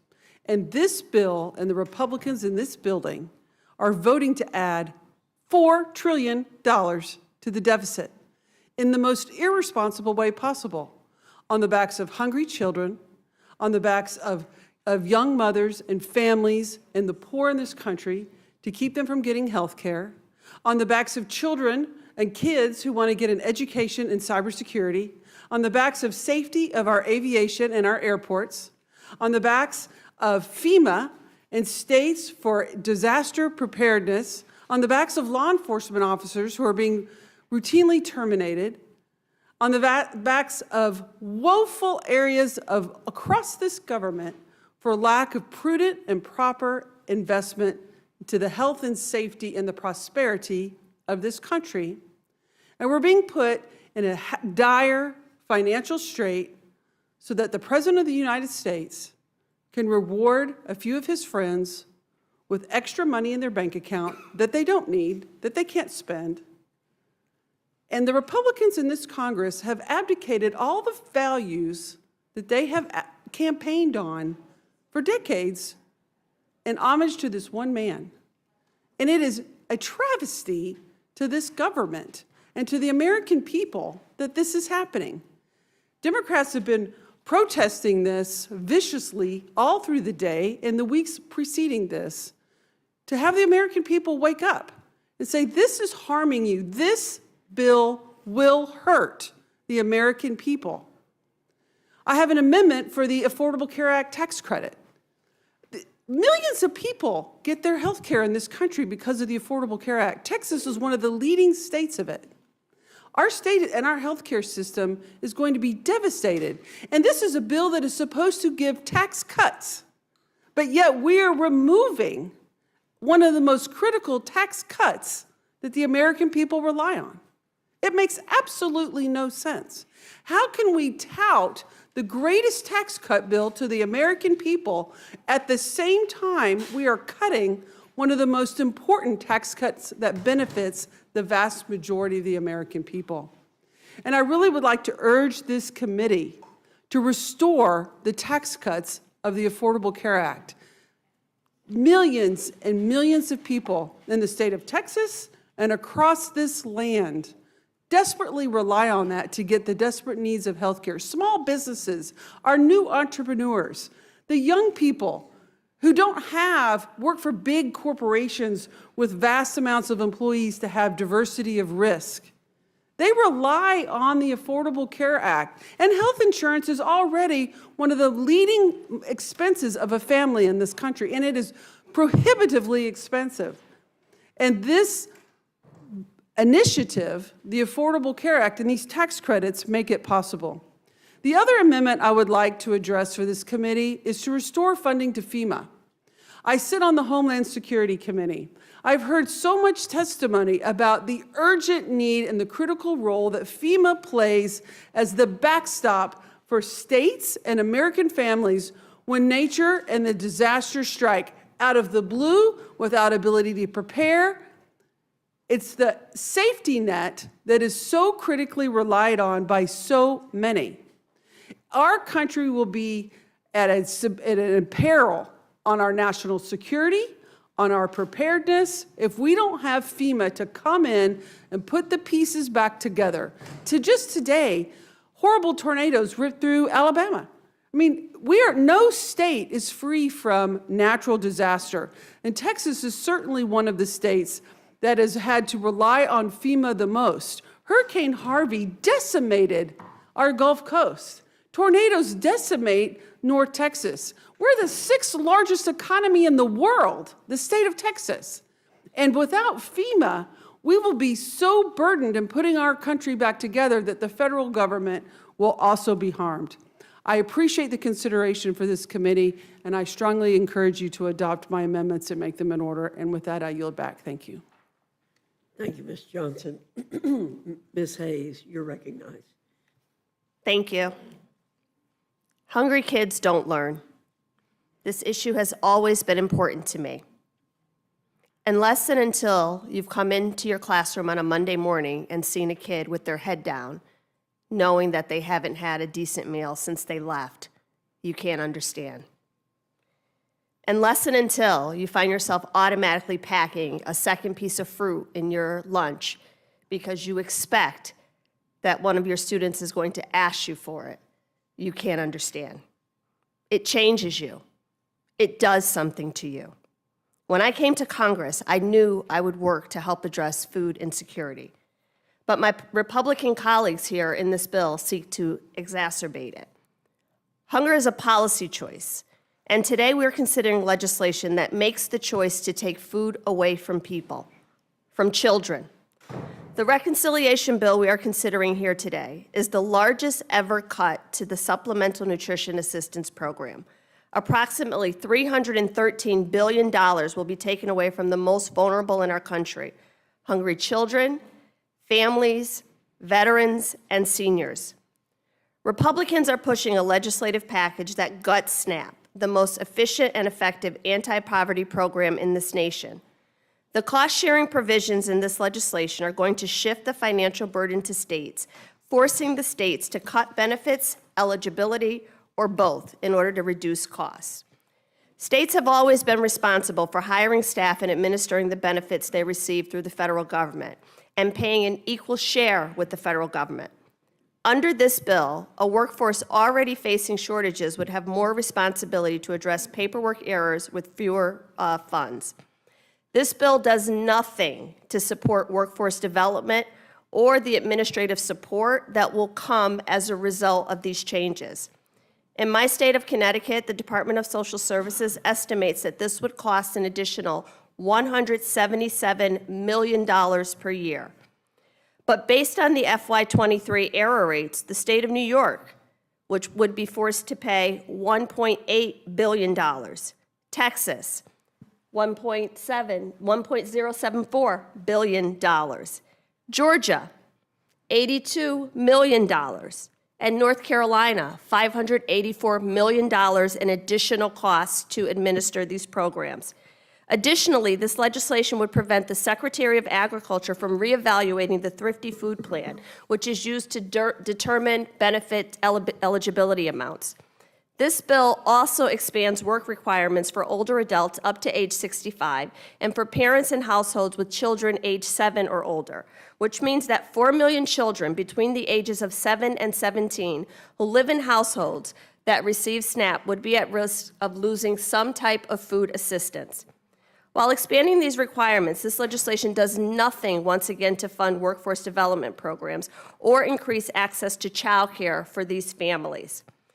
I would also note that when children lose their SNAP benefits, they automatically lose their CEP, which is the community eligibility provision that allows them to get free and reduced lunch at school. So not only is food being taken away from children at home, it is being taken away from them at school. My amendment is simple. It prevents any cuts to SNAP that would reduce benefits for the 42 million Americans who rely on the program for food assistance. My amendment says that this legislation can only take effect once the USDA and all state agencies issue reports evaluating and certifying that any changes made to SNAP would not result in a reduction of benefits to eligible individuals or decrease in population. SNAP serves 16 million children, 8 million seniors, and 4 million people with disabilities.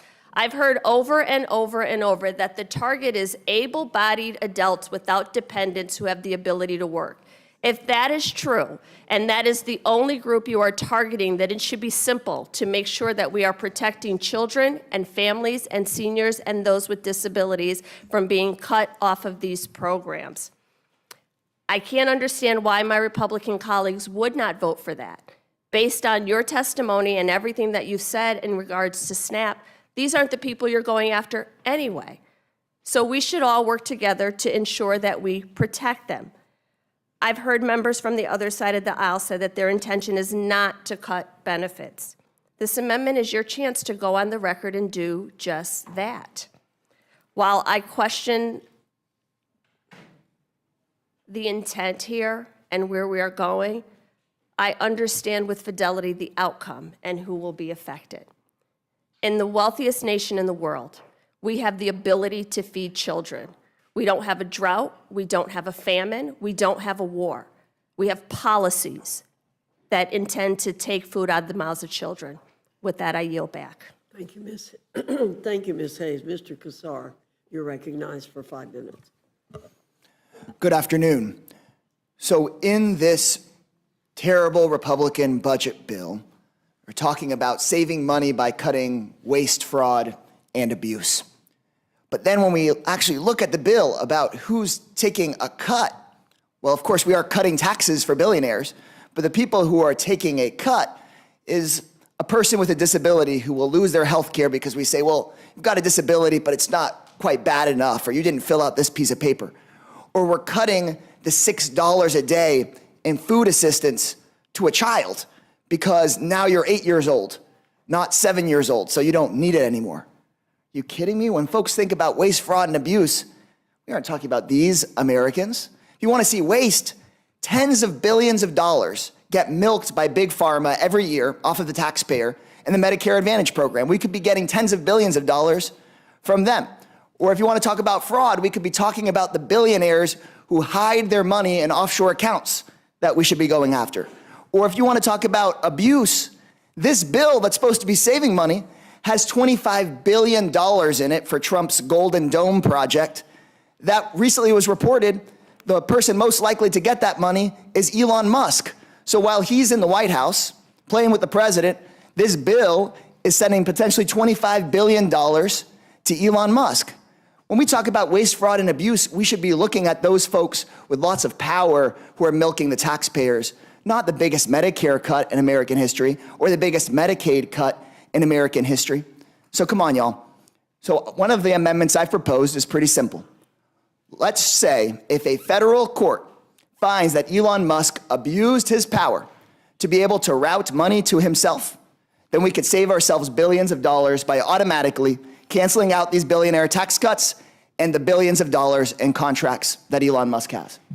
If nobody on this panel thinks that Elon Musk hasn't been abusing his power, then we could just put this amendment in order and take it to a vote. If Elon Musk is found to have abused his power, we can save ourselves a whole bunch of money. And as if that isn't enough of the heart of the hypocrisy here, the Republican Party that campaigned on saving people money, one, is talking about saving billionaires money with their tax cut, and two, in this bill, they're going to jack up the premiums on health care for the people that rely on the marketplace for their health care. And so I will hand the mic over, yield my time to any of my Republican colleagues that want to address the amount of money that their tax-paying citizens are going to have to pay in increased premiums for their health care. If anybody wants to mention, we have the numbers, everybody here has the numbers, how much your constituents are going to have to pay more every year in health care because of this bill. I don't know the numbers for my district. It's going to be a 50% increase, over $400 in my district. And that's actually not even close to how much in many of the Republican districts there's going to be an increase. I would yield the mic. I think we're 78% in my district. 78% in Mr. McGovern's district.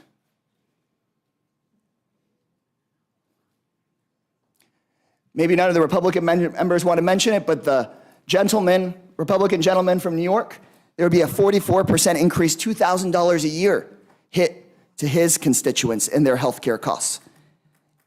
The distinguished gentleman from Virginia, his constituents would face an increase in $770 a year in their health care premiums. The distinguished Republican chairwoman of this committee, a 60% increase in health care premiums, and that's on average.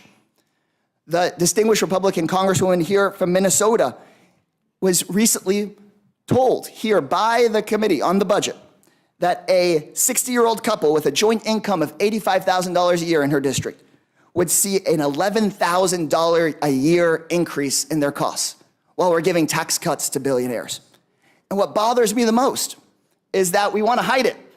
Nobody wants here to talk about the fact that they're jacking up insurance costs on their own constituents while giving a billionaire a tax break. Nobody on the Republican side pushing this bill wants to have an in-person town hall and look their constituents in the face and explain to them why they want to hand Elon Musk another $25 billion contract while jacking up your health insurance costs, not just by hundreds, but by thousands of dollars. I yield back. Thank you, Mr. Kassar. Ms. Williams, you're recognized for 5 Thank you, minutes. Chairwoman Fox, Ranking Member McGovern. Y'all, this meeting started at 1 a.m. and has been going through the entire night, morning, and now day. We're considering one of the most harmful bills to ever come before the House, cutting health care from 14 million Americans, taking food from the mouths of hungry children, seniors, and veterans. My Republican colleagues were hoping that my Democratic colleagues and I would sleep through the night as the American people slept. But what's done in the dark, y'all, comes to the light, and I'm here to shed the light. That's why I stayed up all night, and that's why I'm here right now as the voice of Georgia's fighting 5th Congressional District. I follow in the footsteps of the late Congressman John Lewis, known as the conscience of the Congress. And if there's anything Republicans need more of these days, it's a conscience. Because who with a conscience would rip health care away from 14 million people in this country? Who with a conscience would make the largest cut in history to food benefits for children, seniors, veterans, and people with disabilities? Who with a conscience would add $5 trillion to the deficit with nothing to show for it but billionaire tax cuts? No one with a conscience would do any of that, but that's exactly what this Republican so-called one big beautiful bill would do. Congressman John Lewis would be ashamed of y'all. I know that I am. But you know what? He'd be proud of his Democratic colleagues for making the good trouble by unleashing that on behalf of the American people. House Democrats wrote 537 amendments to your so-called one big beautiful bill. Just because Republicans aren't willing to change their bill to actually help the American people, it definitely won't stop us from offering these amendments because we know that it doesn't have to be this way. I have 16 amendments myself. One, to invest in programs to increase our housing supply and lower housing costs. Another, to stop taxpayer funding for anti-abortion clinics that spread disinformation about women's health care. Another, to stop Trump from cutting essential federal workers without at least getting a report from Congress on how it'll harm government services. Another, to stop Trump from profiting off funding for presidential security. An additional one, to increase nutrition benefits and eligibility for students. Another, to require reports on how the policies in this bill affect low-income individuals and racial inequities. Another, to stop January 6th insurrectionists from getting a settlement from the federal government for their crimes. And yet another, to ensure that members of Congress can continue conducting lawful oversight in ICE facilities. Another one, to make maternal medical care, menstrual products, and broadband costs covered expenses for determining people's eligibility for food assistance. Another, to stop Elon Musk from selling the federal government AI systems while he's employed by our federal government. And yet another, to stop any funds in this bill from being used to unconstitutionally remove a United States citizen from this country. Another, to require the Consumer Financial Protection Bureau to remain independent of whoever is president, Democratic or Republican. and yet another to keep the funding for sustainable aviation fuel, which supports our aviation industry to be cleaner and more environmentally friendly. If my Republican colleagues really want to do right by the American people, you'd approve all of these amendments. I can't fix everything in this horrible bill, even with the 16 amendments that I'm offering, but these would definitely be a start. And next time, maybe open up this big, beautiful bill to some big, beautiful debate in the light of day, because it doesn't matter what your ideas are if you can't defend them in broad daylight for the American people. You must be hiding something from the American people. The children, seniors, and veterans in my district that will lose health care and SNAP benefits, y'all, they are more than a line item in a budget. They are real people simply trying to survive. So don't turn your back on them to give tax cuts to billionaires. I yield back. Thank you, Ms. Williams. Mr. Cisneros, you're recognized for 5 minutes. Thank you, Chairwoman Fox, Ranking Member McGovern, and members of the Rules Committee. I am deeply disappointed with how this hearing came about. The majority scheduled a hearing in the middle of the night to further their agenda without debate or scrutiny. But the timing of the hearing cannot hide the fact this legislation rips off the American people. It increases tax breaks for the wealthiest Americans, paid for by nearly $700 billion in cuts to Medicaid and $267 billion cuts to SNAP.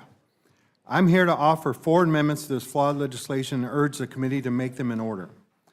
My first amendment seeks to ensure Congress is authorizing the funds needed to pay our child care workers and maintain our modernized and the facilities where they work in the Department of Defense.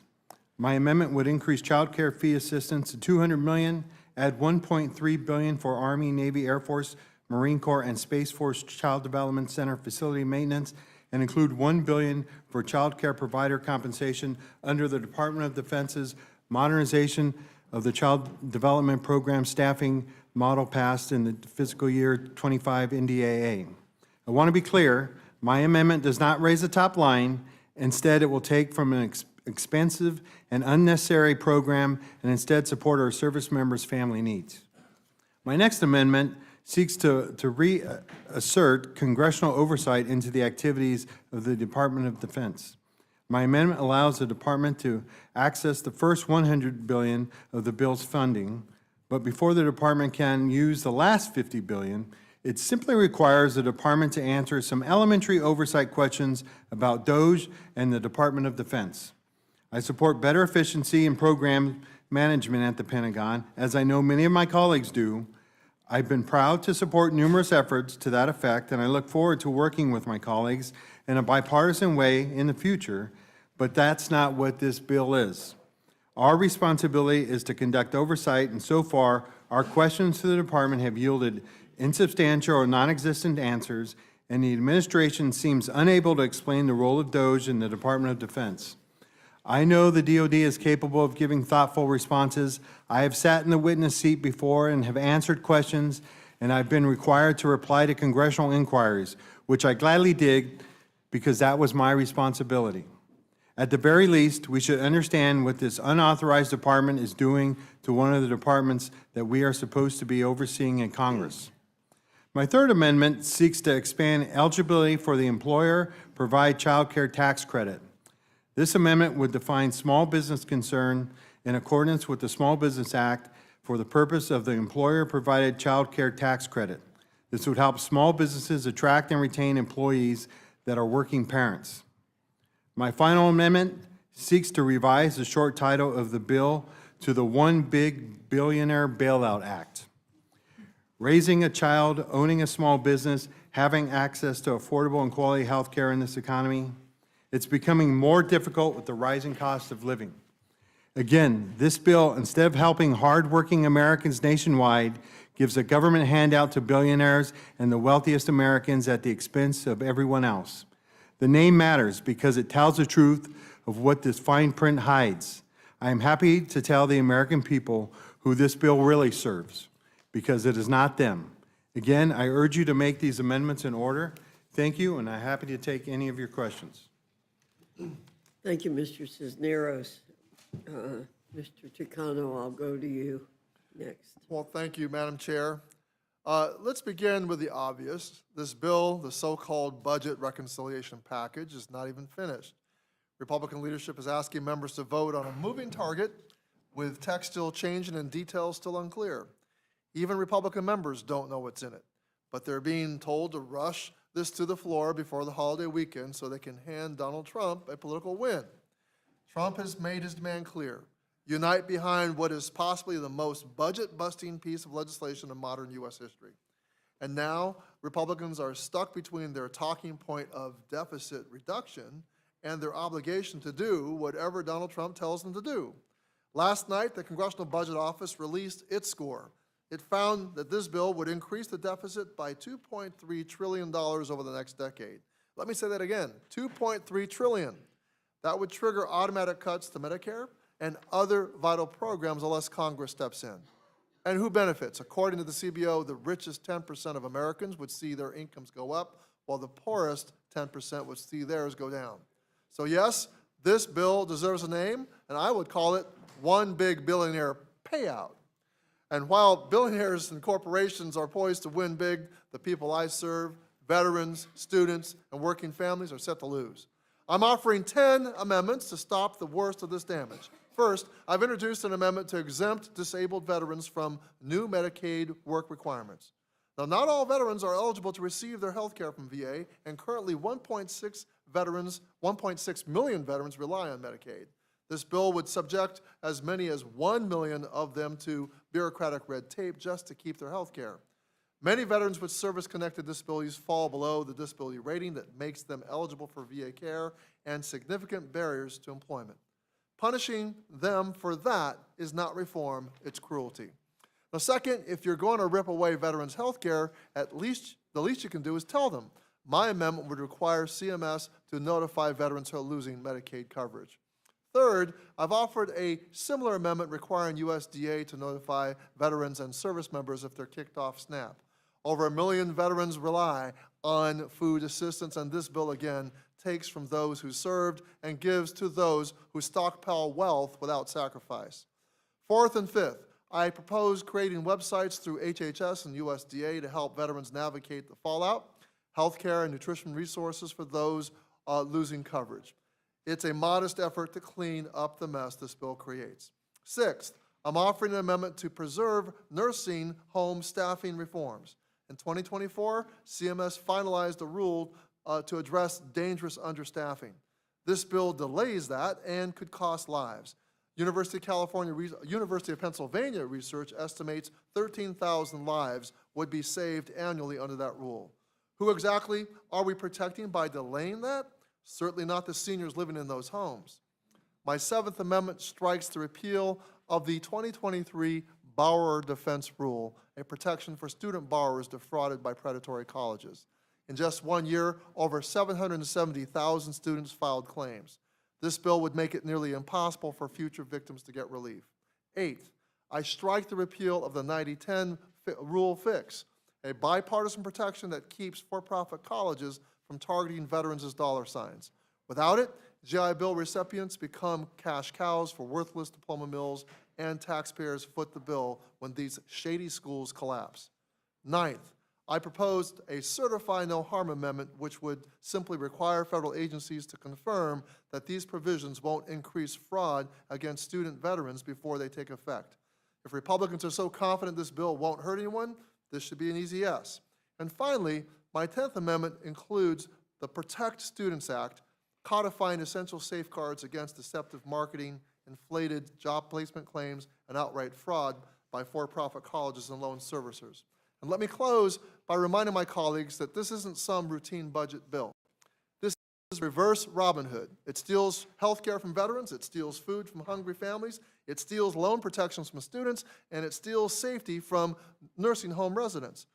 And it does all that to give billionaires a payday with a price tag of $2.3 trillion in new debt. This isn't about values, it's about vanity, trying to give a twice-impeached former president a talking point for his next rally. I urge my colleagues to support these amendments and reject this sham of a bill. I now yield back. Thank you, Mr. Takano. Mr. Carson. Thank you very much, Madam Chair, and thank you, Ranking Member. Thank you for providing me the the time to testify this afternoon. I have 4 amendments to this reconciliation bill. My amendments protect Medicaid, passenger rail, our environment, and would protect the middle class. I first want to speak on Amendment 428 to conduct a comprehensive audit within 180 days to assess the impact of this bill's impact on income inequality in our country. The GOP claims their tax policies will benefit the middle class. I say prove it. Prove to the American people that the tax policies in this bill will help the middle class, not the ultra-wealthy. Next, my Amendment 168 addresses one of the most urgent, life-threatening issues in this bill, which is that this bill would slash health care for 14 million Americans. Just this afternoon, an Indianapolis woman named Joan contacted our office. She is about to turn 65, she's disabled, and she receives Medicaid to survive. She told me, at 65 years old, I have nowhere else to go, and I don't want to lose my home, and I don't want to lose my health care. Yesterday evening, I spoke on the House floor about 3 women from my district in Indy, Erica, Bethany, and Carol Ann, who rely on SNAP and Medicaid to survive. These are just 3 of the thousands of people who have reached out to us in the past few weeks. We receive messages from folks every day who are afraid for themselves, but they're also terrified for their children, other people's children, their family members, other people's family members. That's because Indianapolis is a community that cares about one another. We look out for one another. It's what we do. It's who we are. I've always been proud of my hometown, but I'm even more proud of hearing the groundswell support, especially over the last week, from those in Indianapolis who have overwhelmingly told me we must help our neighbors and we must protect Medicaid. I'm here today to fight for the people of Indianapolis who deserve a government that stands with them, not billionaires. This past week, our country has watched members of Congress debate essentially who deserves to live and who deserves to die in our country.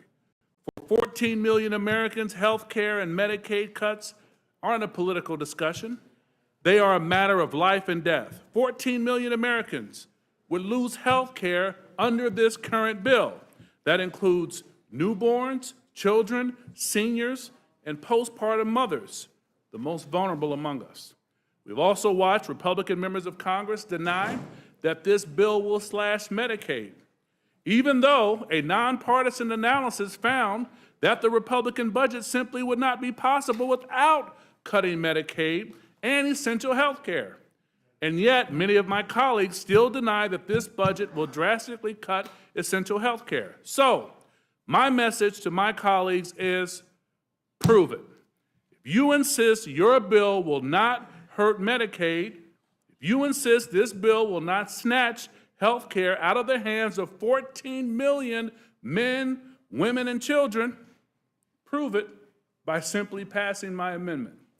My amendment would ensure none of the provisions of this bill will take effect if there is an increase in mortality rates due to reduced access to health care services as a result of this bill. If Republicans truly believe this bill is not taking money away from Medicaid to give tax breaks to billionaires, then they should have no problem passing this amendment. If Republicans believe that at a minimum, we should make sure this bill does not cause Americans to die, then they shouldn't have a problem passing my amendment. I would like to close my remarks, Madam Chair and Ranking Member, by reminding us again of Joan, Erica, Bethany, and Carol Ann in the great Hoosier State. I implore you to remember their humanity. 14 million people who stand to lose their health care are relying on us to do the right thing. Protect Medicaid, protect health care, protect our children. I yield back, Madam Chair. Thank you, Mr. Carson. Does anyone on my side wish to ask any questions? Mr. Scott, Mr. Griffith? Okay. Mr. McGovern, you're recognized. Yeah, no, again, I want to thank everybody here for being in the fight. There's too much at stake. I mean, you highlighted many of the concerns that have been echoed over and over again today. I mean, Johanna Hayes and I were on the Ag Committee when they marked up the Ag section of this reconciliation bill, and it was maddening. And not just because of the impact of the cuts on children, on vulnerable people, on senior citizens, on veterans, on people with disabilities, but this kind of indifference, like it's no big deal. And it is a big deal. It is a big deal. If you can't put food on the table for your kids, that's a huge deal. That's every parent's worst nightmare. You know, if you're a senior citizen, not being able to afford your medication and your food, that's a big deal. And, you know, a lot of the issues that were raised by this panel, you know, point to the fact that it seems that the people who are going to suffer the most are the most vulnerable, and the people who are well off and well connected and have the most are going to get even more. And so, again, I thank you for staying. Some of you have been here like since 1 o'clock in the morning. I've seen you in the hallways at 2 o'clock in the morning, and you know, and so you've been around. And but I really do think it's important that people speak up. And Ms. Hayes. I just want to say that, thank you for that, but as many of you know, I spent my career as a classroom teacher, and when you're on the other side of these processes and you're in a building with children and not really understanding how these policy decisions are being made, everything from protecting them from gun violence to mental health and wraparound services to something as basic as food. You know, understanding that federal law prohibited the lunch lady from even giving students a sandwich at the end of the day, and instead she had to throw it away. It is heartbreaking. So then to get here and be faced with the realization that there are people who understand what these policies do and still support them. These are not oversights. These are not loopholes. These are policy choices and intentional decisions that are being made. Right now, we are debating legislation once again. I mean, I saw it in the debt ceiling negotiations, in the CR, in every budget every year, and now in reconciliation, where we move from hypotheticals to reduce food benefits that directly impact children. And it's something that I will never understand for as long as I am in this body. I will also never stop fighting for those kids, because I understand that they deserve a chance. And in the same breath where we are talking about subsidies and tax cuts and corporations and tax breaks and even deductions, something as basic as food should just not be an issue. And the idea of, I've heard many people just keep throwing out waste and fraud and abuse. If that was truly the concern, we would be supporting SNAP administrators and making sure that we had highly qualified staff to process these applications. If that was truly the concern, we would be investing in workforce development to put people back to work. Because I can tell you, no one wants to be poor. And $6 per person per day is not a come up. And if we're really interested in fraud, waste, and abuse, I don't know why we don't look at the Department of Defense, which can't seem to pass an audit, but that we're giving No, them- we've increased their Yeah, budget. we're increasing their budget. But this is a fight worth having, and I'm glad you're all in the fight. With that, I yield back. Thank you, Mr. McGovern. Ms. Scanlon. Yeah, I appreciate Mr. Carson's amendment, which really tries to get at what the underlying principles are in this bill, and is this tax policy really going to help people? And as we've been locked in our little room here for the last however long, 2 hours ago, I've got an article from CNBC. Dow slides more than 800 points as spiking Treasury yields and deficit fears spur a sell-off. And there's multiple articles out there now talking about the fact that this bill moving through with its deficit increases, although they're being used to justify all these cuts to essential services, but the fact that this is going to explode the deficit is causing another stock market dip and causing Treasury bonds, something I never thought I'd spend a lot of time talking about, to spike. You know, it's just, it undercuts the whole argument for this bill. So thank you for thinking about that. I yield back. Thank you, Ms. Scanlon. Mr. Neguse. Thank you. Ms. Leisure Fernandez. Thank you, and thank you very much. I mean, I think a lot of what we have been talking about today is what is fair, right? What is right for the American people, how we build back trust up, and how what we're seeing in this bill is this big transfer, this favoritism to the wealthy, this prioritizing them over the hungry kids in the classroom, over the families who need that assistance with the health care premiums, the Affordable Care Act. Americans love the Affordable Care Act, right? And one of the ways, Representative Ansari, when you suggest we do the Stock Act, you're essentially saying, let's put trust back in the system. Is that right? I mean, what is the impetus for that? Yeah, I mean, we know that about 87% of Americans, both Democrats, independents, and Republicans, believe that members of Congress should not be trading stocks. And when I discovered during the natural resources markup that the chairman of that committee, for the first time in the 10 years that he's been in Congress, decided to suddenly trade hundreds of thousands of dollars worth of oil and gas stocks, I was genuinely shell-shocked. But it was the concept was let's put trust back in the system. And I see we have one of the sponsors who might be joining us on another one of our panels. But I think that that's this concept of who is benefiting and how do we actually say this is what government can do and this is how we put trust back in the system is really playing throughout all of the testimony, whether it's from veterans, healthcare, hunger, or just let's make sure that Americans trust us. And so thank you for taking the time to make sure that Americans know what we're doing here. Because I can tell you, well, that's going, well, the stock market is terrified of what they are doing here.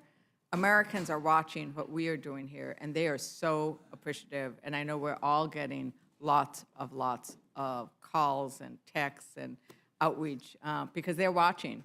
They are watching, and the senators are watching. I went to go get some food, and the senators are watching what we're doing in rules. Who knew? So thank you, Representative Can I just say, Ranking Member Fernandez, Tucano. that we could save money if we did not repeal the 90-10 rule, $1.6 billion. It's going to cost us to put veterans more at risk to be preyed upon by for-profit colleges. And I would say to my friend Johanna Hayes, I'd like to put that $1.6 billion that we would save if we did not repeal 90-10, that would protect our veterans, to put it toward feeding those kids in your classroom. Yeah, that's what all this is about, was who do we prioritize, right? Let's feed the kids. Thank you, Madam Chairwoman. I yield back. Thank you, Ms. Leisure Fernandez. There being no further questions, the panel is dismissed.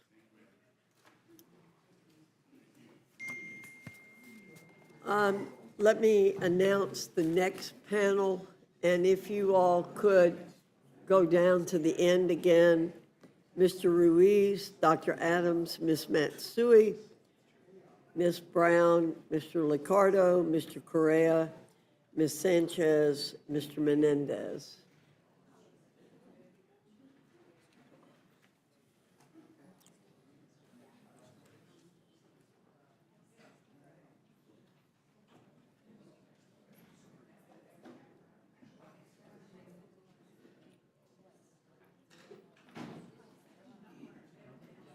One more, yeah, there you go. Did you call Ms. McCloud? I did. No. What was it? Ms. Liccardo. Liccardo. Liccardo. Mr. Liccardo, pardon me. It doesn't matter. I'll call you the spot. It's okay. You can sit either place. Thank you, Dr. Adams. I'll call you number 2, even if you're the 3rd chair.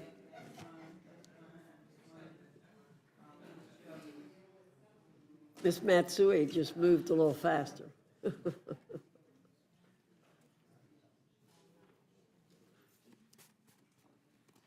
Well, thank you all very much for being here this afternoon. And I will start with Mr. Ruiz. You're recognized for 5 minutes. Thank you, Madam Chairwoman, and thank you, Ranking Member, for letting us offer amendments to this big, ugly bill. We all know that taking health insurance away from 13.7 million people, 12.4 million U.S. citizens is going to cause an increase in those that are uninsured.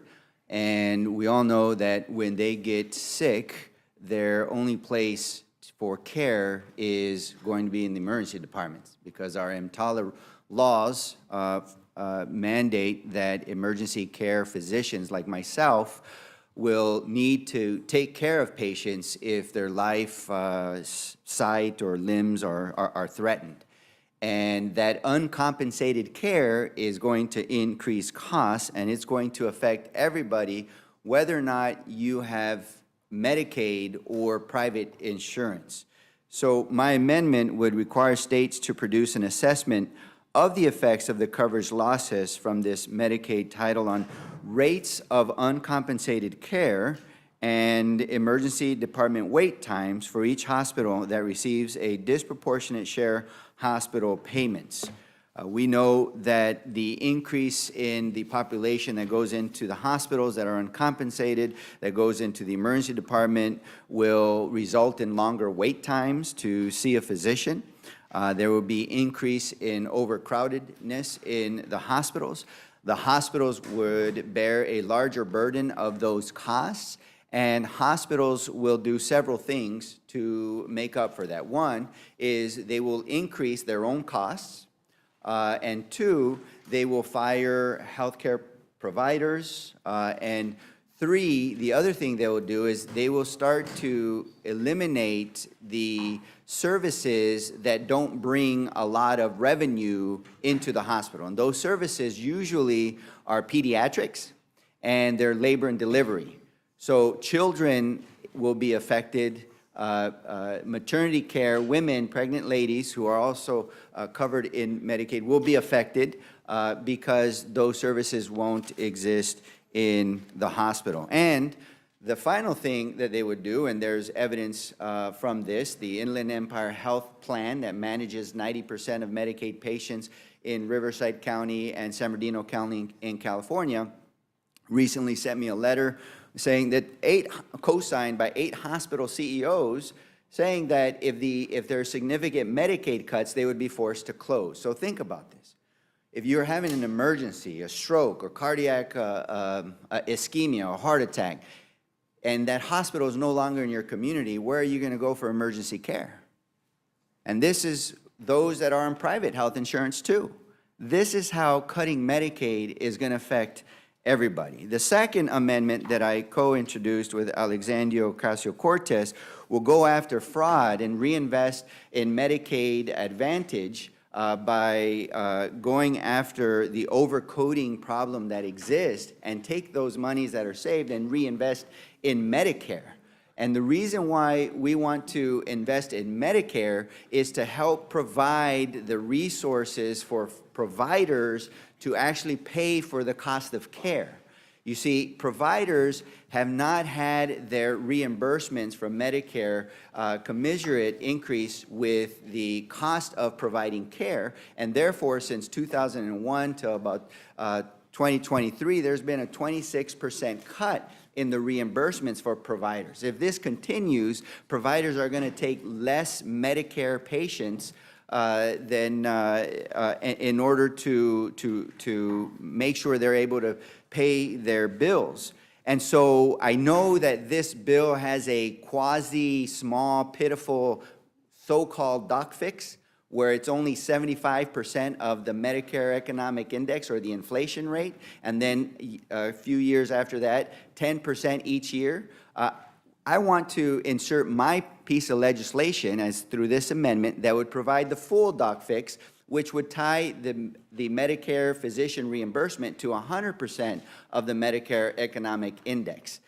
Doing so will help protect Medicare for providers and seniors and strengthen the program so that more seniors can have access to that. So if you're really about cutting fraud or cutting waste, and you're really about increasing access, then you would be allowing this amendment to be germane and included into the overall big, ugly bill. And with that, I yield back. Thank you, Mr. Ruiz. Dr. Adams, you're recognized.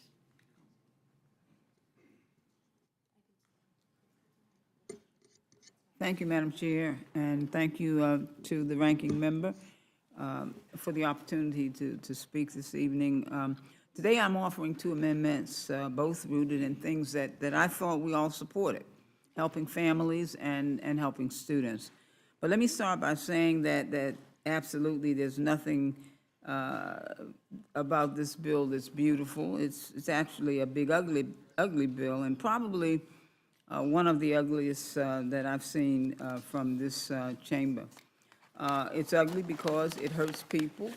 It's ugly because it punishes children. It punishes students and working families, and it's ugly because it tries to disguise cruelty as reform.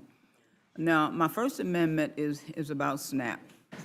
We've heard a lot about that. It is the largest and it is the most successful food security program in the nation. It's a lifeline for 49,000 citizens in my district in North Carolina. My SNAP amendment would prevent parents and caregivers of children as young as 7 from losing food assistance if they can't afford child care during the summer months to avoid the existing punitive time limited work requirement of 90 days. And that's important because, you know, when we think about children and their eating, oftentimes the only meal they get is at school. And so, and when we think about the summer, this becomes a real critical problem. And of course, children as young as 7 should not be losing food assistance because we won't provide SNAP for their parents. And some of my Republican colleagues believe that 7 years old is some magical age in which households are not able to list them as dependents when applying for SNAP benefits. So what my amendment would do would correct this so that households with children age 7 can be granted this protection rather than starting at 8 years old. And the goal of the amendment, of course, is to feed more children, to make sure that children can eat. Children should not go hungry anytime. They shouldn't go to bed hungry. They shouldn't go, food is an absolute necessity. And Madam Chair, you know, to take food away from children, it's unconscionable. It's just downright shameful. And so this big, beautiful, bad, ugly bill is set to cut over $300 billion from SNAP. And that's a program that, as we've heard already, helped cut child poverty in half. And so it's a program that helps millions of Americans feed their families. And a program that saves lives. I mean, the bottom line is it's a lifeline. It saves lives. And so this big, ugly bill is, as you've heard, it's Robin Hood in reverse, plain and simple.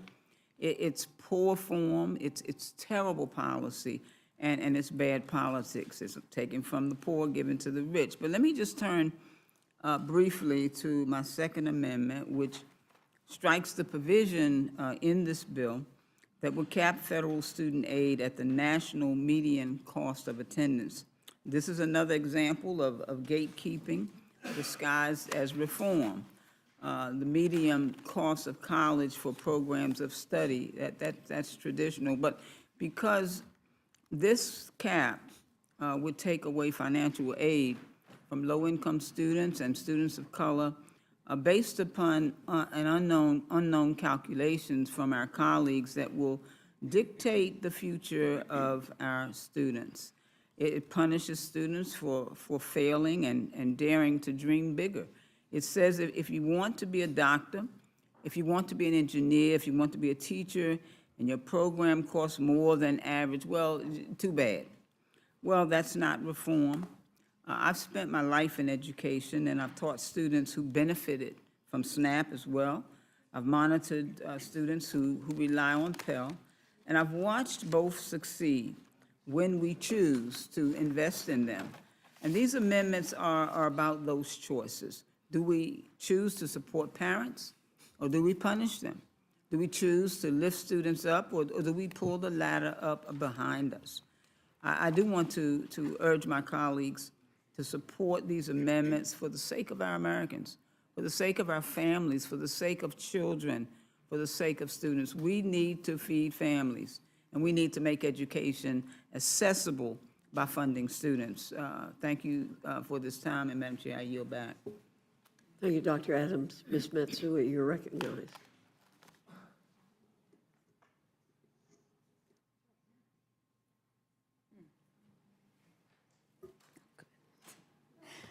Madam Chair and Ranking Member McGovern, I have 2 amendments on this rule.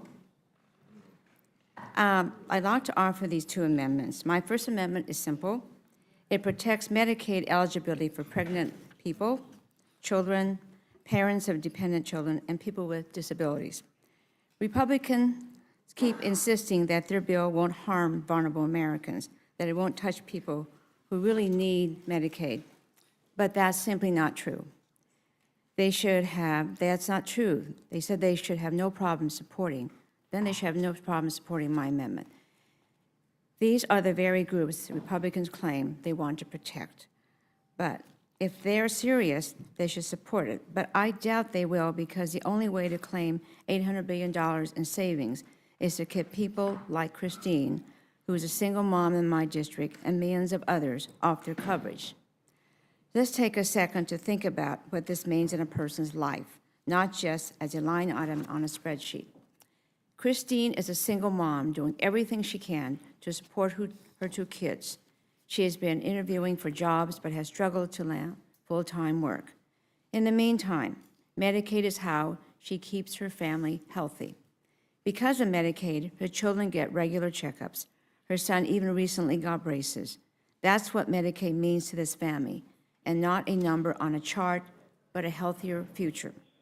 This bill is filled with red tape and impossible bureaucratic hurdles. It would throw families off of Medicaid and rip away life-saving care, not just from parents, but from children whose health care is tied to their parents. Of the more than 13 million people who will lose their care under this bill, 4.7 million would be because of the red tape requirements in this bill. That would undoubtedly include parents. It will undoubtedly include children, and it will undoubtedly include people with disabilities. So if Republicans are serious about protecting the people they claim to care about, they should support my amendment. And just as this bill undermines health care, it is also weakening our digital security. My second amendment addresses a critical threat, cybersecurity failures that put Americans at risk. It would require cabinet-level officials to receive basic cybersecurity training before auctioning off critical spectrum. That includes following rules about secure communication, rules this administration has routinely ignored. Cyber attacks like Salt Typhoon just show how vulnerable we are, yet instead of strengthening our cyber defenses, the Trump administration is gutting them and turning a blind eye to basic security protocols. We cannot allow sensitive data, health records, or public safety systems to be compromised because this administration refuses to take cybersecurity seriously. So let's be clear. Both of my amendments protect American families. One defends their health care, the other defends their digital safety. If my Republican colleagues truly care about protecting families, they would vote yes on both. I yield the balance of my time. Thank you very much, Ms. Matsui. Ms. Brown, you're recognized. Thank you, Madam Chair, for the opportunity to speak on this amendment. My amendment would strike an especially harsh provision in this bill that is rooted in cruelty, not policy. This simple, straightforward amendment would strike the work requirement provision in this big, bad, ugly bill that lowers the age of what we call a dependent child from 18 to 7. from 18 years old to 7 years old. So I'm abundantly clear, we're saying that 8, 9, and 10-year-olds are no longer considered dependent children. Where did this come from? Why is this necessary? Since when is a first grader not a dependent child? Preventing families with children as young as 7 from losing food assistance, that is what we're debating here. This isn't about waste, fraud, or abuse, and we all know it. It's the excuse, not the reason. So I'd like to invite the Republicans on this panel to explain to me, to my colleagues, and to the American people, how exactly does taking food away from struggling families with young children make this country safer, stronger, more secure, healthier, or even great again? Because the Republicans on the Agriculture Committee couldn't answer that question. And maybe that's because they didn't even bother to speak up when asked. Well, my guess is you can't answer that question either, because the answer doesn't exist. There is no national security strategy that says that hungry families are a path to stability in this country. There is no economic model that says that kids going to bed with empty bellies will suddenly lead us to prosperity. The only reason this provision is, the only reason for this provision is to put some cash in the bank so Republicans can turn around and hand out tax cuts for the wealthiest in this country. Right now, SNAP rules allow parents and caregivers with kids under the age of 18 some flexibility. If they can't meet the 80-hour-a-month work requirement because they are raising a kid, caring for family, or stuck in a job with unpredictable hours, they don't lose access to food. This bill changes that. It pulls away basic benefits from the moment a child turns 7. 7. That is a cold, calculated cut that targets struggling families. This provision alone would make this bill reckless, but combined with the sweeping cuts to family services my Democratic colleagues have been highlighting all day and all night, it's not just irresponsible, it's cruel. This bill doesn't serve working Americans, it punishes them. If you don't own a yacht or fly on a private jet, this bill makes your life harder, not easier. It makes your life worse, not better. And it gives you a shove down, not a hand up. This is a backwards, out of touch policy that ignores the real lives of working families. These provisions ignore the daily struggles parents face as they juggle low-wage jobs, childcare gaps, and unpredictable schedules just to keep food on the table. It doesn't encourage stability or self-sufficiency. It punishes poverty. And it sends a dangerous message. If you are struggling, you are on your own. I hope you will support my amendment, and perhaps more importantly, I hope you find it in you to really take the negative impact of this entire bill into consideration and vote no. And with that, Madam Chair, I yield back. Thank you, Ms. Brown. Mr. Liccardo, you're recognized for 5 minutes. Thank you.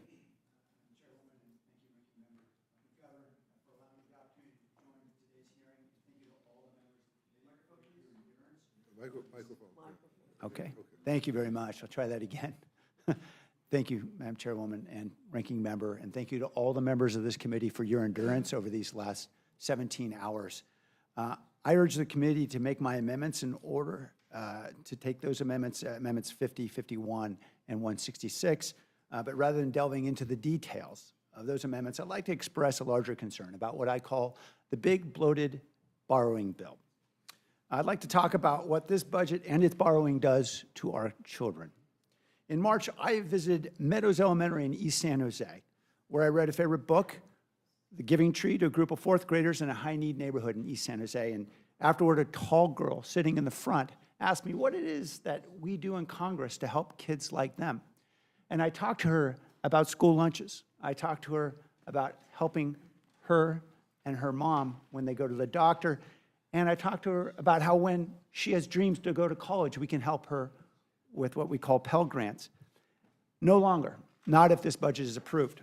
You've heard from my colleagues over the last 17 hours about what this proposed budget will do for our children. Yesterday, the Urban Institute issued a report revealing that the reconciliation bill could cause up to 18.3 million children to lose their access to free school meals.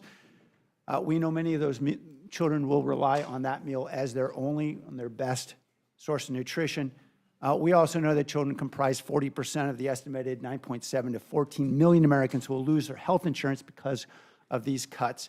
Packard Foundation report just revealed that 914,000 children alone will lose their health insurance because the parents getting knocked out as a result of the work requirement, or at least not being able to complete the laborious paperwork for that.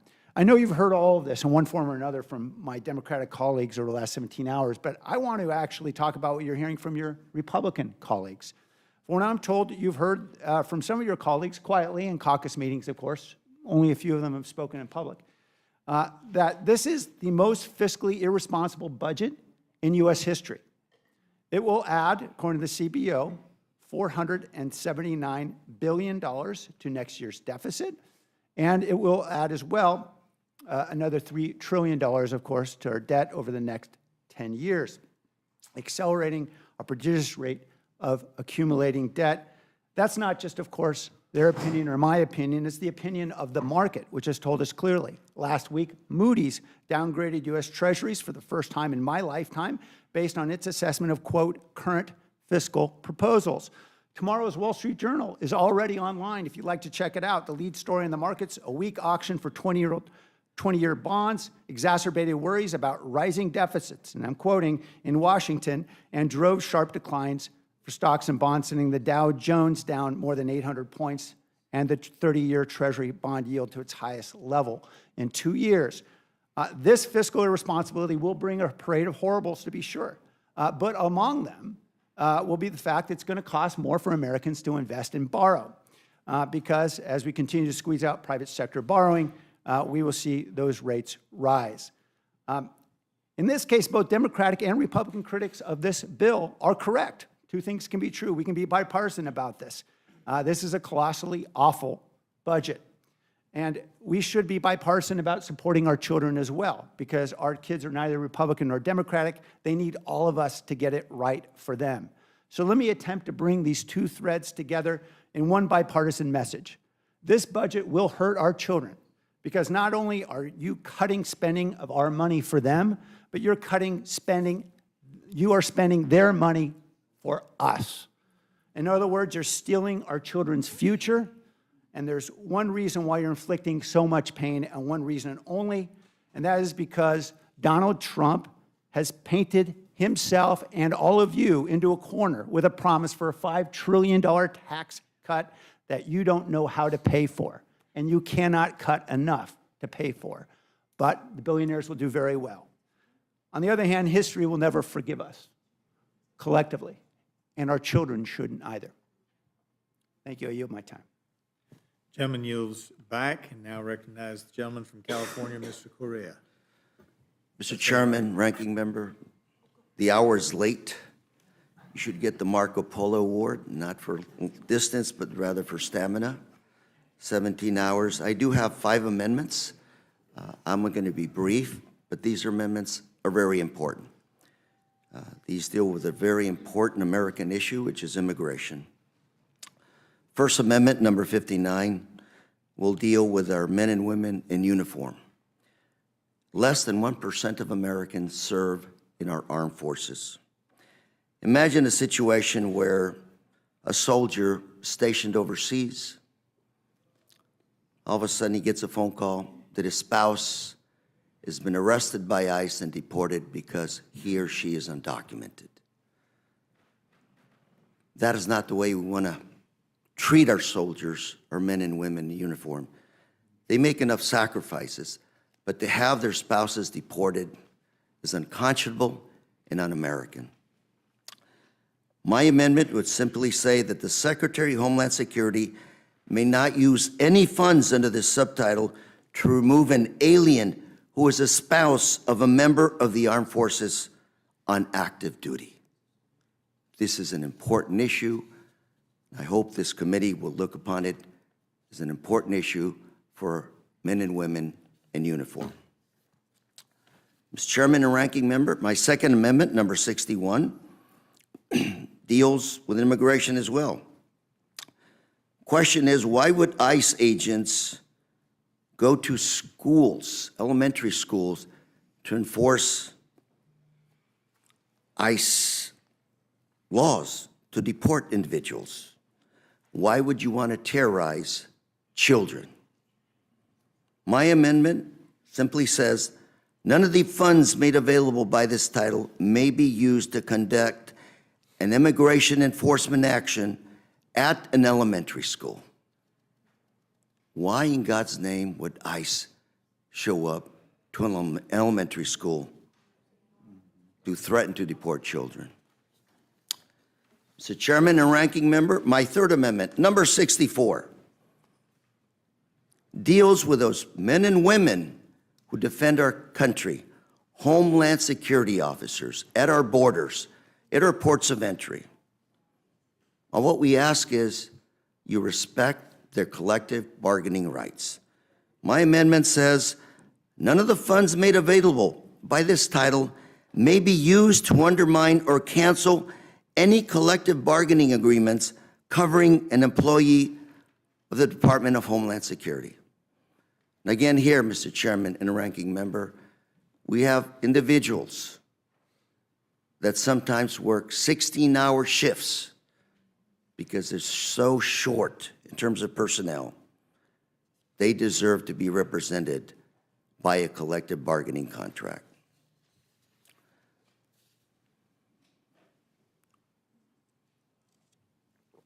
Mr. Chairman and Ranking Member, my next amendment, number 230. We often say in this country, all gave some, and many made the ultimate sacrifice when we are honoring our veterans. Again, less than 1% of Americans actually serve our nation. A lot of our veterans go off and fight, come back with invisible wounds that later on turn into PTSD, and they get into trouble with the law. A lot of these veterans, green card holders, when they join the military, are promised that they will be American citizens when they are honorably discharged. Such is not the case. Veterans that take an oath to the United States of America, veterans that are ready to lay it all down, make the ultimate sacrifice for our country, and then they're deported because they're found guilty of a crime involving moral turpitude. Mr. Chairman, my bill simply says none of the funds made available by this subtitle may be used to remove from the United States a veteran who was honorably discharged unless an immigration judge has determined after weighing all equities that that individual should be removed.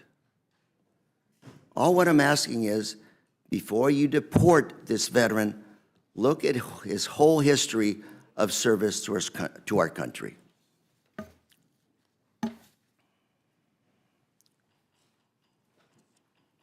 And finally, Mr. Chairman and Ranking Member, my third amendment, final amendment, I should say, essentially says that no amount of money in this subtitle should be used or can be used to deport or remove an individual to a country other than the country of that individual's nationality or last habitual residence, unless a removal order to that country is issued by immigration judge. The gentleman's time is up.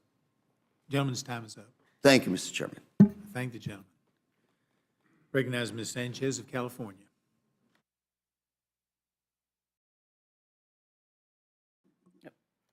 I want to begin by thanking the Rules Committee for the opportunity to offer amendments to this fluid, false, and frankly offensive bill. Our tax code should create opportunity and fairness, but this bill does the exact opposite. It bottoms out the middle class, and it strangles working families. It cruelly targets immigrants that are lawfully present in the United States and have been working here for years. It targets children simply because of their parents' immigration status. And this isn't just misguided, it is cruel. The first provision I want to discuss is a promise to preserve taxpayer dollars from going towards undocumented immigrants.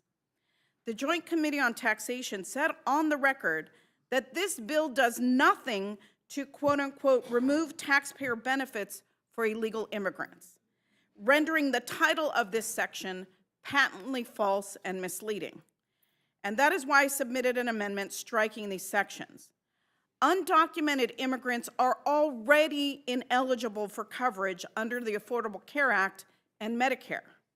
What Republicans are actually doing is taking away health coverage from legally present individuals who pay taxes and work in the country legally. There's already a 5-year bar before a legally present non-citizen can purchase marketplace coverage. Purchase marketplace coverage, not given coverage. The reality is that immigrants are actually subsidizing these premium tax credits and other federal programs like Medicare for US-born people. They are paying more into the system than they are actually utilizing in health coverage due to their higher uninsured rate and lower health utilization rate. And this bill just worsens that disparity. If we don't strike these sections, we are only going to see more uncompensated care, more preventable deaths, and more contagious disease, and increases in everyone's healthcare premiums, as Dr. Ruiz said earlier. These are legally present asylum seekers, refugees, humanitarian parolees, temporary protected status holders, and dreamers, recipients who have been in the country for decades and who will no longer have health care coverage under this bill. In California alone, temporary protected status holders contribute $235 million in federal taxes and $170 million in state and local taxes.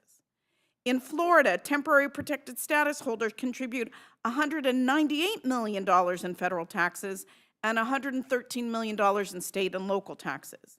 And if my Republican colleagues are so concerned about government handouts, I want to point to them the newly established expedited resettlement pathway for South Africans, because that immigration pathway grants them access up to 12 months of health insurance if they don't qualify for Medicaid. Talk about a handout. And if Republicans are going to prohibit legally present individuals who have been contributing to our economy for years and even decades from purchasing marketplace coverage, buying it with their own money out of their own pocket, and you guys are going to prohibit that. The hypocrisy of the Republicans never fails to surprise me. My second amendment addresses the denial of the child tax credit for U.S. citizen children if one parent does not have a Social Security number. The child tax credit was created to help children, providing essential support for food, clothing, shelter, and childcare. It has been one of the most effective tools in reducing child poverty in the United States. But this bill will strip that support away from 2 million U.S. citizen children simply because one of their parents isn't a citizen. This provision disproportionately harms Hispanic children, many in my district who already face higher poverty rates. Nearly 1 in 4 Hispanic children lives in poverty, and that is 3 times the rate of white children. Why are we denying these children a shot at a better life to give tax credits to billionaires who don't need it? This provision is cruel and unconstitutional. Punishing U.S. children for their parents' immigration status violates the Equal Protection Clause of the 14th Amendment. And my amendment would fix this by ensuring that those 2 million children still receive the benefits of the child tax credit they deserve and that their parents have paid into. Republicans love to say promises made, promises kept. Well, this does nothing to lower health care costs. A 65-year-old mother and grandmother from Santa Fe Springs in my district is a survivor of triple-negative breast cancer. Medicaid helped her cover every surgery, every hospital stay, every medication. She told me that she could have died without Medicaid coverage. And to add insult to injury, this bill literally gives a tax cut of $255,000 for the top 0.1%. That is unconscionable, and I urge the committee to adopt my amendments, and I yield back. Gentlelady yields back. Now recognize the gentleman from New Jersey, Mr. Menendez. Thank you, Chairwoman Fox, Ranking Member McGovern, and members of the Rules Committee for the opportunity to testify about my important amendments to a Republican bill that would harm far too many Americans. I'm offering two amendments today. The first is numbered 201, and the second is number 306. Amendment number 201 would strike Section 44201 from this bill. Section 44201 would make permanent the Trump administration's de facto ACA repeal that would make healthcare more expensive and less accessible for so many of our constituents.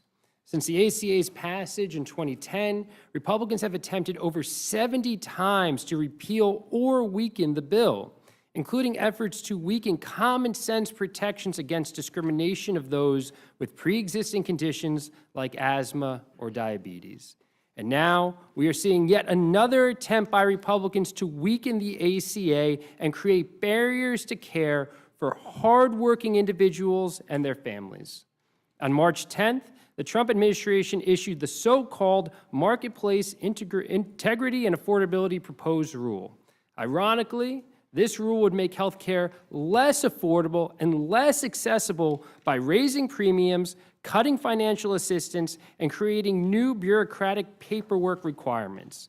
If this rule takes effect, hardworking Americans across the country will face significant premium hikes, nearly $3 billion over the next several years, and greater barriers when they try to enroll on November 1st.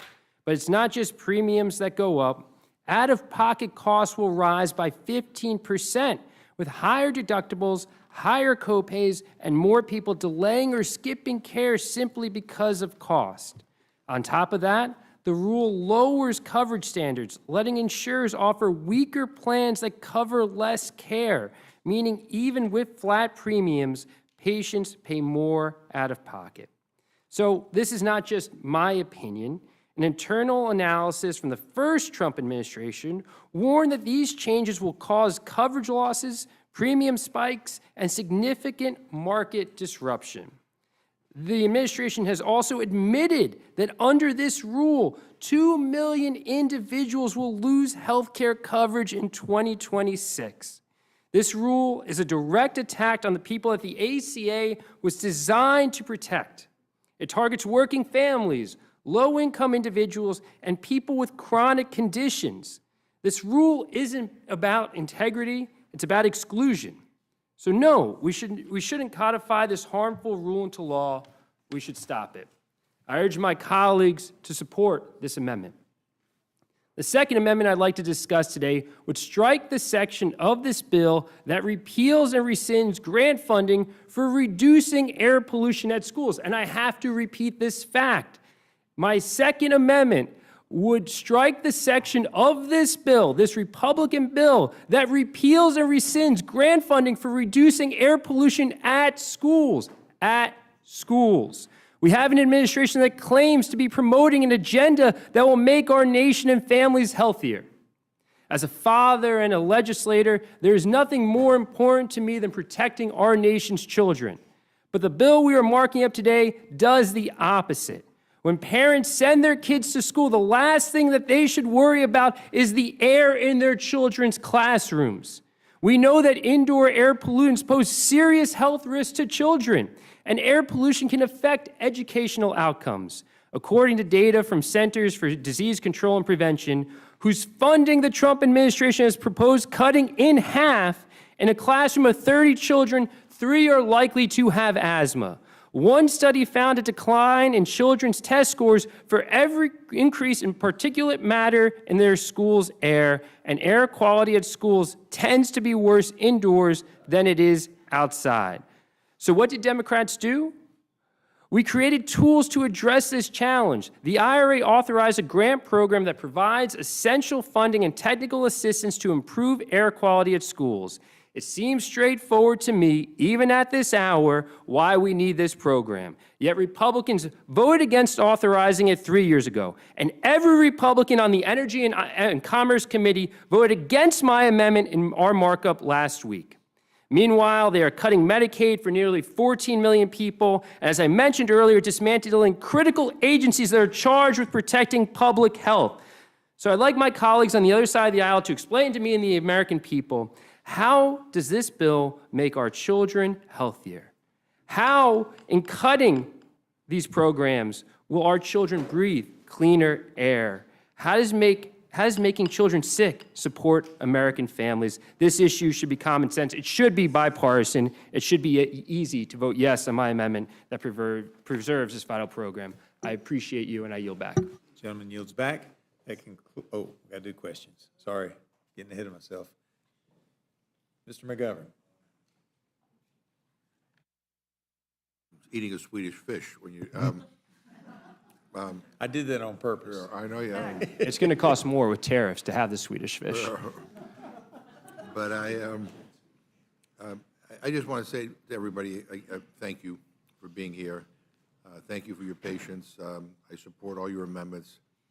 I'm proud of all of you for coming to this committee and presenting the amendments you did, because I think they represent our values. And as I said at the beginning of this hearing, the underlying bill it doesn't represent my values, doesn't represent our values. And so whatever we can do to help advance your amendments, we will do. But thank you very much. I yield back. Gentleman yields back. Ms. Scanlon? Yes, I echo the ranking member's remarks, and I wanted to particularly thank Representative Sanchez for bringing forward that amendment that is just so despicable in clawing back benefits from children based on who their parents are. It's un-American. That's all I can say. It also violates the Constitution. But that Details. doesn't seem to bother certain Yeah. members Yeah, of Congress. well, I appreciate the amendment. Thank you. I yield back. Gentlelady yields back. Now recognize Ms. Ledger Fernandez. Thank you very much. And, you know, I noted, Representative Ricardo, that you kind of said something that we are all hearing, right? We keep hearing from Republicans that they don't like this bill. They whisper it to us. They complain about it. But they are so terrified of Trump that they are not having the courage to actually vote no. But we'll see. We'll see. But, you know, with regards to the amendments proposed with regards to immigration, I just wanted to seek unanimous consent to enter into the record an article in Defense One, and Defense One, as you know, is a highly regarded military publication, titled "Immigrants Show Greater Willingness to Join the Military, Study Shows." Without objection, so ordered. And another article, I think that goes to Representative Sanchez's points, and there's lots of these different articles, but really the point was made by you, it's been made in some of the earlier panels, but we haven't talked enough about it, and so that's why I wanted to, I know we're trying to move on, but I wanted to take some time to acknowledge that this idea that immigrants are the reason you have to cut Medicaid for everybody because they are somehow gaming the system when they do not receive any federal dollars. And indeed, the article that I would seek unanimous consent to, it's just one of many that center on budget and policy priorities. Immigrants contribute greatly to the Social Security Trust Fund solvency, which demonstrates, Mr. Chairman, I seek unanimous consent. What was the date? I'm sorry. I'm sorry. The date on the article? The date of the article on April 23, 2025. Without objection, so ordered. Thank you. And thank you for helping clarify that, because I think it's really important that these are recent articles because they are showing that immigrants' contributions are key. And this one shows that if it weren't for immigrants who pay taxes but often don't receive any of the benefits, our Social Security would be in deeper trouble than it already is. And you look at that across the board over and over, And so I'm going to introduce these articles, and I know we want to move forward because we have all these wonderful members who are coming here to tell us all the other new things. This is the great thing about these hearings is we're hearing all of these unique factors that you are all bringing to the fact that we are ignoring our cybersecurity. He got rid of Trump. Trump got rid of, right? I mean, you're laughing because I don't even have to say it, right? Because it's shameful that we have made ourselves more at risk because of what he has done in terms of opening up our vulnerabilities to Russia. That's one of your concerns, correct, Representative Matsui? Yeah. So thank you very much for raising those. I didn't know if you wanted to do anything else quickly on either of those. If I could just respond, it is the biggest lie in the world that immigrants take more from the system than they pay in. Immigrants pay into the system, they work hard, they pay taxes, they're not even eligible for those benefits. And yet other Americans are told the reason why there's waste, fraud, and abuse is because of immigrants. It's patently false. It's lies, and it's meant to divide our country.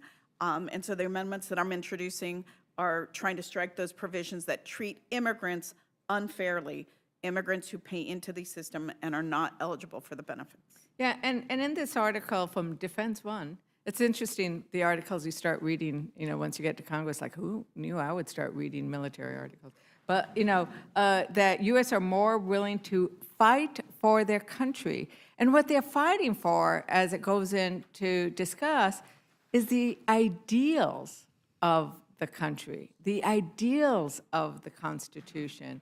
And that is something that I think we need to remember, that we're dealing with a tax bill and cutting essential benefits, but they are wrapping it around elements that are undermining the ideals of this country as a place where we create opportunity for everybody, whether you're native born from West Virginia or you're an immigrant or married in. I would only suggest that, and maybe I could discuss it with you later, the idea that it should be any family who is not just the spouse, but also the children who are married into the military. But with that, you wanted to say something? I just want to just join my colleague, Congresswoman Matsui, to your point about cybersecurity. I mean, this is, when I was on Homeland Security on the cybersecurity subcommittee, this was something that had bipartisan support. And this is something that we should all be in agreement on. Yeah. We're watching an administration dismantle CISA and our cybersecurity workforce at a time that we need to be growing it. And instead of having a strong federal response to all the attacks that we're seeing both in private and public sector to our critical infrastructure, we're saying that the states and municipalities have to handle it when they don't have the resources to. And so I appreciate Congresswoman Matsui's leadership on this issue and her amendment, because it is something that should have bipartisan support, because it has historically had bipartisan support, because it's an issue of national security. And the fact that we can't agree on this amendment, that everyone in the administration, especially when you're enabling people from DOJ to have access to some of the most sensitive personal data of all Americans, right, from red and blue states across the country, whether it's HUD or the VA or the IRS, we should have some level of cybersecurity awareness and training for those individuals. So I thank the Congresswoman for her leadership on this issue, and it should be something that should have bipartisan support, and I thank you for raising it as well. Thank you very much. And once again, we aren't hearing any Republicans complain about any of the kind of transgressions that would have normally had an outcry, a bipartisan outcry. But with that, Mr. Chairman, I yield back. Gentlelady yields back. Now recognize Mr. Scott. Thank you, Mr. Chairman. And there are legitimate differences of opinion on different issues. Many of my friends are Democrats. I travel with them overseas. We have different ideas about how to solve the same problem. So there are legitimate questions, differences about how we would handle the issues. But I can tell you, as someone who's in the rooms where there are no telephones, where we're dealing with the cybersecurity-related issues, there's no breakdown on the cybersecurity right now. There's just not. So we can have our debates and our differences of opinion, but I can tell you this. The administration is committed on cybersecurity, just as I believe the previous administration was committed on cybersecurity. And it's just a we have differences of agreements on other things, but that's the one that I've listened to that I think that accusation is just, as someone who's in the room, I very much think that's a false accusation. Can I comment on Mr. that? Chair, I yield the remainder of my time. I'm not interested in a debate on it. Gentleman has yielded back, and I understand we can do this, but I'm looking at possibly 2 more panels before we finish, and so happy for y'all to have a conversation and discussion and disagreement, but this panel is concluded. Thank you. I note, this response will be noted. Thank you.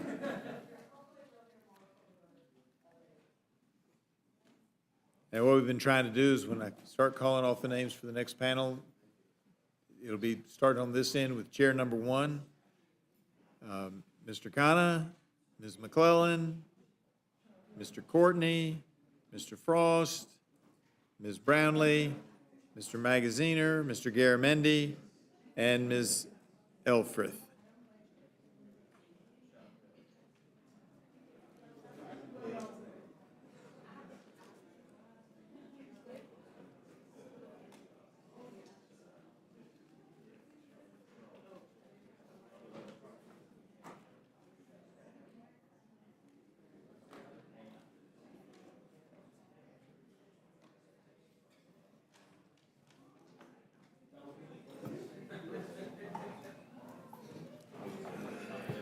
All right, I know it's still a little busy, but if we can go ahead and get started. Mr. Khanna of California, are you ready? He's recognized for 5 minutes. Thank you, Mr. Chair. I have a common sense bipartisan amendment. No American child under the age of 18 should lose their health care because of this bill. As you know, 42% of America's children rely on Medicaid. The chairman of the Energy and Commerce Committee said, no one is going to lose their health care. No kids are going to lose their health care. President Trump keeps saying it's all about waste, fraud, and abuse. We're just going after waste, fraud, and abuse. Representative Crenshaw says no kids are going to lose their health insurance. And a number of Republicans wrote in a letter to the Speaker that they should make sure no kids lose their health insurance. But the reality is, independent estimates are that 800,000 kids in this country are going to lose their health care. I think we can all agree that any child born in America should have health care. So if the Republicans agree that kids shouldn't lose health care, why not just have a simple amendment in this bill saying we guarantee that no kid is going to lose health care? Now you ask, why is it that kids are going to lose health care? Why the estimates of 800,000? The reality is that the work requirements were tried in Arkansas. And what they saw is when parents were kicked off health care because of bureaucratic reasons, the kids lost the health care too. It's not theoretical. Thousands of kids in Arkansas lost their health care. And this to me seems like the easiest way that we can answer this question. Just guarantee to the American public that not a single American kid is going to lose health care with this bill. And that would answer the question. It would make good on all of the promises. It would make good on the promise that Trump is saying it's only waste, fraud, and abuse. He certainly doesn't want to deprive American kids born here of health care. Let me end with this point. I was in Allentown. There was a 6th grader. She stood up and she said her name was Sophia. I won't say her last name, but her name was Sophia. And she said, I'm scared. I'm scared. Can you assure me that I won't be afraid? And she said she's afraid because her grandmother is on Medicare.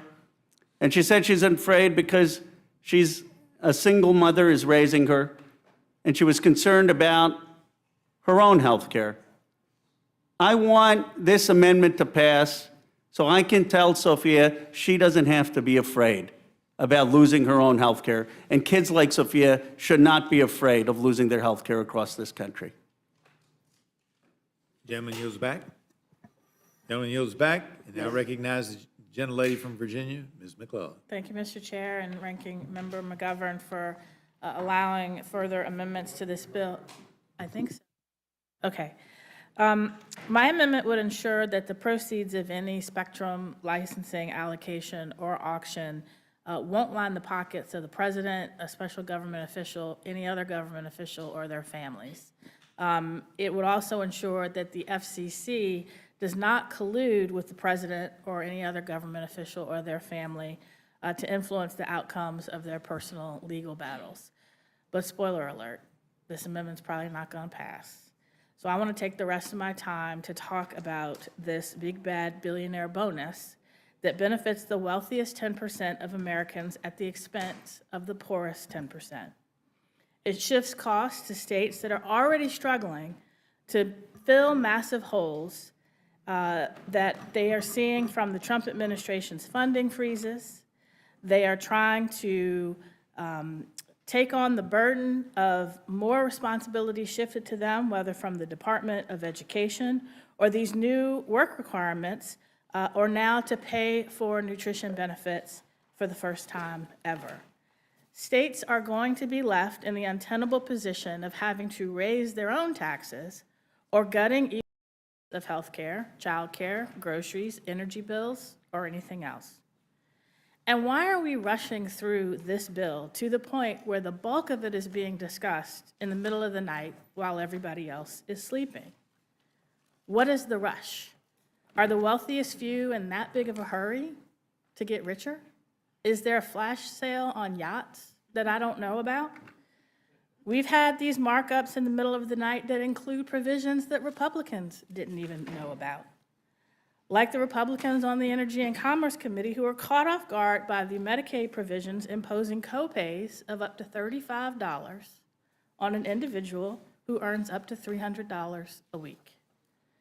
They didn't know that if somebody was kicked off of Medicaid because they couldn't meet burdensome work paper requirements to prove that they're working, like the 18,000 Arkansas individuals who were kicked off when they couldn't meet work requirements even though they were working.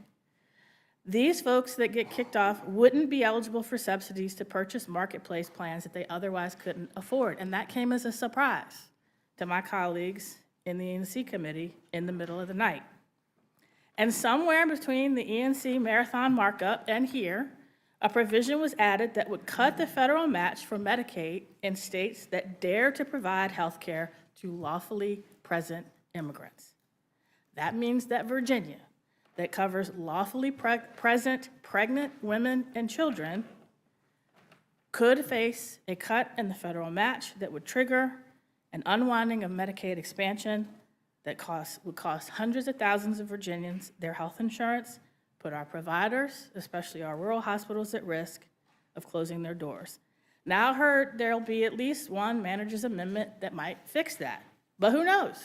Who knows what will happen once the Freedom Caucus, I think they've already returned from the White House, but who knows what they've demanded and what they've gotten. And they want to kick even more people off of their health insurance. But what else is buried in this bill? What's going to be buried in the manager's amendment? What's going to be buried in the bill that we see for the first time on the floor that we won't have time to take back to stakeholders or the American people?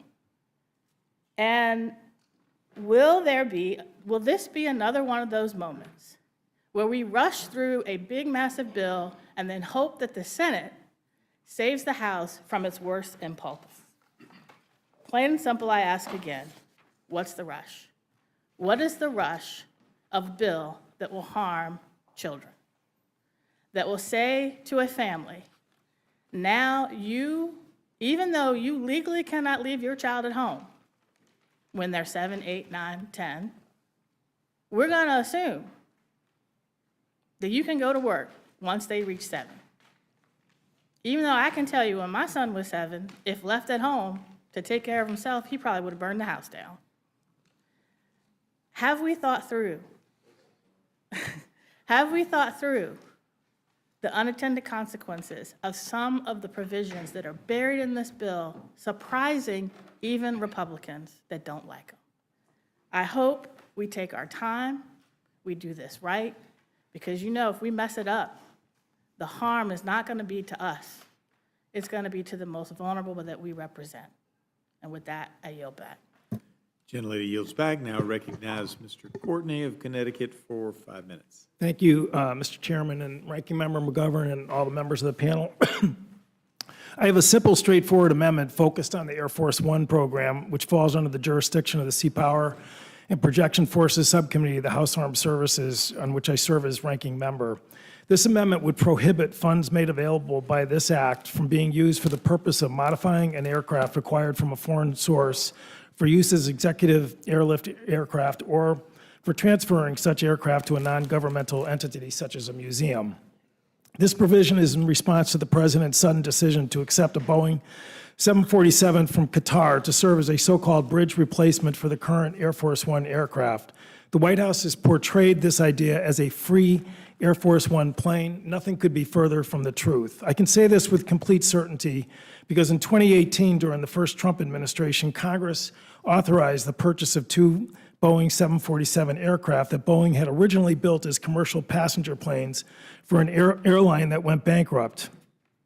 The cost of upgrades and retrofitting for these 2 planes to replace the Air Force One fleet totaled $3.9 billion. The work included stripping the plane's interior down to the studs, hardening the plane's defenses, installing encrypted communications technology, and building out space for what is essentially a flying command and control center, not just for our nation's military and intelligence agency, but for the entire federal government.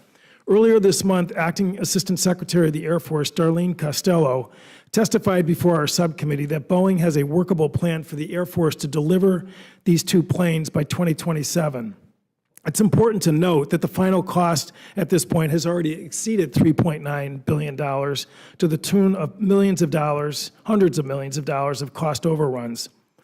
A few hours ago, the White House confirmed that the President has unilaterally accepted a 3rd plane.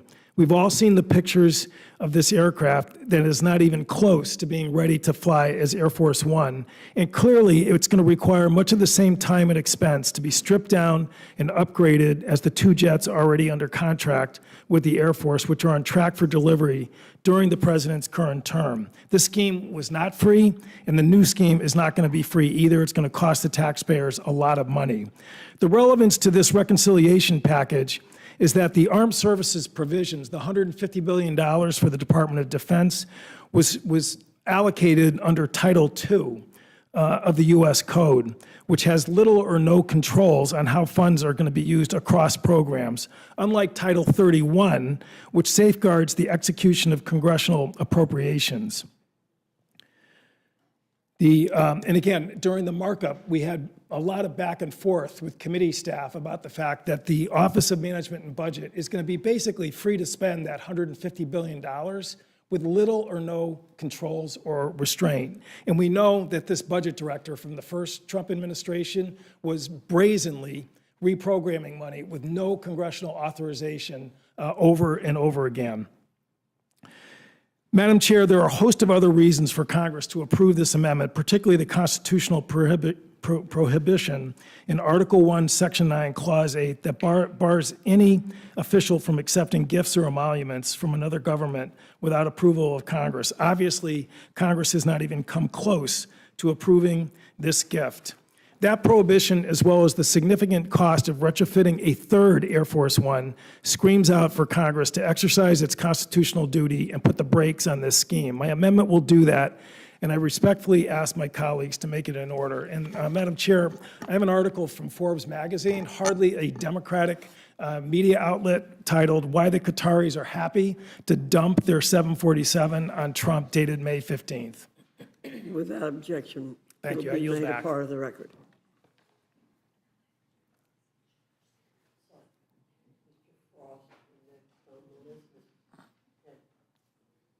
Okay, I'm just going by the list given to me, so but if you want to go in order yourself, you're fine. That's fine. Okay. Thank you, Madam Chair, Ranking Member McGovern, and members of the committee. Thank you for spending nearly 20 hours at this hard work. I greatly appreciate it. I'm sure everybody on this panel does, discussing many of the very concerning cuts and policy implications of this bill. staring down policies that will result in as many as 14 million people losing their health insurance and food assistance, the elimination of IRA provisions aimed at lowering energy costs, adding trillions of dollars to the deficit, which we only just found out a few hours ago from CBO, which will trigger $500 billion in Medicare cuts, all to pay for tax breaks for the wealthiest Americans and corporations. I'm here to request the committee accept the following 2 amendments aimed at protecting our national security, Amendment 102 and 108. First, Amendment 102 is a common sense provision recommended by the DoD itself to protect our national security and ensure military readiness when considering coastal leases for sale. The bill before us proposes a fire sale on public lands and waters to the lowest bidders for the purpose of more drilling, and yet offers no guarantee that any of those resources will benefit Americans or lower energy costs. On the House Natural Resources Committee, we often talk about national security and how our ability to produce our own energy allows us not to rely on foreign adversaries, but selling off our coastal waters surrounding our military installations directly contradicts these efforts and instead endangers our national security by prohibiting the military's ability to train and navigate freely. And here's how I know this, because in 2015, the DoD analyzed every offshore drilling block in their roles and activities critical for military readiness and national security, and they determined that what, if any, level of drilling activity can be done without impeding their critical work. My amendment would require the federal government to implement the findings of this DoD report when selling offshore drilling leases for coastal waters. Due to the sensitive training and work of it at our installations, all of these blocks on the east and west coasts were classified by DoD as requiring either a total prohibition or very specific conditions for leasing. But even if everything on these drilling sites were to go exactly as planned, the mere presence of these rigs would cause immediate threats to our military readiness and national security, and that's just not a risk we should be willing to take. I implore this committee to address the very real threat by supporting this amendment. My second amendment before you, Amendment 180, as was just discussed by my colleague, we understand the bill provides extra $150 billion to the DoD, and frankly, I don't trust the secretary with $150, let alone $150 billion. But my second amendment, preservation of historical items, is very simple. It prohibits the DoD from spending any of these funds until a panel of experts reviews all artifacts and documents flagged for destruction and censorship. Earlier this year, the DoD, under the direction of Secretary Hegseth, began removing books, images, and stories of historical events and heroes from our military academies. The department removed these items as part of a crusade against what they consider promoting, quote, divisive concepts. Yet protecting the history and accurately telling the stories of our nation is critical to our national security. It's concerning that under Secretary Hegseth's guidance, the DoD has removed images and stories often by mistake. We all read the headlines of articles and images highlighting the accomplishments of the Navajo code talkers who fought in the Pacific Island campaign that were removed. Pictures of the Enola Gay, the plane that dropped the atomic bomb in Japan, were removed because of the word gay. At the U.S. Naval Academy in my own district, we've seen nearly 400 books from their libraries removed that explored themes of gender, race, and diversity. Maya Angelou's I Know Why the Caged Bird Sings was removed, yet Hitler's Mein Kampf and Mussolini's The Doctrine of Fascism remain. We are spending precious time, energy, and resources on erasing the history of our great nation instead of preparing for the next conflict or taking seriously the handling of sensitive national security information. A military that looks like our country and receives an education that teaches the accurate history of this nation is critical to our ability to influence strong democratic principles abroad. If our service members don't learn from history, they are doomed to repeat the mistakes of the past. I urge support for both of these amendments and yield back the balance of my time. Thank you, Ms. Elfreth. Mr. Frost, you're recognized for 5 minutes. Thank you so much for the opportunity to testify. I got here at 1 a.m., and when I pulled up, I was surprised to see a crowd of about 150, maybe 175 people right outside the Capitol steps protesting this bill and protesting cuts to Medicaid, protesting cuts to food assistance. And I started walking around and speaking with people, and I found folks who were here from all across the nation, of all different ages, all different ethnicities, races, religions. I met Democrats, I met Republicans, I met independents, I met people who aren't registered to vote. And the word I heard from people the most, especially, it started to rain, we stayed out there talking to people, the word I heard the most was betrayal. And people felt betrayed. And a lot of these folks had already planned this trip to DC for a long time. They didn't even know that this vote would go on. But when they found out that the Republican majority would be hosting a key hearing on this budget, which the budget shows the morals of a nation and the character of a nation, and they heard it was happening at 1 a.m. in the middle of the night, these people in the middle of their vacation, their advocacy trips on other things and all this, decided to come out in the rain with their families to say, we don't want to be betrayed. We want our health care. We want the nutritional assistance. We want a budget that reflects the values of this country. And we don't want a bill that will facilitate the single largest transfer of wealth from the working poor and the working class to the ultra wealthy in the history of our nation. It's dark and twisted that many Republican politicians want to take away health care, make food more expensive, restrict the child tax credit, all to enrich billionaires and mega corporations. If this bill passes, kids will go hungry. If this bill passes, people will die. And I heard this directly from people that were out there protesting, talking about the impacts that these cuts to Medicaid would have on their lives and their children. I also know this bill's unpopular because I've been traveling this country, going to Republican districts and speaking with constituents who have a Republican representative who refuses to host the town hall. I was actually in Michigan because in Representative John James' districts, one of his constituents shared, quote, "My daughter's a young woman who was born with cerebral palsy, mild cognitive impairments, and autism. She depends on Medicaid services for her health, safety, and well-being. She's unable to work or take care of herself. Without Medicaid, she is totally at risk. Cutting Medicaid to give tax cuts to wealthy billionaires is not only cruel and unethical, but it puts vulnerable people like my daughter at risk of severe mental and physical health problems."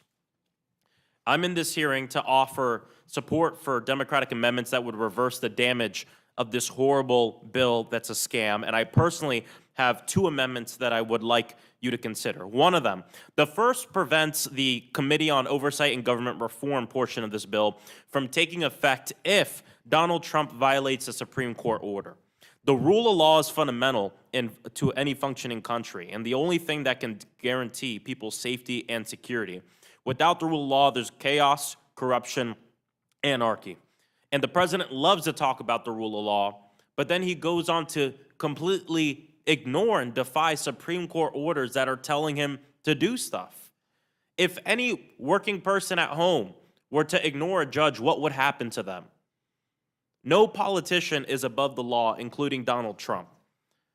Our democracy and our rights are hanging literally by a thread, in part because Trump has lost over and over again in court because his illegal acts are prohibited by federal judges and by law. And these have been decisions coming from federal judges appointed by both Democrats and Republicans. My other amendment overturns a portion of the bill that eliminates a tax on silencers that has existed since 1934. Republicans want to make it cheaper and easier for the next mass shooter to carry out their plans and kill innocent people.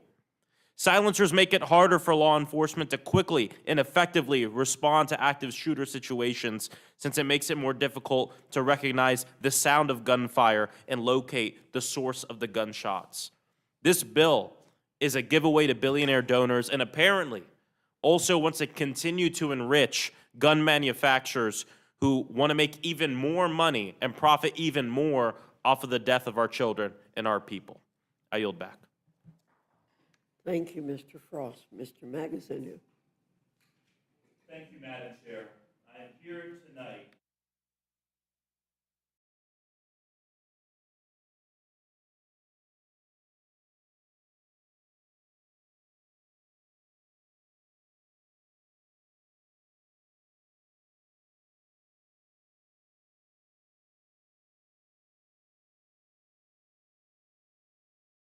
to make ends meet. High costs are impacting everybody. The cost of food, the cost of medicine, the cost of rent. The people I speak to in Rhode Island every day feel like they're working harder and harder, but they cannot afford to keep up. And recently, the Trump administration made it even worse with these reckless tariffs that are making everything even more expensive. But you know who's not struggling? The billionaires, the people at the very top, are doing quite well for themselves. Yet, this Republican tax bill will make it even worse. Under this plan, and listen to this, this is from the nonpartisan CBO. Under this bill, people who make more than $5 million a year will get an extra $100,000 plus on their income every year. But a middle-class household, if your family makes $70,000, $80,000, $90,000 a year, you will see on average $45 a year. So we're giving millionaires over $100,000 a year more money. The middle class gets $45 on average. How is that fair? And if you are a family that's trying to work your way into the middle class, you're making $30,000, $40,000, according to the CBO, you will lose more than $1,000 a year once the cuts to Medicaid and SNAP are factored in. So this Republican tax bill is literally taking thousands of dollars per family from working people and transferring it to the super rich. My first amendment will reverse this. Under my amendment, families who earn less than $500,000 a year, the majority of Americans, most Americans, will get a tax break. We would lower your tax bracket 2%. If you're at 22%, we make it 20. If you're at 12%, we make it 10. And we would pay for it by adopting Donald Trump's suggestion to put a new tax bracket for people making more than $2.5 million a year at the 39.6% tax level. This is a matter of basic fairness. Let's ask the people making millions of dollars a year to pay their fair share so that the middle class can get a tax break. And I find it very interesting that my Republican colleagues can't summon the courage to stand up to Donald Trump on almost anything. When Donald Trump says, oh no, I really won the 2020 election, we should overturn the election results, over 100 of our Republican colleagues said, yes, sir, we'll try to overturn the election for you. When he enacted these massive tariffs, which are a huge tax on the middle class, our Republican colleagues were either silent or submissive.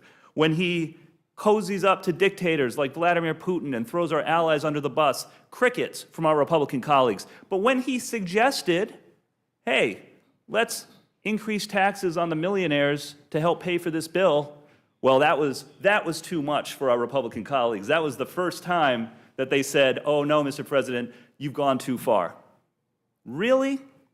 So look, I'm going to agree with the president on this one. Let's put that tax bracket, that higher tax bracket on people making more than $2.5 million a year, and instead give real tax relief to the middle class. My second amendment addresses another unfairness in this bill. Understand this. This bill is an across-the-board cut to SNAP benefits, to food aid. Our Republican colleagues like to say it's just waste and fraud, or it's just going after people who are bilking the system. False. There is a 5% cut across the board for every state, regardless of error rate.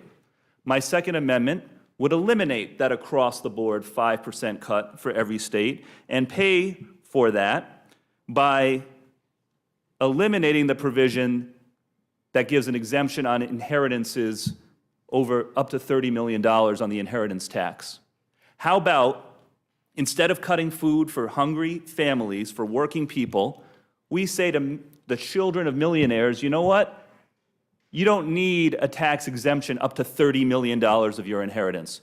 Let's go back to the $5 million exemption that existed before 2016. We'll let those children of millionaires still get the $5 million tax-free inheritance that they used to get, but not 30. Instead, we're going to feed hungry families by canceling these SNAP cuts. I urge adoption of these amendments to make this a fairer bill, and I yield back. Thank you very much. Mr. Garamendi, you're recognized. Thank you, Madam Chair. You've heard hours and hours of amendments, all of which in one way or another would improve a terrible piece of legislation. It's been said by others way back when I was in the California legislature, if it's a bad piece of legislation, don't amend it, just kill it. This bill deserves to be killed. You are operating under the direction of President Trump, and in that process you are conducting the biggest theft in U.S. history. This budget reconciliation bill is the largest transfer of wealth from the country's most vulnerable people to its richest people.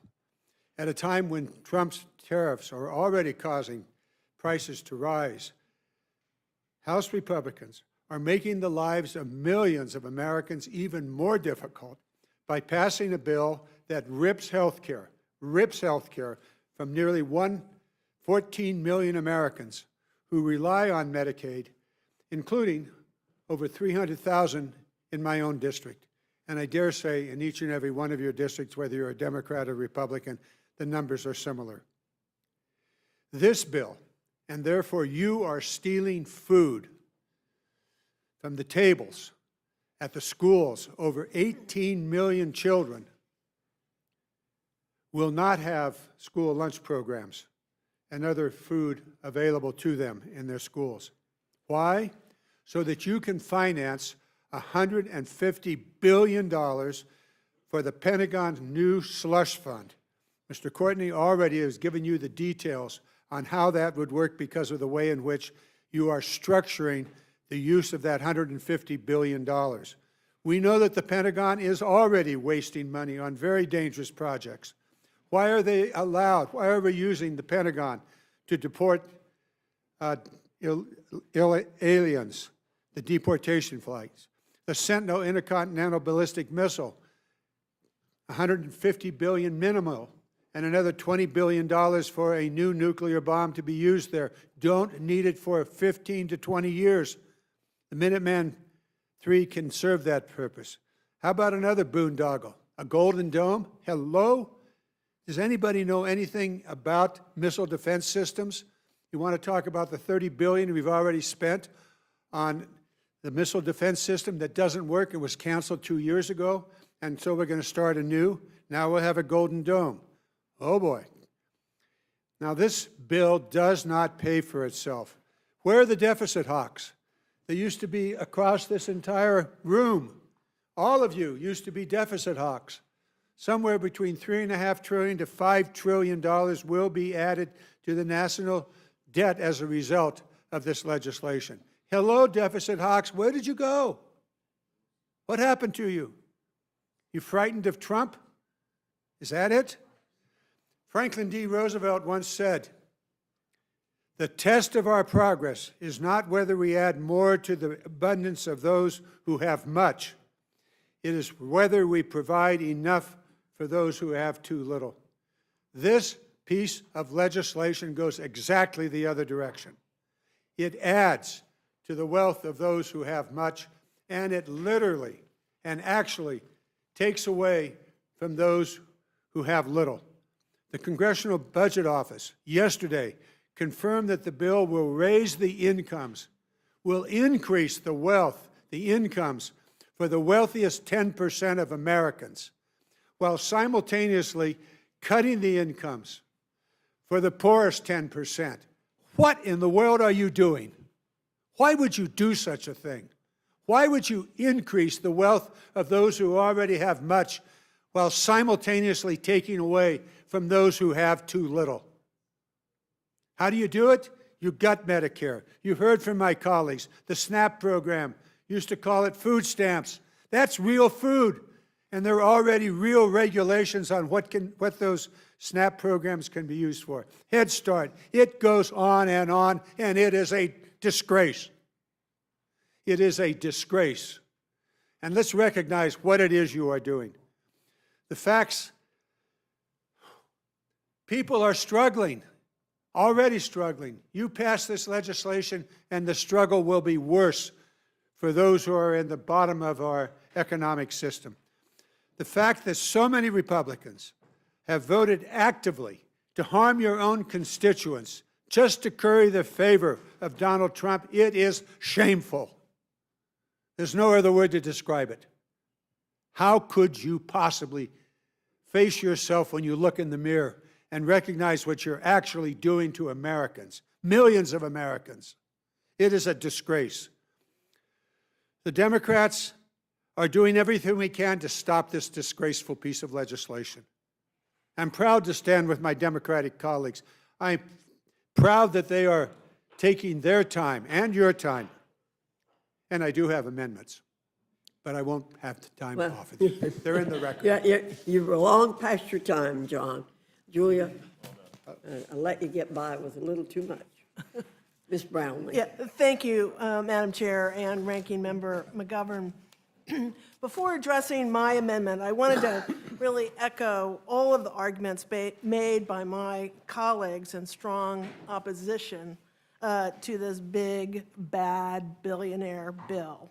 This bill serves as a Trojan horse to jam through hundreds of billions of dollars in Medicaid cuts that will devastate 265,000 Ventura County residents in my district and 14 million Californians who depend on Medicaid to access their health care. These cuts will harm children, disabled adults, low-income seniors, and they will result in hospital closures across our country. And there are many other egregious sections of this bill that will have devastating impacts to the American people for many, many years. My amendment today would redirect $1 billion from this bill to fund climate monitoring, weather forecasting, and disaster preparedness programs at NOAA.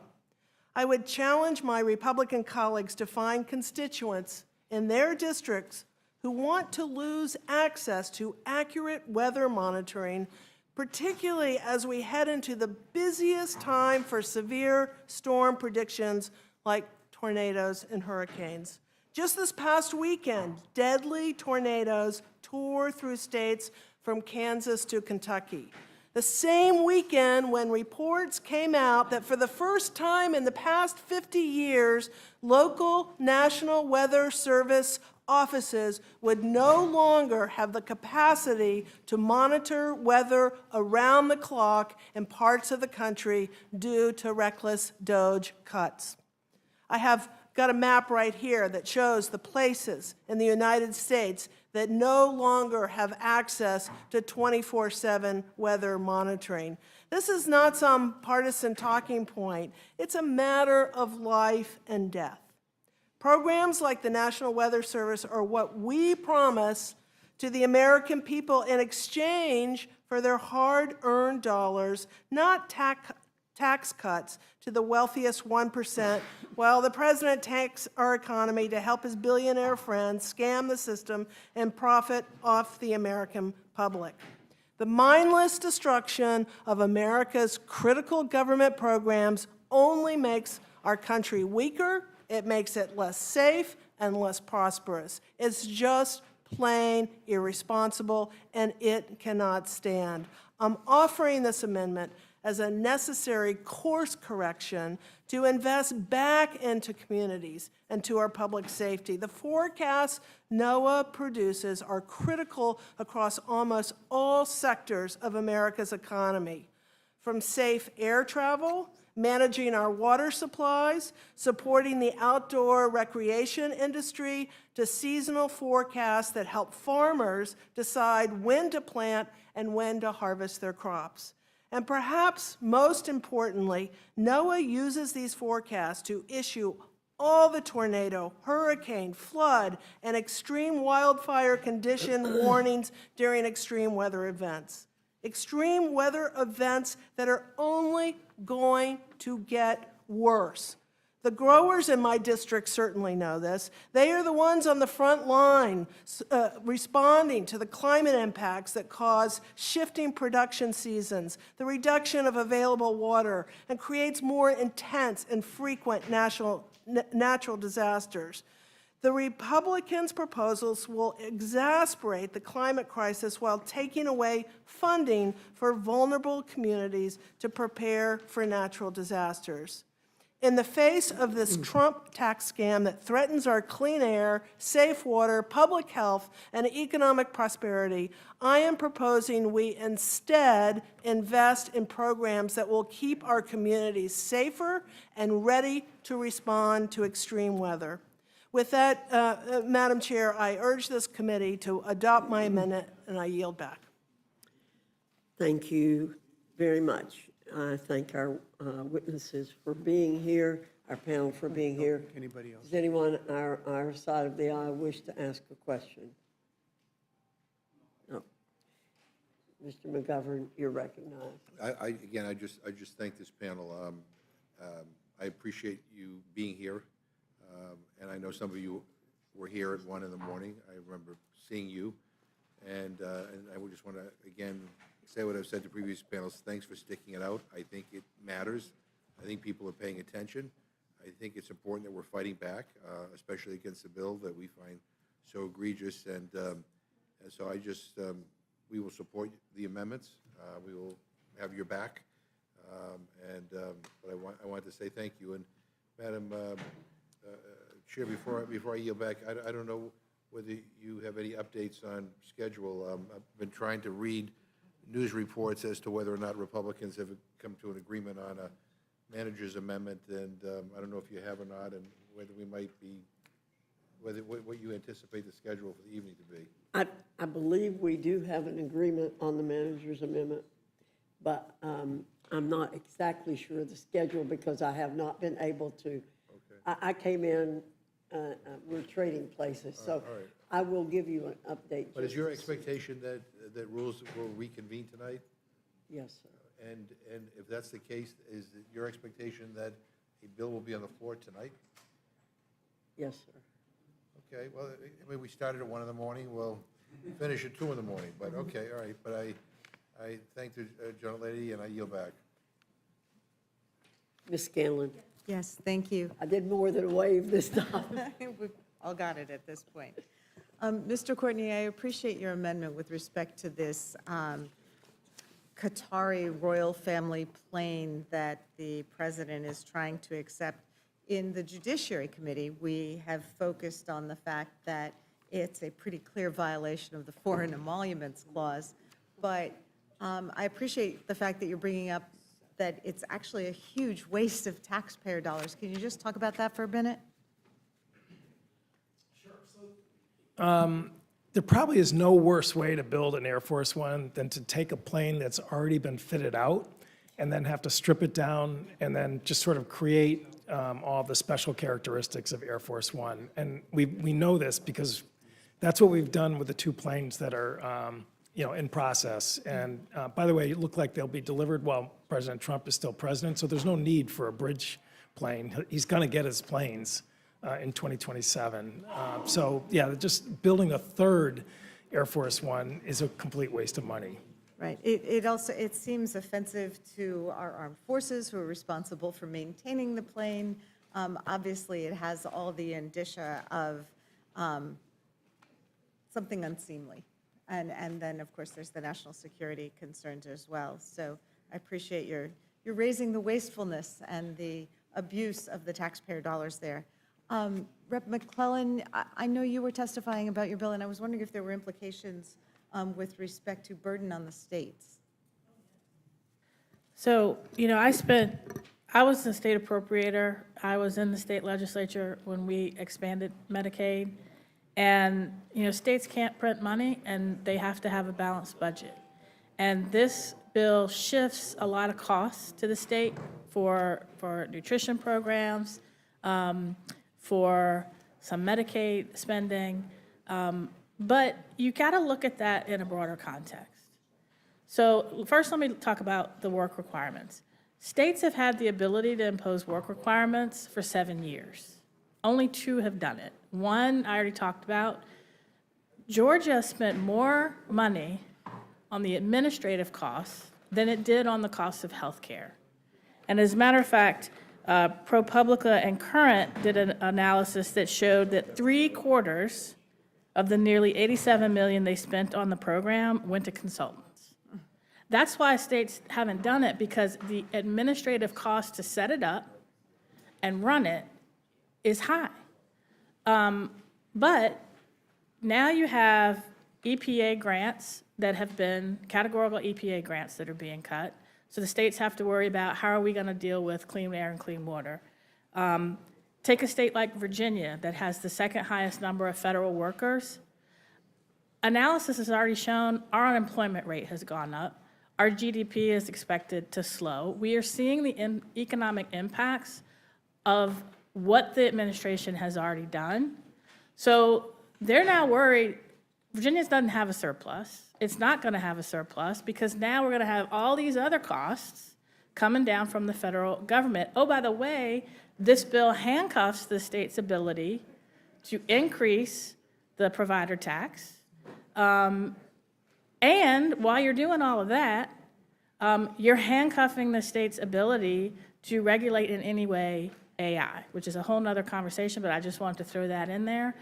The party that says, well, let's just give everything back to the states is giving the states a massive hole in their budget and handcuffing their ability to fill it, and they're going to do one of two things.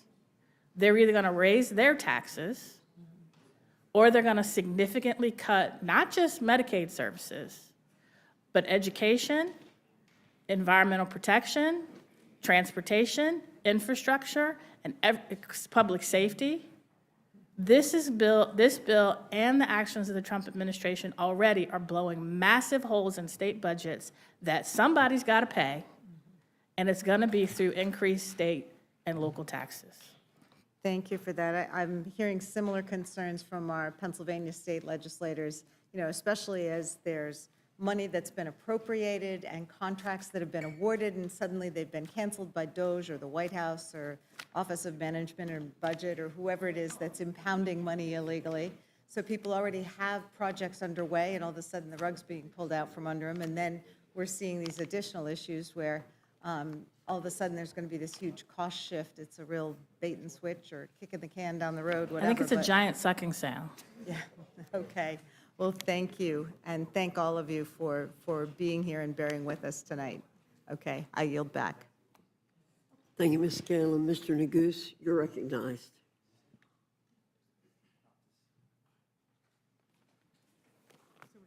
Sorry, a lot of paperwork over here, Madam Chair. It's been a long day. I have no questions. Thank you all for your testimony and your amendments, and of course, I support the amendments. I just want to follow up on a point that the ranking member mentioned. We've been here now for 19 hours, I guess, close to 24 hours straight. Started at 1 a.m., and as the ranking member said, it sounds like we may very well end at 1 a.m. or 2 a.m. with a vote in the dead of night on the floor on a 1,000-page bill that would have dramatic negative consequences for the American people. But I don't know that I could say it any better than one of your colleagues, Madam Chair, and that's Representative Massey, who posted on social media just a little while ago, I'll quote, "Major provisions of the big, beautiful bill are still being negotiated and written, yet we are being told we will all vote on it today.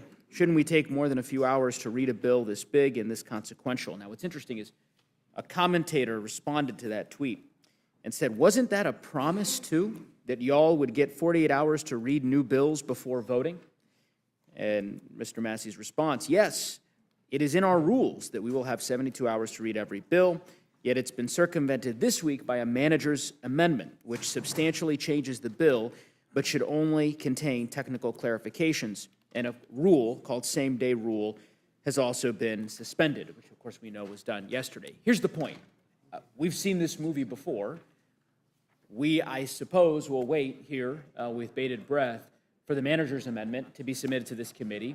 I suspect that that manager's amendment is not going to have technical corrections and changes to the rule print, but instead will be fundamental changes to this bill.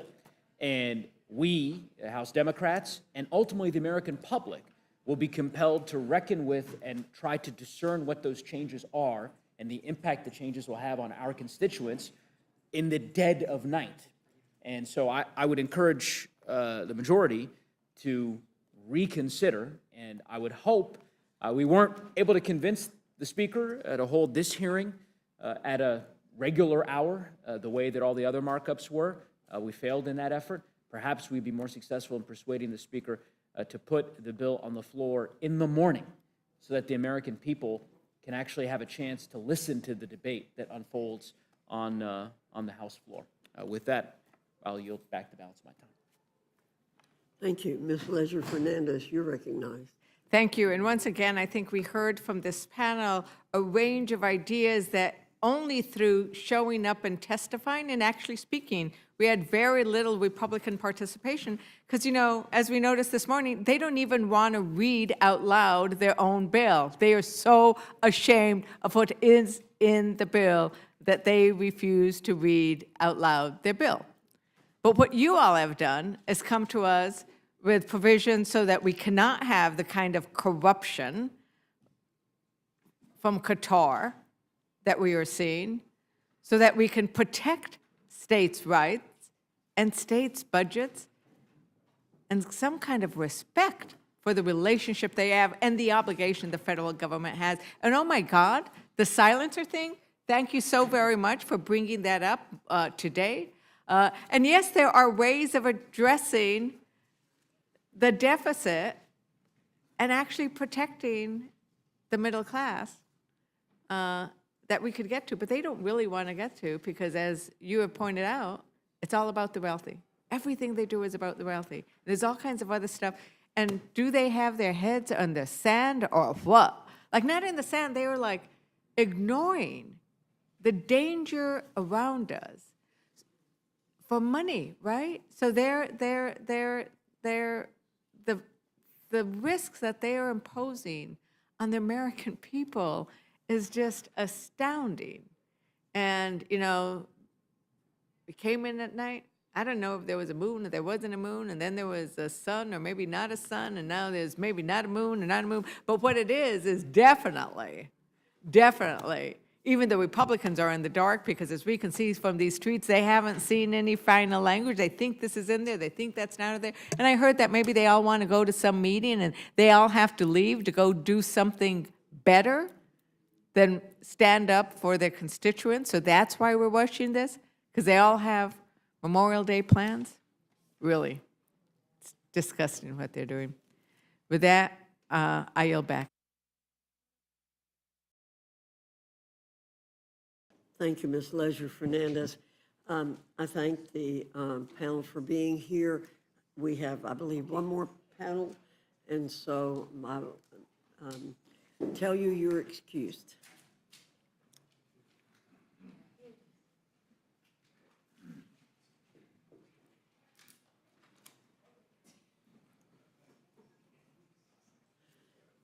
If I could ask you all to do the same thing the last panel did, we have 7, I believe, not counting Mr. McGovern, or he's going to stay here. So if you'll go down, Mr. Bynum, Miss Bynum, excuse me, Mr. Johnson, Ms. Poe, Mr. Landsman, Mr. Byer, Mr. Bishop. Somewhere in that order.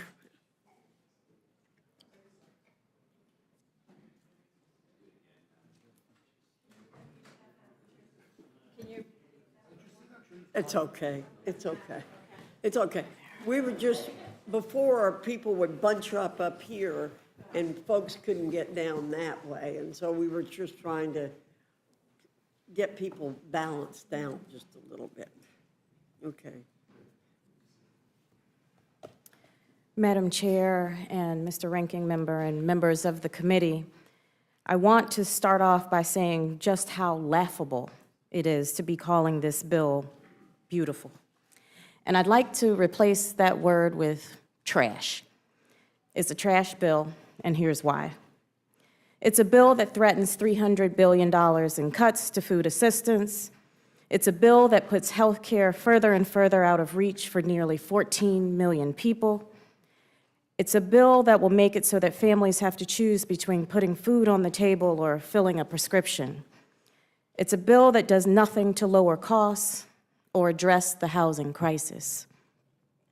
Madam Chair, I came here today to try and make this trash bill just a little bit better, to try and protect my constituents from its harmful cuts.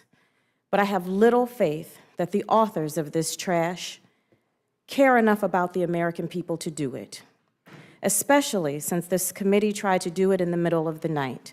And as my Democratic colleagues have shown us today, sunlight is the best disinfectant. You see, this isn't the first time I've tried to make this bill better, and it wouldn't be the first time that my Republican colleagues chose to put billionaires over their constituents and mine. I first introduced these amendments in the House Financial Services Committee, and they were voted down by my Republican colleagues. My amendments are aimed at protecting Americans and making life more affordable. And you would think members on the Financial Services Committee would be down for that. You would think all members would be down for that, Madam Chair. So now I ask my Republican colleagues on this committee, are you? Are you willing to protect our students and our families? Are you willing to make health care more affordable and more accessible? Are you willing to lower costs for your constituents? And if so, I look forward to you supporting my amendments. Instead of cutting food assistance for students and families, I'm trying to make sure that when they take out loans, they will be protected from predatory lending and unfair practices.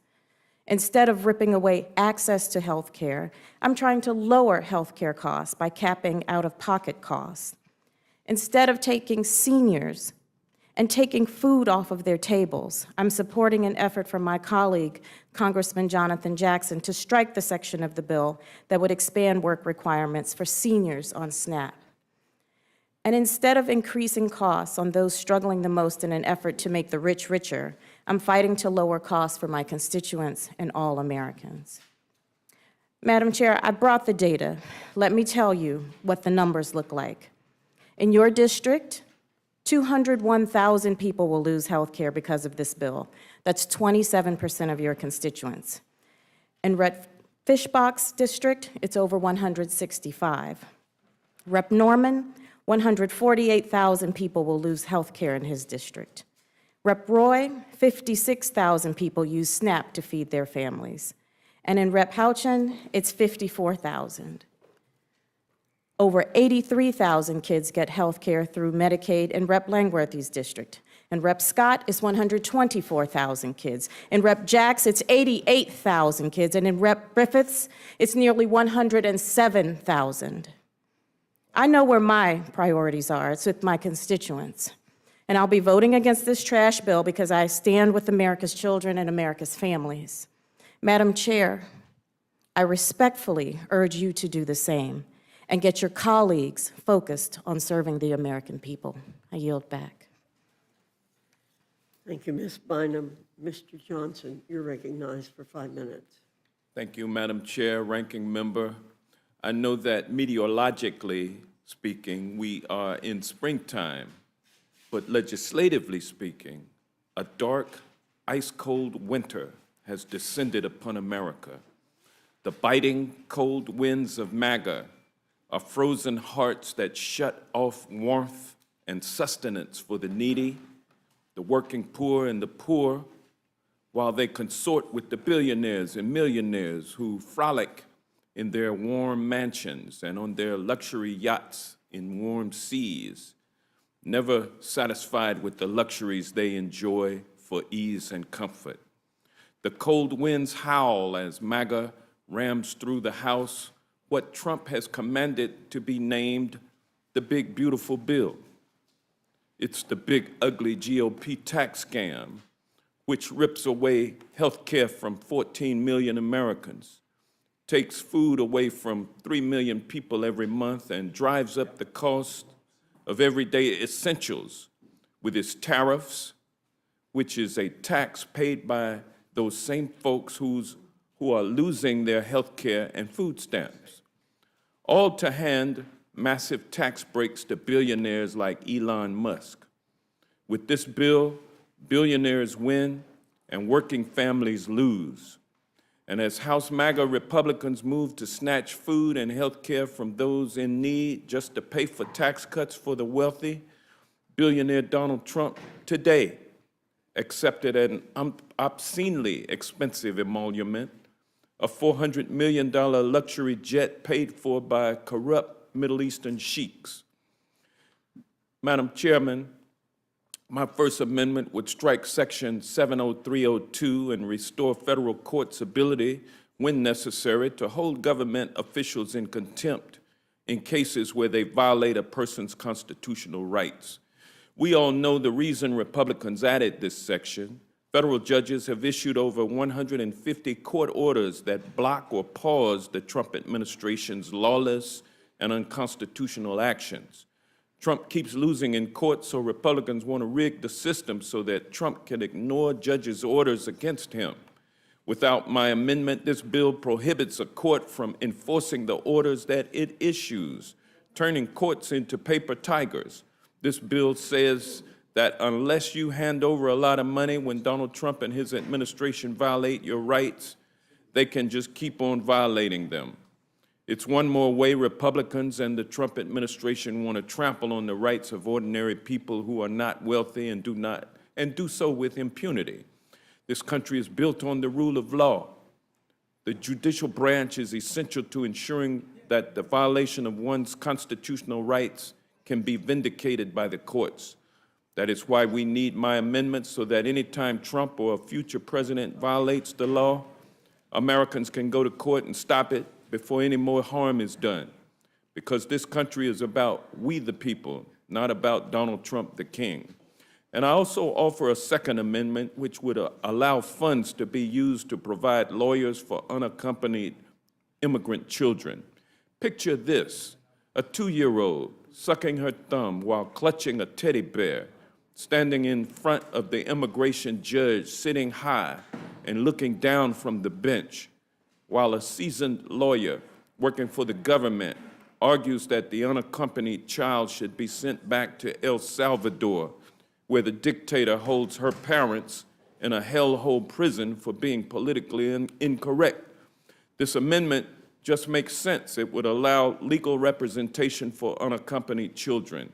We do not allow children to represent themselves in any other legal proceedings, and immigration court should be no different.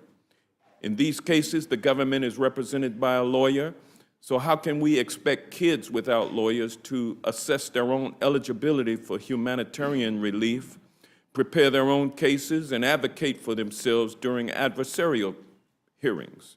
Do we expect that toddler sucking her thumb and clutching her worn and tattered teddy bear to represent herself? Really? There have been long-standing bipartisan support efforts to provide counsel to unaccompanied children, because Congress has realized for years that legal representation is essential to ensure that children have meaningful access to asylum and other protections. And with that, Madam Chair and Mr. Ranking Member, I yield back. Thank you, Mr. Johnson. Ms. Poe, you're recognized. Thank you, Madam Chair and Ranking Member McGovern. I want to thank all my colleagues who have spoken over the past 19 hours, providing amendments to improve this big, bad, ugly bill. I come before you today to discuss my deep concerns with the legislation the committee is considering today and the amendments I have offered try to improve it. This bill is heavily skewed to give huge tax breaks to the wealthiest 1/10 of the 1% of Americans. Any tax cuts that Congress provide should favor the middle class and all other hardworking Americans, and this bill does not do that at all. This bill will cause New Jersey families to go hungry.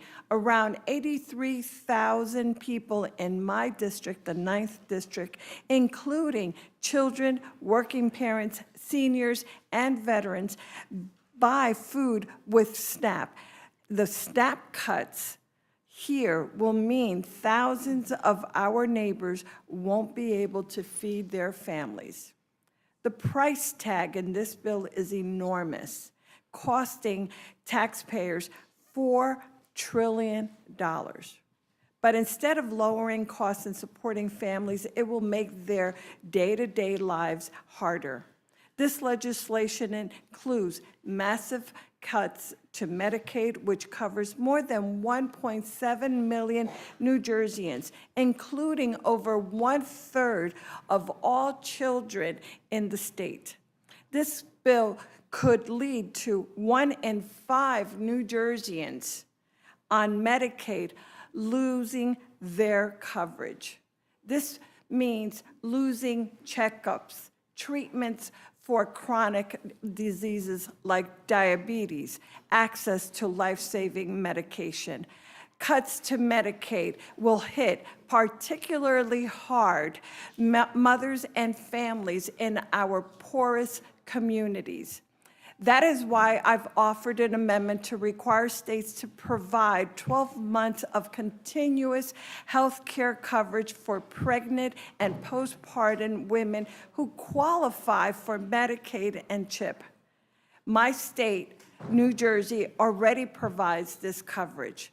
2 out of 3 maternal deaths in America happens in the days following childbirth. Health care at this time means the difference between life and death. My amendment number 84 builds on the work of my colleagues, including Representative Robin Kelly and the Black Maternal Health Caucus. I am grateful for their leadership. This is a common sense provision. If you support women and working families, there is no reason to oppose this. I have offered 5 additional amendments to this legislation that will make air traffic safer and more reliable by preventing mass layoffs at FAA and NTSB, reduce flooding by increasing funding for clean water grants, ensure transportation improvements continue progressing by preventing funding cuts, improve public safety by making sure that FEMA grants continue without delays and unnecessary red tape. And finally, provide funding for transit and other infrastructure improvements to prepare for the World Cup in my district next year. Madam Chairwoman, I encourage the entire committee to rule these amendments in order. Thank you, and I yield back. Thank you very much, Mr. Landsman. You're recognized for 5 minutes. Thank you, Madam Chair and Ranking Member, all of you. This is a terrible bill. It's so terrible that I have amendments that will attempt to protect children's hospitals, rural hospitals, and Americans with cancer. That's how bad the bill is, that all 3 need protection.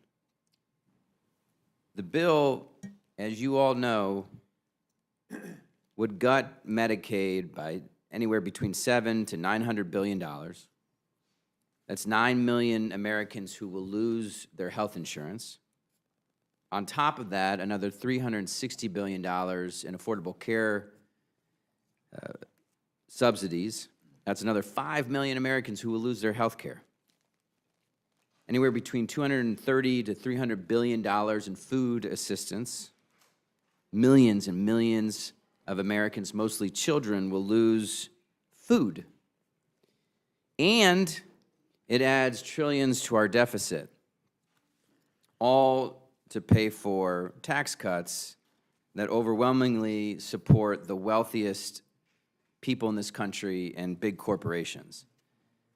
When you rip health care away from millions of Americans, it means that some people will die. Kill the bill, not Americans. My first amendment prohibits Medicaid provider taxes from being capped in any state where those caps would harm a children's hospital. I have in my district the second best children's hospital in the country. I don't want it to be negatively affected at all. 50% of its revenue comes from Medicaid. If this bill passes, it will demonstrably harm our children's hospital and the children and families they serve. The Second Amendment prohibits Medicaid provider taxes from being capped in states where rural hospitals will be negatively affected. I have in my district hospitals that serve rural communities. They will be decimated. And my Third Amendment inserts that in no case may a deduction, cost sharing, or similar charge be imposed under the state plan with respect to cancer care services. As you know, there is a new fee for low-income families. When they get treatment, they have to pay more money. This says if it's cancer treatment, they shouldn't have to pay. The fact that these amendments are being put forward suggests that this is a terrible bill. And there's a better way. We all want and will support tax relief for working people, middle-class families, farmers, small businesses. All that can be paid for by simply adjusting just a little bit the tax code for the wealthiest in this country and big corporations. A minimum billionaire tax alone, call it the Elon tax, would generate over $500 billion. Adjusting the corporate tax rate just a little bit, $1.3 trillion. You can do all of the tax relief for everyone that needs it without touching anyone's health care, messing with food, or touching the deficit. And we get a bipartisan agreement on waste, fraud, and abuse, the border, and this thing gets 350 votes. On the other hand, if you all move forward with this bill, as Senator Hawley said, it will be devastating to people, it will hurt people, some will die, and it is political suicide. Kill the bill. That I yield back. Landsman, Mr. Byer, you're recognized. Madam Chair and Ranking Member McGovern, all the committee members, first of all, thank you for being here. 19 hours and 20 minutes already. It's incredibly generous of you to do that. Madam Chair, I'm testifying on 4 energy amendments, which really are classically Republican amendments that I think any of my friends, Republican colleagues on Ways and Means could be introducing, because this bill is not just catastrophic for the future livability planet, but it's catastrophic for energy dominance, for economic growth, and for the stated Republican energy agenda. This bill is much worse on energy than I thought it was going to be because it doesn't recognize the energy realities on the ground, because it's not a serious bill. My first amendment is to protect the consumer energy tax credits. These are the tax credits for 3 million American families took advantage of in 2023. And every homeowner knows the cost to replace an HVAC or the water heater or the windows. And these are the very credits that make these home improvements affordable. Well, many Americans are struggling with the cost of living. I think one of the big reasons why Donald Trump won in November. This bill actually steals away the very credits that make the things more affordable, all for tax cuts for billionaires who won't even notice the change to their balance sheets. My second amendment restores the energy investment tax credit and the production tax credits, the ITC and the PTC. It's confusing to me because these have been long-held tax credits that were passed in a bipartisan way. Republicans have always supported them. They weren't part of the IRA. They existed long before the IRA, and it doesn't make any sense they're being attacked. And the average American residential consumer is going to see their electricity bill by way more than $100 next year. And then the business community is a lot higher increases, all the small businesses. Not only did these tax credits help keep the energy prices low, but they also increased the capacity of the energy grid. So they estimate that between now and 2035, our energy capacity will shrink the potential by as much as 72%. I co-chair the bipartisan AI caucus with Mike McCall, Jay Obernolte, and eliminating the ITC and the PTC is going to be the biggest threat to AI growth. We all know in all the AI meetings we have right now that the big thing that holds it back right now is the energy needed to drive all those data centers. But it's just basic math. The energy capacity is not going to be there unless we have the ITC and the PTC. All the other things, the renewables, they're bringing LNG online, that's not going to do it in time. My third amendment prevents the nuclear, hydrogen, and domestic manufacturing tax credits from being eliminated. These are Republican priorities. I knew the Ways and Means markup was unserious when I saw these provisions in the bill. Why are Republicans trying to kill nuclear fission? I thought we were trying to bring SMRs back. Why are they trying to kill the very promising fusion industry? Again, we have a huge bipartisan fusion caucus led by Chuck Fleischman and Jay Obernolte, and this will kill that. And then hydrogen. Hydrogen is a critical part of the oil and gas industry. And then finally, why do Republicans want to kill domestic manufacturing? I know this is what President Trump says he wants, to bring the manufacturing jobs back. But between tariffs and this reconciliation bill, 50,000 energy jobs have already been lost, or delayed, or canceled, and $56 billion of energy investments have been stalled or canceled. At the end of 2024, we had annual investment in American factories hit nearly $150 billion. But when we try to kill these energy jobs and this manufacturing, why do we do this when the president says it's his priority? And by the way, most of these are in Republican congressional districts. They're helping the people who voted for Donald Trump. It doesn't make any sense. Instead, these actions are going to kill hundreds of thousands of good-paying jobs. They're going to send U.S. manufacturing overseas by eliminating the landscape that made domestic investment attractive. And not to mention the 45X tax credit, which is the bill that kills, that has been so supportive of the mining industry. And again, I can't understand why Republican friends are attacking the mining industry. Finally, my last amendment is to protect traditional Republican priorities that my friends on Ways and Means couldn't do behind the scenes, but I know that they were offering it. The first was to restore the transferability provisions. That was a Republican-led priority.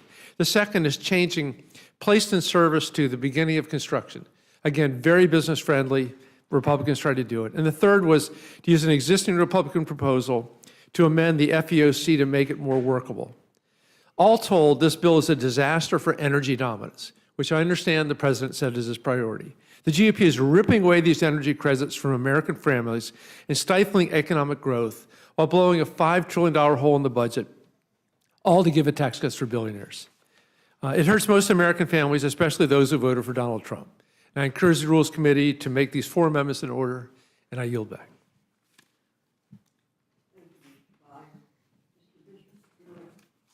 Sorry, Mr. Bishop, you're recognized for 5 minutes. Thank you, Chairwoman Fox, Ranking Member McGovern, members of the committee.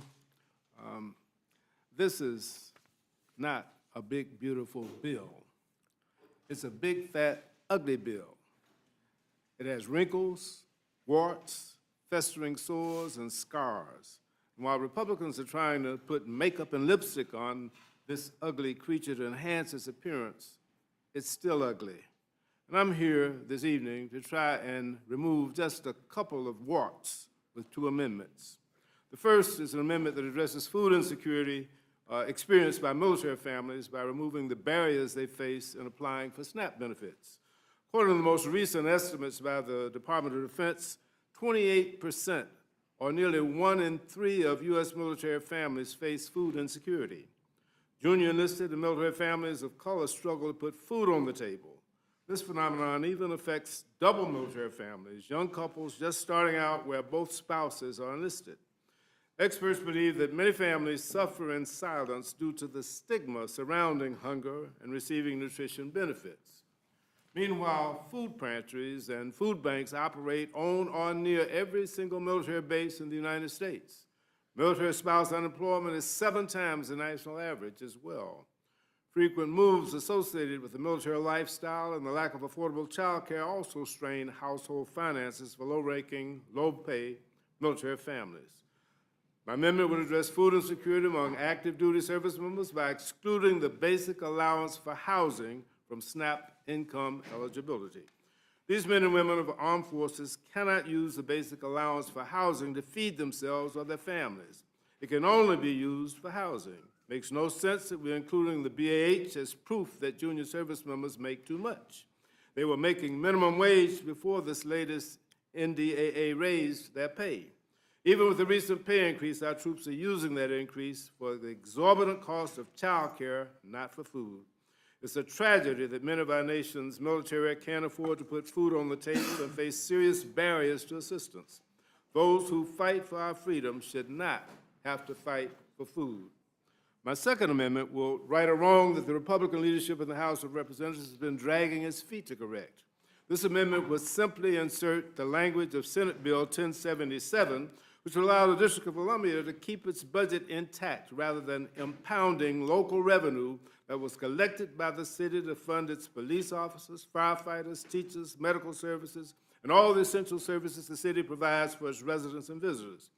As you all know, the measure passed the Senate unanimously by voice vote, but House Republicans have refused to consider it, despite President Trump strongly supporting the measure. I'm not suggesting that my colleagues should support it simply because President Trump does, but I say this to point out the overwhelming support this provision enjoys. It's time to stop playing politics with the citizens of our nation's capital. This is the seat of our federal government, housing our three co-equal branches, the Congress, the executive branch, and the judiciary, and it should be given the equal dignity and respect that any other political jurisdiction in our country enjoys. It is their local tax dollars, and they should be allowed to use them as Congress has authorized in the D.C. Home Rule Act.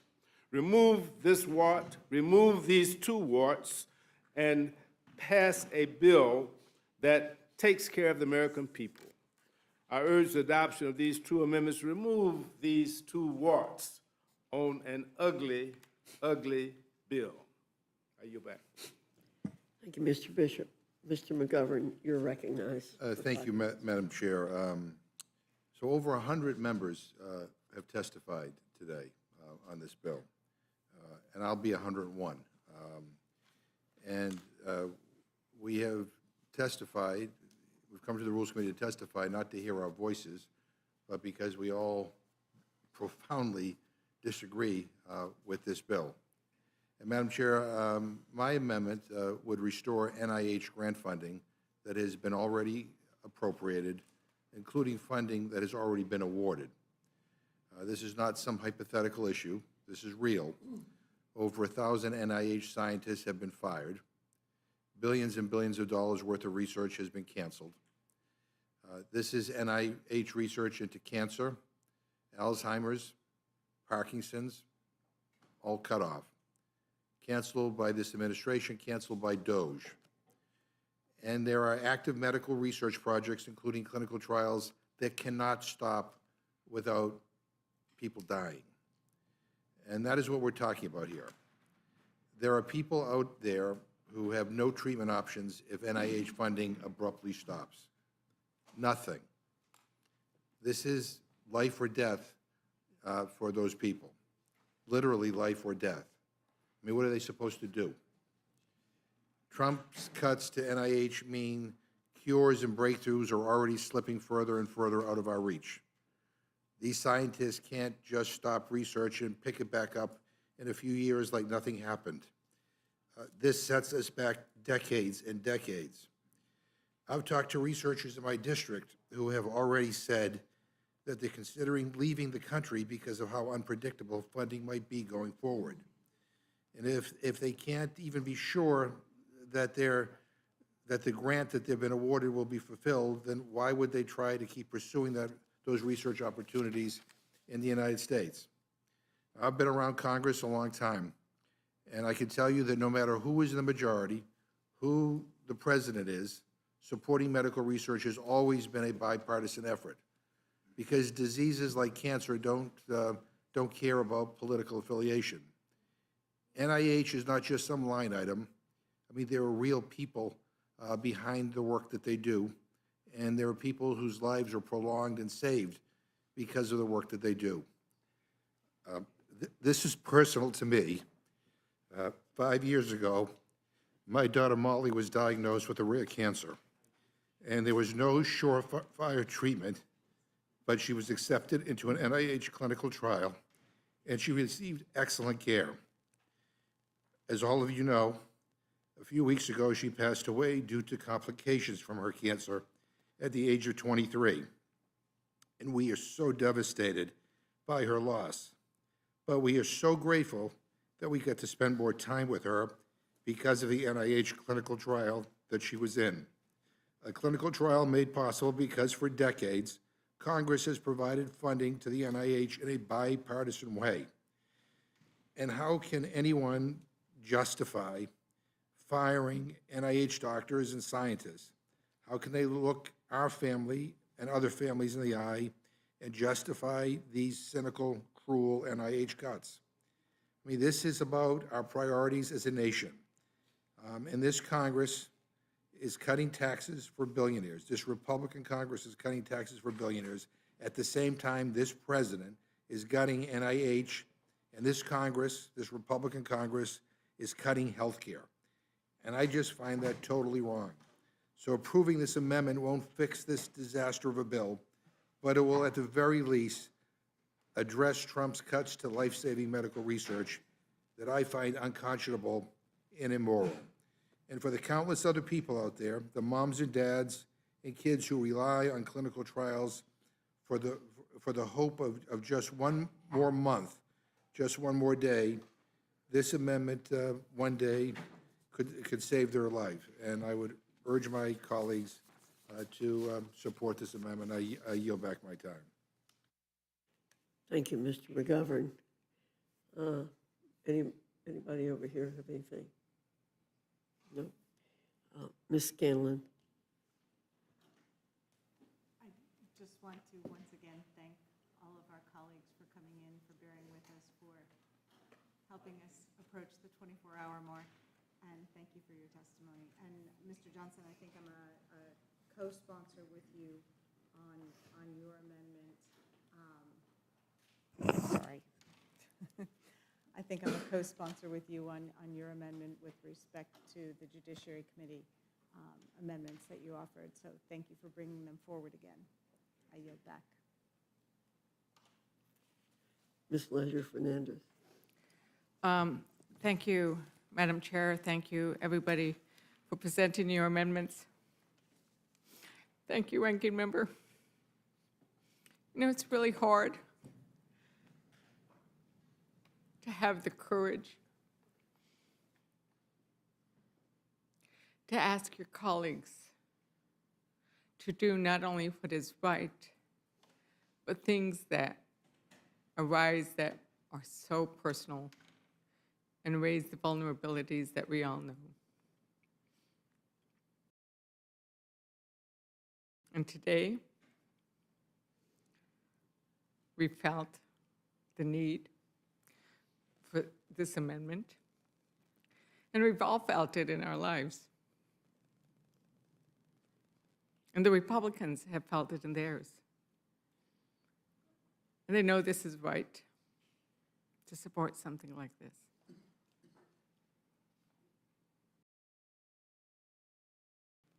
Thank you, Ranking Member. And I yield back. Thank you, Ms. Leisure Fernandez. Well, I'm going to make a couple of comments. First, Mr. McGovern, one of my first jobs was working in Chapel Hill in the pathology department, where I learned where the clotting factor for hemophilia was found. And much of the money for that research came from the NIH, along with foundations. And so I'm very, very supportive of funding for the NIH and the work that it does. And I know that it does life-saving things. And I'm very glad that the work there extended Molly's time with you. I think that's very important. However, I am concerned about what has been said about this bill and what it's going to do, the extreme comments that have been made about it, and how I believe that it is scaring people out there in the country unnecessarily. The words I've heard, particularly today, are cut, rip, gut, kill, cruel, stealing food, losing coverage, jammed through, biggest transfer of wealth from vulnerable to wealthy people, irresponsible. That's not the way we ought to be talking about this bill. And I want to remind you of some words that were used in 2017 by our colleagues, and I think it's important. Words used about the Tax Cut and Jobs Act. Then House Minority Leader Nancy Pelosi infamously predicted Armageddon for America. Former Clinton Treasury Secretary Larry Summers described pro-growth forecasts as tooth fairies and predicted a long recession. He was joined by discredited New York Times columnist Paul Krugman, who guaranteed a global recession with no end in sight. They were wrong. Instead, we got one of the greatest economic expansions in history. In the 2 years immediately after the passage of the TCJA, wages increased 4.9%, the fastest 2-year growth in real wages in 20 years.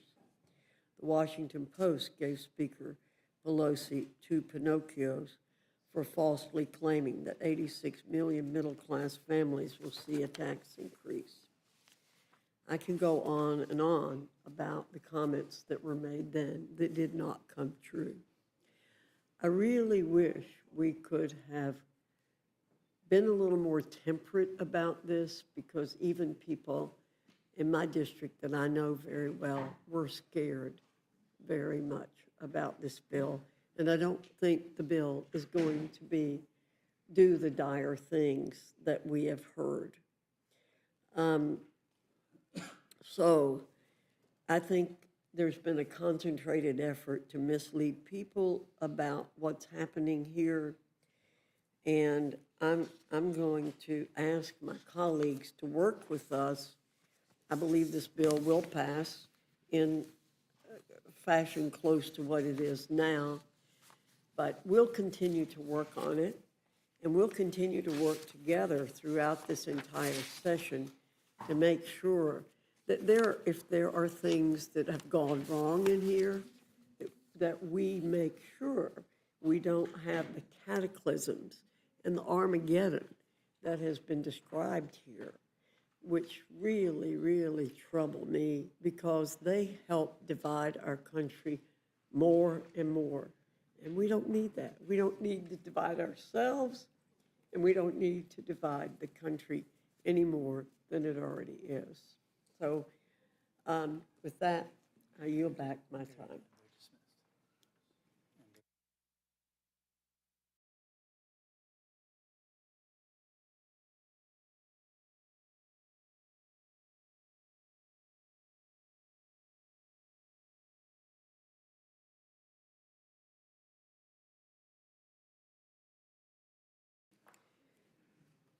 Seeing none, this closes the hearing portion of our meeting.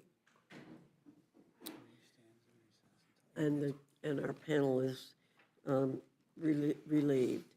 The chair, the committee stands in recess until 8:50 p.m.